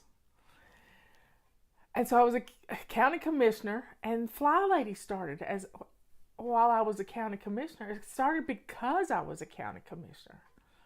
And I needed to get organized, just like you're trying to get organized right now. And it was an amazing process. When we hit 30,000 members, my county manager already said, you know, Marla, you got more members in your group than we have in our county. And now we're over 1 million if you look at all the numbers, and I can't even keep up with it. I can't even keep up with it. So for such a time as this, God trained me in lots of things. Budgets, big numbers don't scare me. Big numbers do not scare me, because I dealt with a huge budget in this county. We can get through this. I like numbers. I was part of the emergency management team. I know our county is in good hands right now. And I know this state is in good hands. And I know this country is in good hands, because I'm watching the press conferences every day.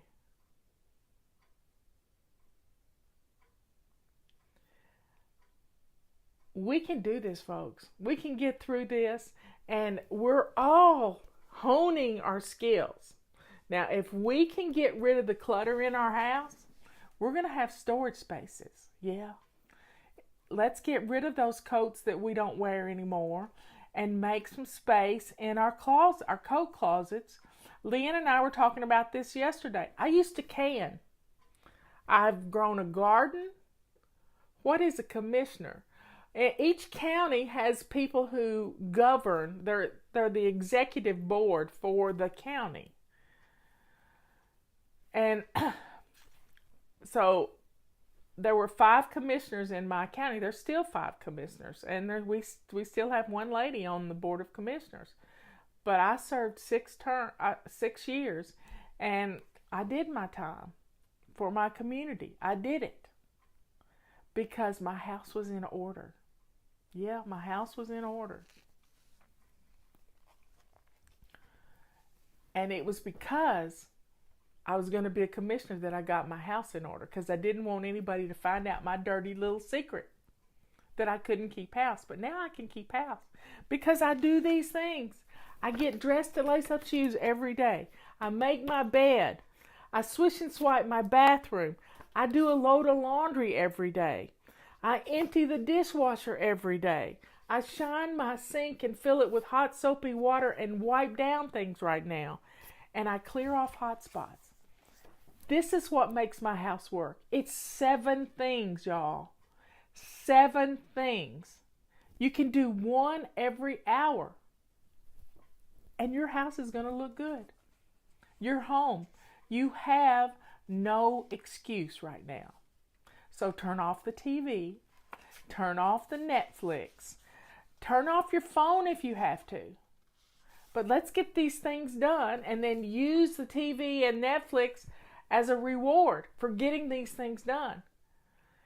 If you've got children at home, you got to get them going with their lessons. Yep. You got to get them going with their lessons, because you can't let them lose a year of their life to this virus. You can't do it. So, folks, it's allergy season. Pollen is everywhere. And if you don't dust, you're going to get a sinus infection. So let's get our homes dusted. So grab a purple rag or a feather duster, and let's get some things dusted today. I'm going to clean out my refrigerator. It's Wednesday. It's clean out your refrigerator day. I'm going to clean out and organize my refrigerator, and then I'll see what I've got to cook. Yes, we ship all over the world. We do this thing. We ship all over the world. We have a permit to ship all over the world. Our feather dusters, yep. It's a wildlife permit. So here's the list. Get dressed to lace up shoes. Make your bed. Swish and swipe. Do a load of laundry. Empty your dishwasher. Shine your sink and wipe down your surfaces and clear off your hot spots. You do these things every day, you're flying. And your house is going to look good. It's going to smell good because you're going to put something with your kitchen clean. You don't mind cooking. So let's get dinner on. Let's do it. Now, when it comes to feather dusters, you remember the song, you don't pull on Superman's cape. You don't spit into the wind. You don't pull the mask off the old Lone Ranger. That was from the 70s, I'm telling you. I can't remember the name of the song. But when you take your duster outside, if you have allergies, you need to wrap up with a scarf and put it all over your head and eyes. And then go outside and don't face the wind so the dust is going to blow back. Turn your back to the wind and stretch your arm out as far as you can get it and shake the dust and turn your head away. Got it? This is going to keep the pollen from getting in you. You don't mess around with Jim. Oh, bad, Leroy Brown. Yep, y'all remember the song. So pull it up, listen to it, and feather dust to that song. Let's get the dust out of our houses. Let's do it. You're home, and let's get the houses in order, because we can have some fun. We can take care of ourselves. We can drink our vitamin C water. I'm gonna put on Leroy Brown as soon as I get off here, because I just want to hear the song. So let's do these 7 things and put dinner on the table. Yes, we're showing our age, but I don't care. I'm happy to be 64 years old. I'm really happy. So let's feather dust our homes. Let's wipe down our flat surfaces, and let's get it done. Let's get it done. And be thankful for this day. And when you're washing your hands, and if you haven't watched Leanne's video she posted yesterday, go to savingdinner.com. I think I posted it too, of how you wash your hands. How you wash your hands. Let's get a system for washing your hands so you don't miss a single spot. Wash your wrist, tops of your hands, fingers. This person put black dye on their rubber gloves and washed their hands, and you could see right where they didn't get it clean. So folks, let's be safe. Let's take advantage of this time. Let's clear out some cubby holes so we can have an inventory in our house of the things we need. And you may need to put together a control journal so you can remember where you stash stuff. Ask me why I know. Yep.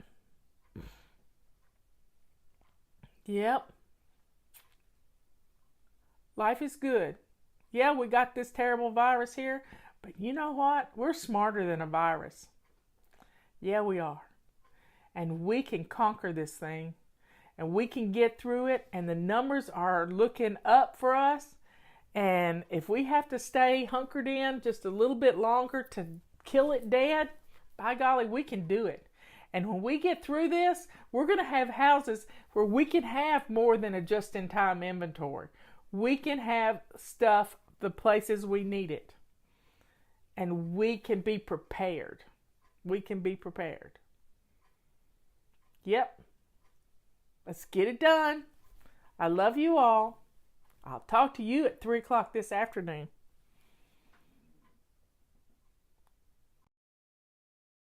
It's question and answer day. And guess what? I have 6 pages. Now, I do blow them up to a 22 size font, but hey, so I can see them. Get on in here. Get on in here. I got my phone. I got our little book. We got some, give us a thumbs up and subscribe to our channel. It really does help. And I'm saying it and there's nobody in here. But yeah, please give us a thumbs up. Give us a thumbs up. Today is what's today's date? I've lost track. You ever do that? Here we are in January. I think it's at the top of my page, but hey, I'm on 23, January 24. Today is the 25th of January. And the reason I asked that is because I had the 24th marked.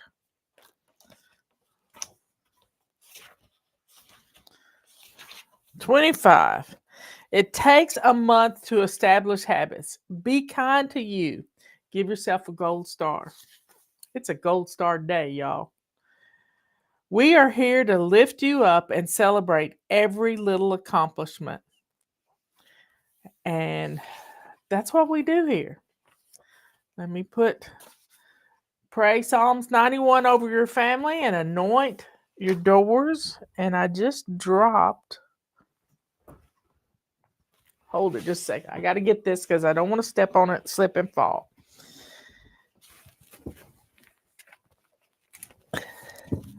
The do it now principle kicks in, y'all.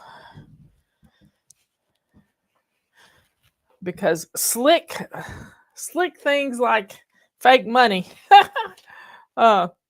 really could play havoc with your stability. So I'm going to put that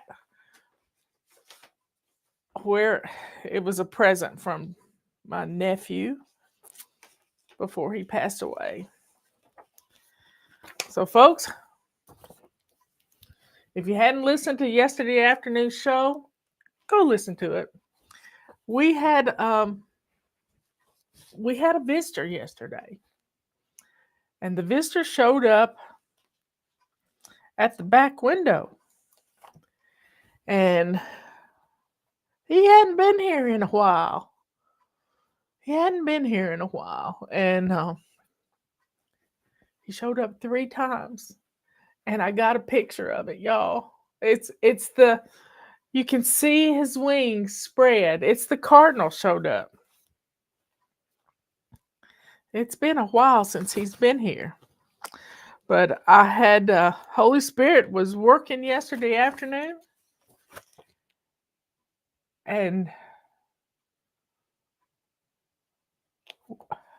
let's just say, I think we got confirmation that we were listening. Yeah, it was a cardinal yesterday. He was so pretty. Now, the female's been out there this morning as I was putting on my makeup. But let's get started. Y'all get your calendars ordered. They're half price. We've got feather dusters that are half price, and it's just we got lots to do, y'all. We got lots to do. And if you have never used our FLYLady Tools and you need a little bit of inspiration, then check out our complete pack. It's all the tools you need, and you might want to throw in the feather duster. So let's get started. I need some more coffee this morning.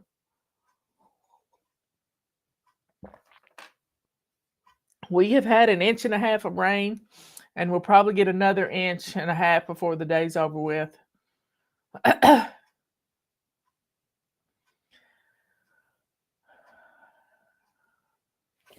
So let's get going.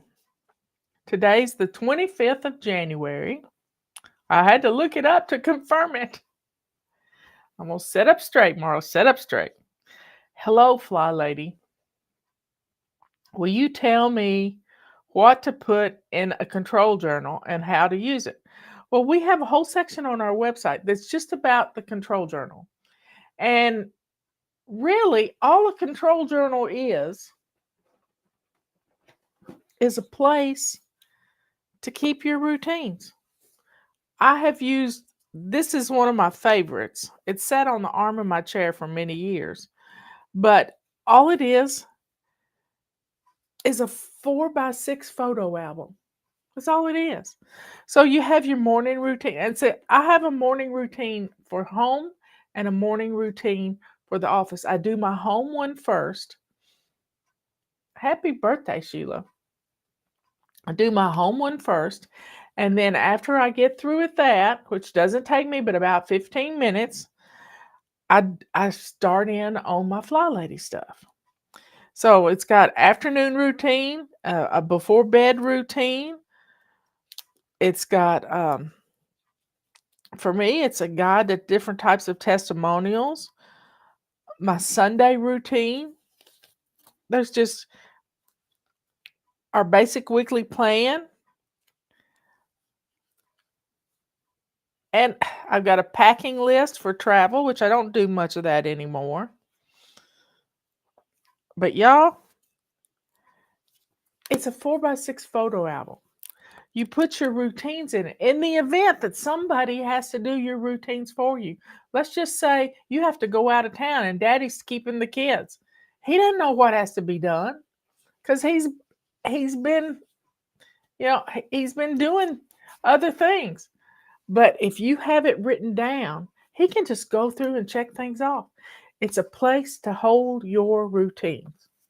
And we have a whole section on what goes in it.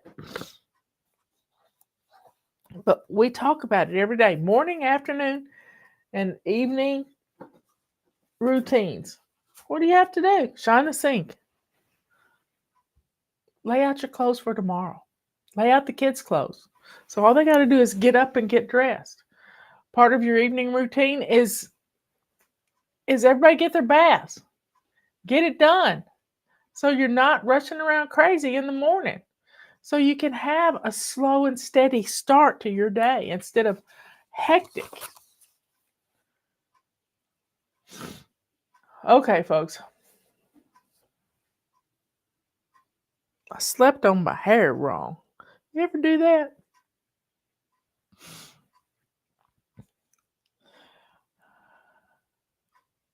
And you're working toward making your routines, your morning routine, your afternoon routine, those things automatic.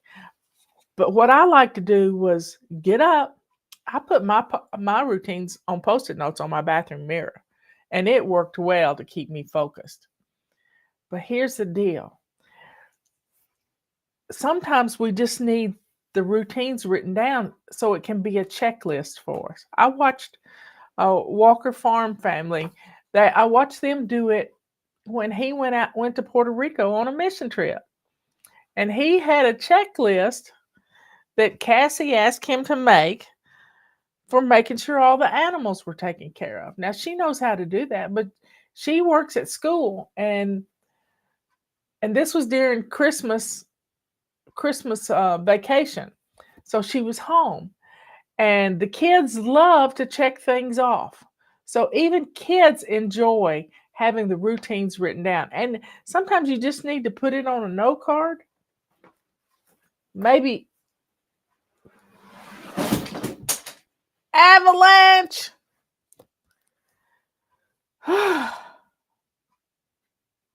Just shaking my head at myself. I know better.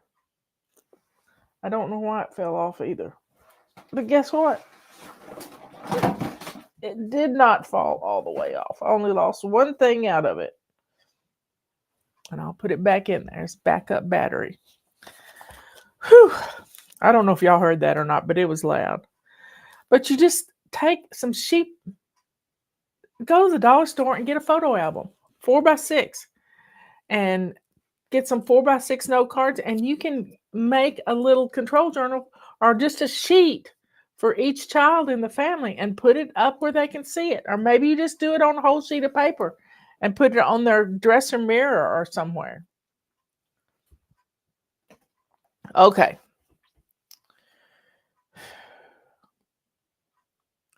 Will you teach me how the zones work and what to do if I don't have that zone, like a dining room? Well, where do you eat? Where do you eat? Do you have a table? Do you have a table that you sit down? Count that as your dining area. Do you have a bar that you use as your dining area? You're letting your perfectionism go nuts. Everybody has a bathroom. Everybody has a bedroom. Even if you're sleeping on the couch, everybody has a bedroom. Everybody has a living area. Now, your living area and kitchen may all be combined, kind of like mine is one big open concept. We took out one wall and there you have it. But you have an entrance to your home. You have the door you come in. So don't let your perfectionism make you nuts. Now, each week, which we're in zone 5 next week. And let me pull up January. Already had it up once today. January, we're in zone 4 this week.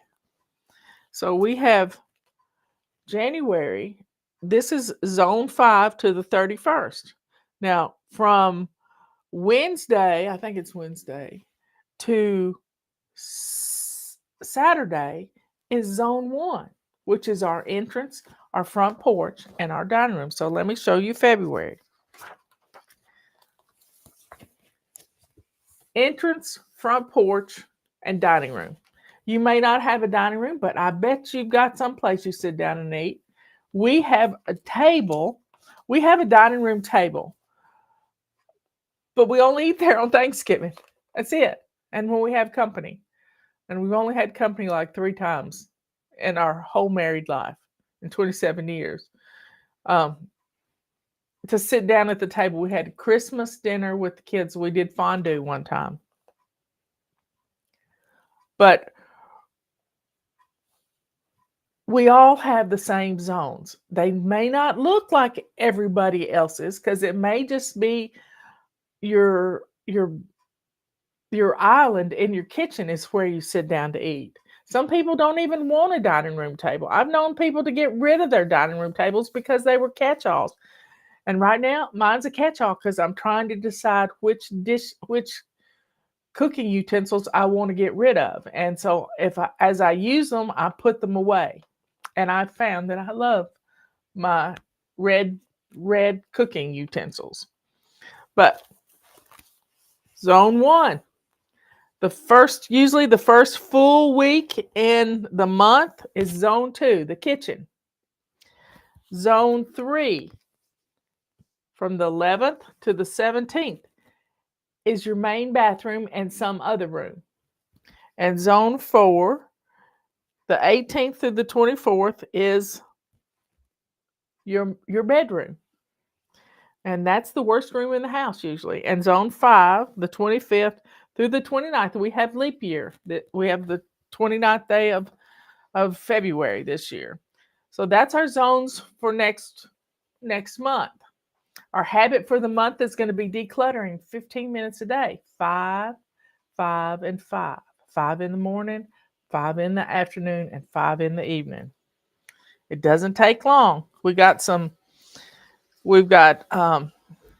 President's Day, we got Lincoln's birthday, we got Valentine's Day, we got Groundhog Day, we got lots of things happening.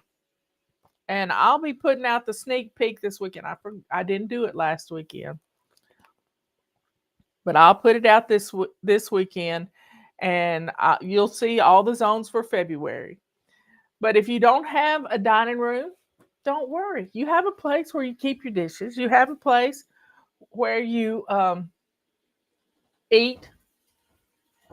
And we have this table that lifts up, and we sit at the couch. We have for years since we got this table. And before that, we had TV trays. and we sit right side by side and we enjoy our meals together. Okay. Next question.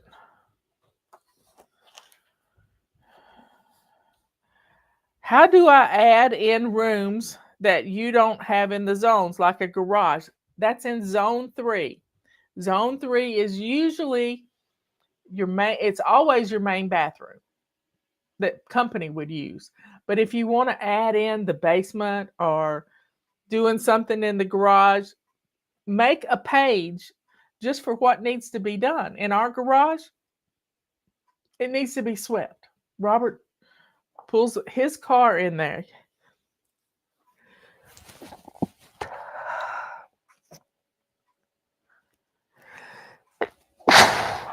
It's hard to stop a sneeze. I'm telling you. You could bust a gut. Now, so in zone 3, you add in an extra area you need to clean, but don't focus on just that area, because maybe it's a kid's room. You let the kids help. Don't be decluttering in the garage unless your husband knows what's he's got stuff out there. I helped him declutter things in the garage this year. We got rid of a Christmas tree, and he was so happy. So happy. Now we added something else.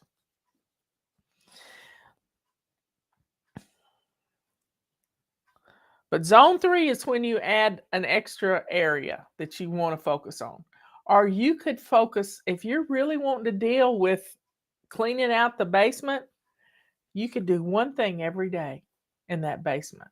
We call that project mode. Okay, is it too late to buy a calendar? Where do you keep your calendar and what do you put on it? I have a calendar in my bathroom that I chart my weight on. And I have a calendar I have a mini calendar on my desk that I keep up with things on. And it's not too late to buy a calendar. We put them at half price. Get your calendars now. Buy the set. I keep it in the bathroom and by my chair.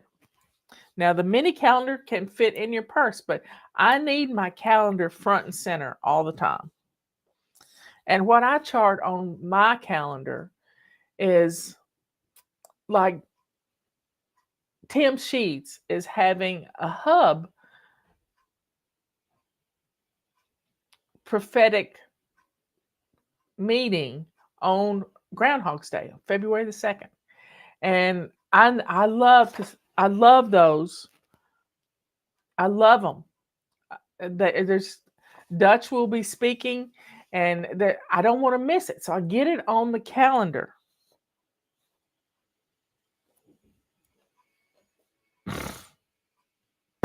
Okay. So get your calendars ordered. One page down. How do we get freedom from chaos? How do we get freedom from chaos? You have to start one habit at a time. Baby steps will get you there. Once upon a time, we had a big event in Dallas, and we had a big meet and greet afterwards. There were, I think, 800 people there. It was a big celebration of FLYLady. We had 500,000 followers. YouTube threw this party for us. We all paid for it though. It takes a lot. $25,000 to have a big event, to rent a ballroom at a big hotel. And so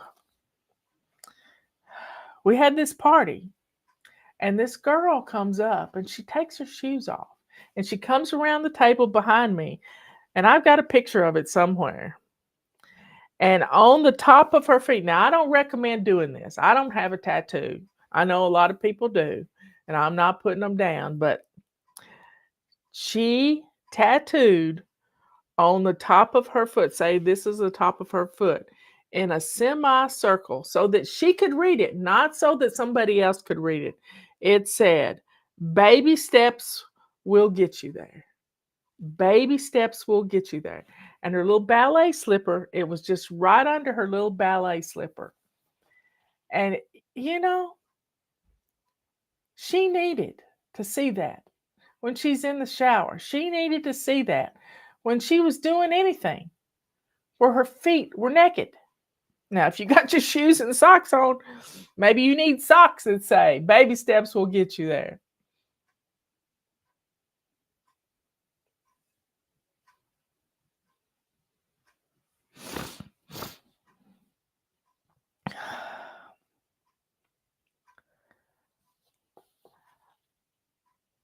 So how do we get freedom from chaos? By taking baby steps. By taking a whole month and practicing one habit. Like this month is shining our sink. Next month is going to be decluttering. March is going to be getting dressed to lace up shoes every day. First thing, don't drag around in your gown tail till 3 o'clock in the afternoon to get dressed. Patty's traveling, so y'all just be aware.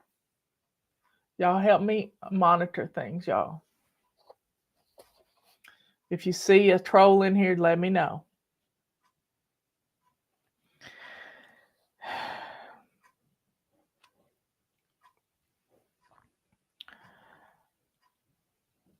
So that's how we get freedom from chaos. Chaos is can't have anyone over syndrome.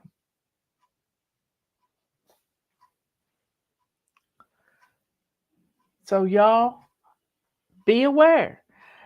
Chaos is trying to beat you down all the time. And we need to be our own biggest cheerleader. You know, you look at our FLYLady logo, and she's a cheerleader. You have to put on that uniform and become that cheerleader for yourself. Now, we have a marathon on the weekend, and y'all are always in the chat cheering people on, and that's wonderful. But until we quit beating ourselves up, that's how we get freedom from chaos. And this is the year to do it. Freedom from chaos is knocking. This freedom is knocking at your door. All you got to do is open it and do what we say. Do what we say every day. I got a runny nose. That sneeze was getting rid of something.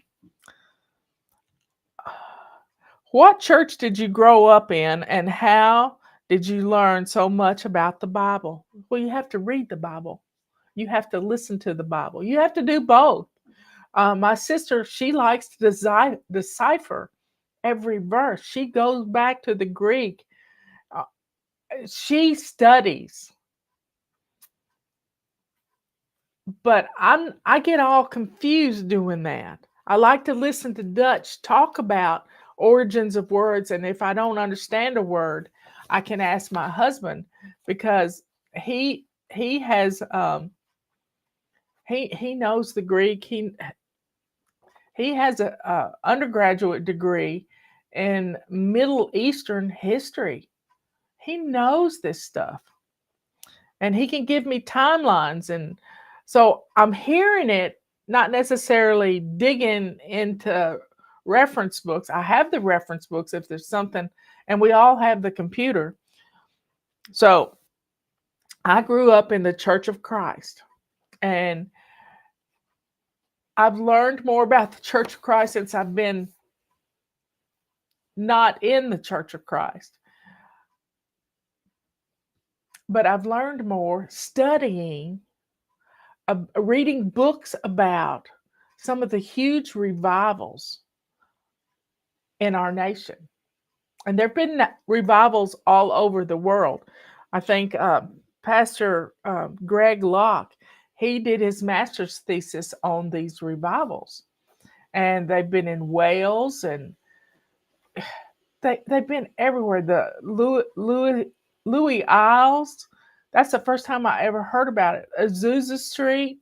I've studied these revivals. I've read the books, sometimes two and three times. Robert is my walking encyclopedia. I live with one. And if he doesn't know it, he can find out. And he probably has a book on it in our library. But I read.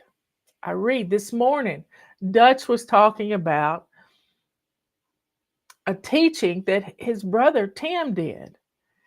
And it's on Luke. And I'm 3 chapters from starting in Luke.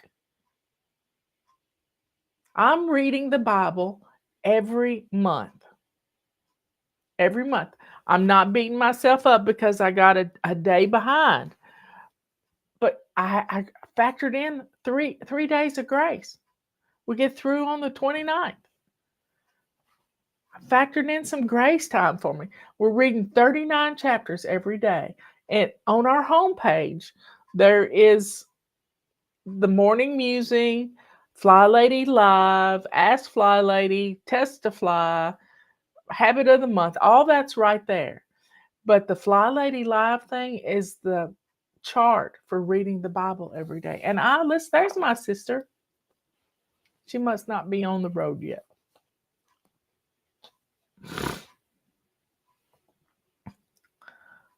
Anyway,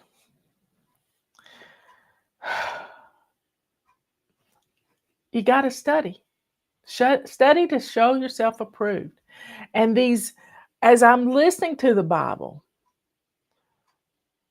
I can tell you, I know what words are coming up because it's becoming instilled into me.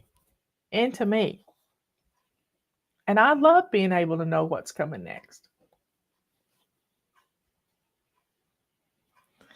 I love listening to the live show so much. I feel like I know you. Is there something you would like to teach us that we haven't asked before? No, I think you pretty much ask every question that needs to be asked.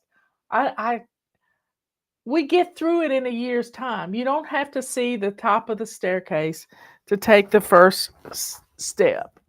And this is a good lesson to learn. I got this in one of my travels.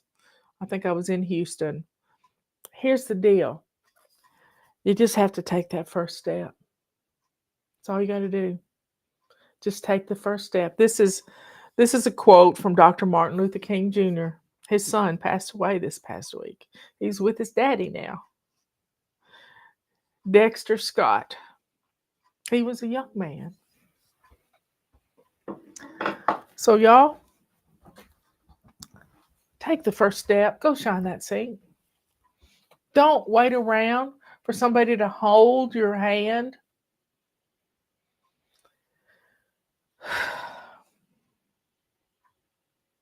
And when you get to a show and you're running late, this is what I do. When I've got a podcaster that I like to listen to Monday, Wednesday, and Friday, and I never can get there at the start of the show. But you know what I do? On YouTube, I can drag it back to the start.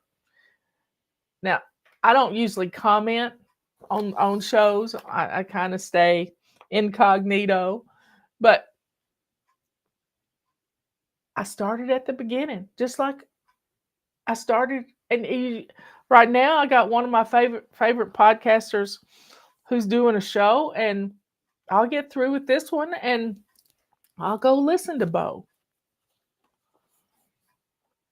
And he's biblical. I mean, I love to listen to him because he pulls it all together for us.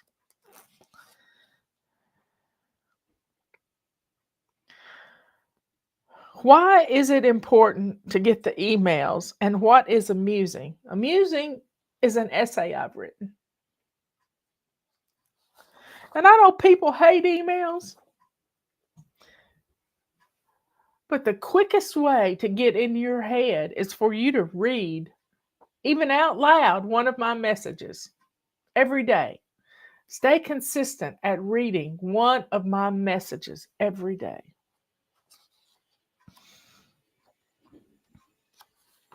because I'm going to get in your head. It's kind of like reading the Bible. It gets in you. It gets in you.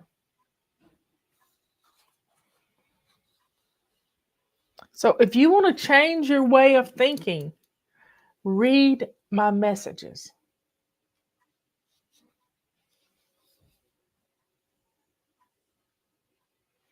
No, people just hate email, period. People complain about email all the time. But guess what? Email eventually gets to you.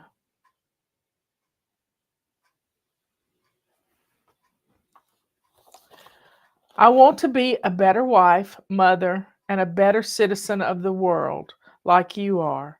How can I learn this? You got to love yourself first. I was reading in Mark this morning, and love your neighbor as yourself. We got to do that. We can't create chaos. We have to pray for the people that have hurt us. We have to love our neighbor as yourself.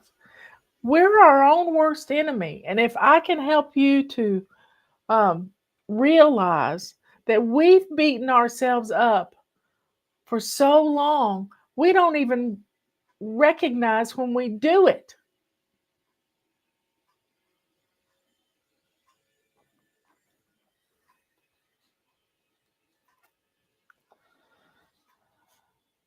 Just take baby steps. Take baby steps. Read my musings every day. There's one comes out every single day. And if you click on it on the website, but I want it to come to your phone so that when you're sitting waiting for the kids to get out of school or whatever, you can pull it up and read it. And you'll get a notification when it comes into your inbox.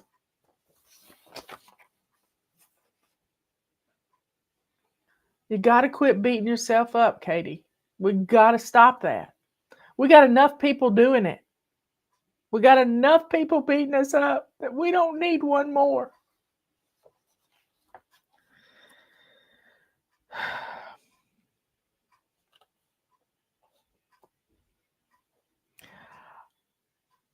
I'm a newlywed and just learning how to stock a pantry and how to cook.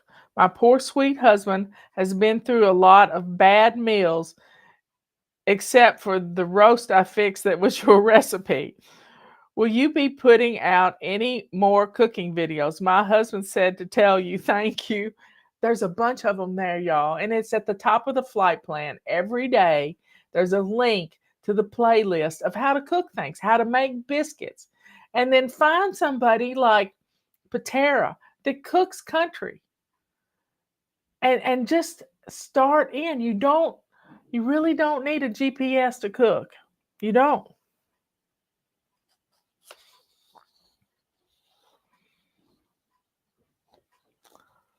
But you can do it. What you did with there are some great recipes out there for pork roast and turn it into barbecue, for rump roast, chuck roast. You can do just about anything. I saw somebody the other day that they cooked a roast in their wood stove in a Dutch oven, and it was an elk roast. So you just have to adapt things. It can be in a crock pot. It can be in your Dutch oven, in your wood stove. But just start trying. All I knew how to cook when I was a kid before I got married was spaghetti.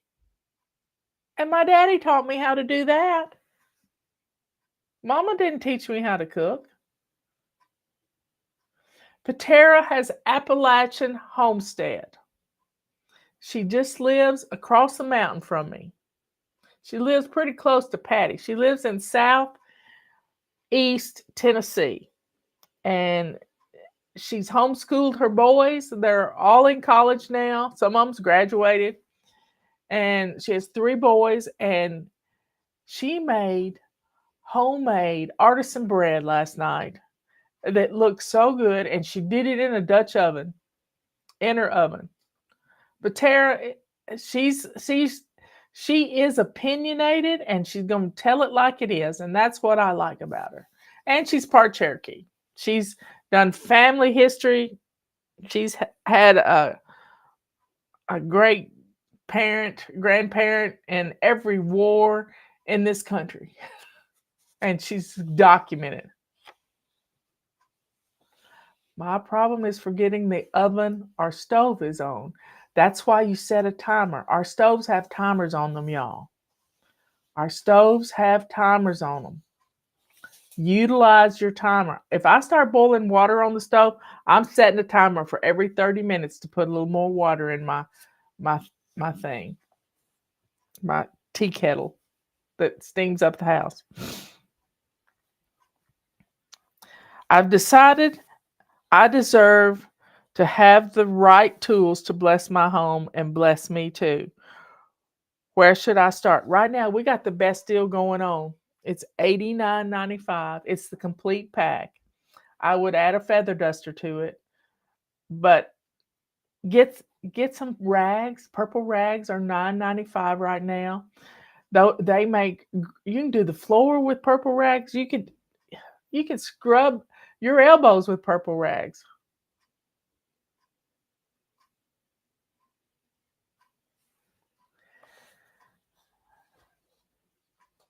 So Pater had a great bread recipe the other day, and I think she's adapted it for Dutch oven, but she always puts her recipes in the description. And she cans things and preserves things and just does a great job at teaching young people how to cook. And I do it too, but I don't do it live, and I don't edit videos. So I do edit videos, but not often. Not often. So start with the complete pack and add, for $110, you can have the whole kit and caboodle.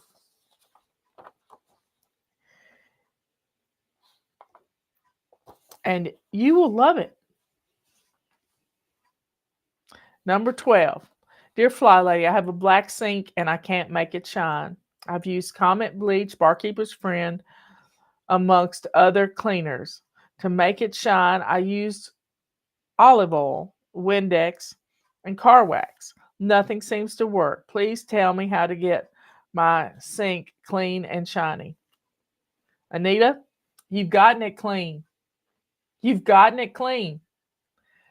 It's probably a matte finish. You're never going to make it shine. I know you've tried, but know that it is clean. That it's the cleanest it's ever been, even coming from the factory. It's cleaner than when it came from the factory. I don't know what kind of container, Stephanie, you're talking about. Just know that it's clean. You've done a great job. Accept that you've done a great job and quit beating yourself up because it doesn't shine. You know it's clean.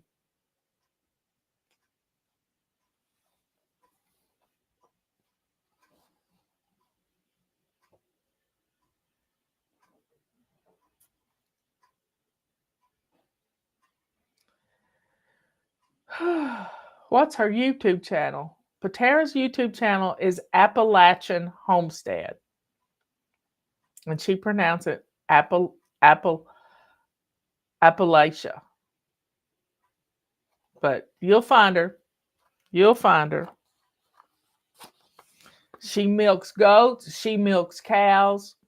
Not that I'm not ever going to do that. I've had goats.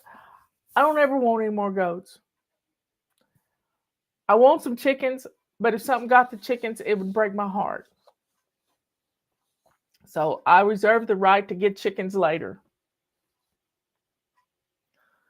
So Anita, quit beating yourself up because it's not shiny. It's never going to be shiny. It's not made to be shiny. I've had a black sink at the office one time. before we moved into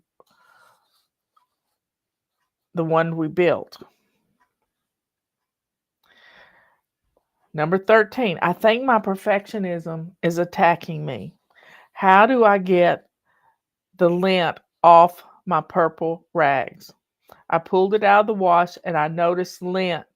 And it must have happened when I used it to clean the floor with a lick, take a lick at a snake. Yeah. Lint is stuck in the corduroy. Well, here's the deal. Just keep using it. Just keep using it. And it'll eventually wash out. You can take one of those lint rollers. You might want to take your rubber scrubber and brush it. But don't wash it with regular towels. Only wash your purple rags with other microfiber products. Your mop cloths, your purple rags, your multi-wand cover. Always wash them with light fabrics and never with a towel. But if you picked up some lint, don't worry about it. Let go of your perfectionism. Let it go. And maybe pick up another pack if it bothers you so much. Every room has a shiny sink. What is the shiny sink of the bathroom? It's your bathroom counter and sink. When that looks good, you're good to go.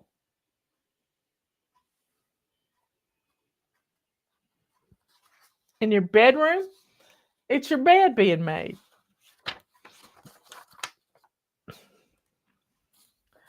Okay, last question. I don't know that it has a question in it, but I'm going to read it anyway.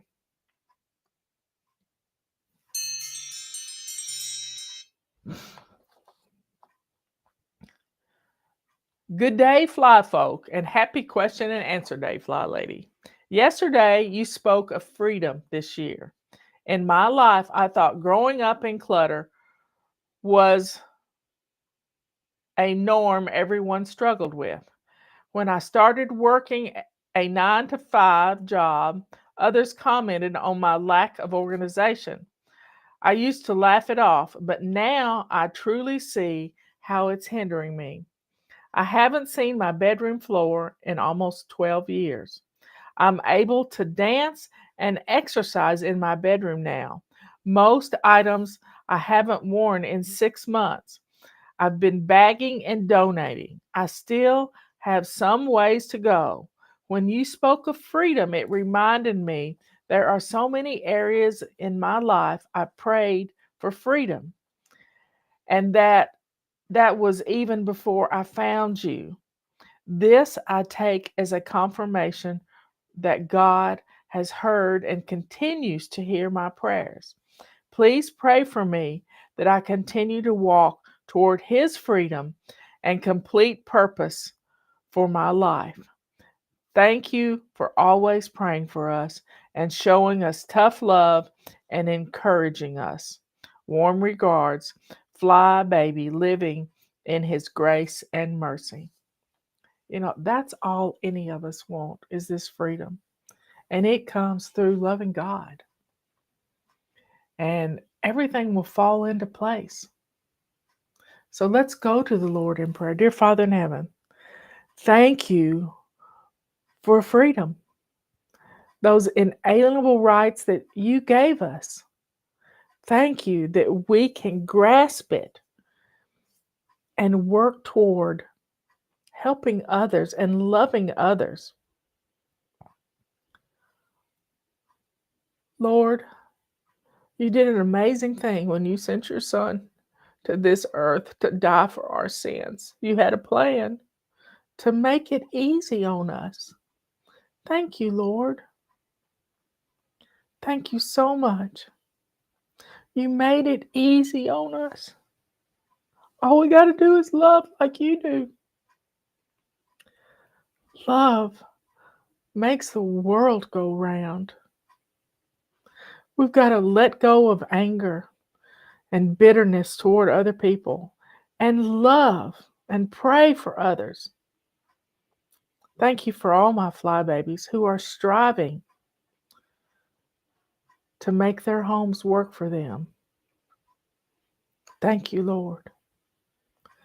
Give us strength. Keep us away from evil. Thank you for the Lord's Prayer that we can use that as an example. We love you, Lord. All these things we ask in Jesus' holy name. Amen and amen. God gets all the glory, y'all. All the glory. We have to be ready. We have to be ready. I love you all. I'll be back on here at 3 o'clock this afternoon.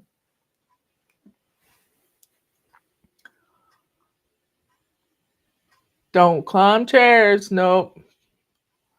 So y'all be good, kind, and sweet. Be good to yourself. Because the Bible teaches that.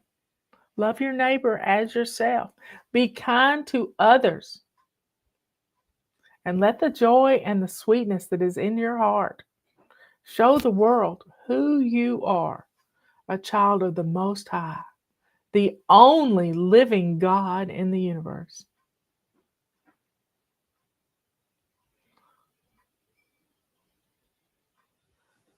I love you all. I'll see you later.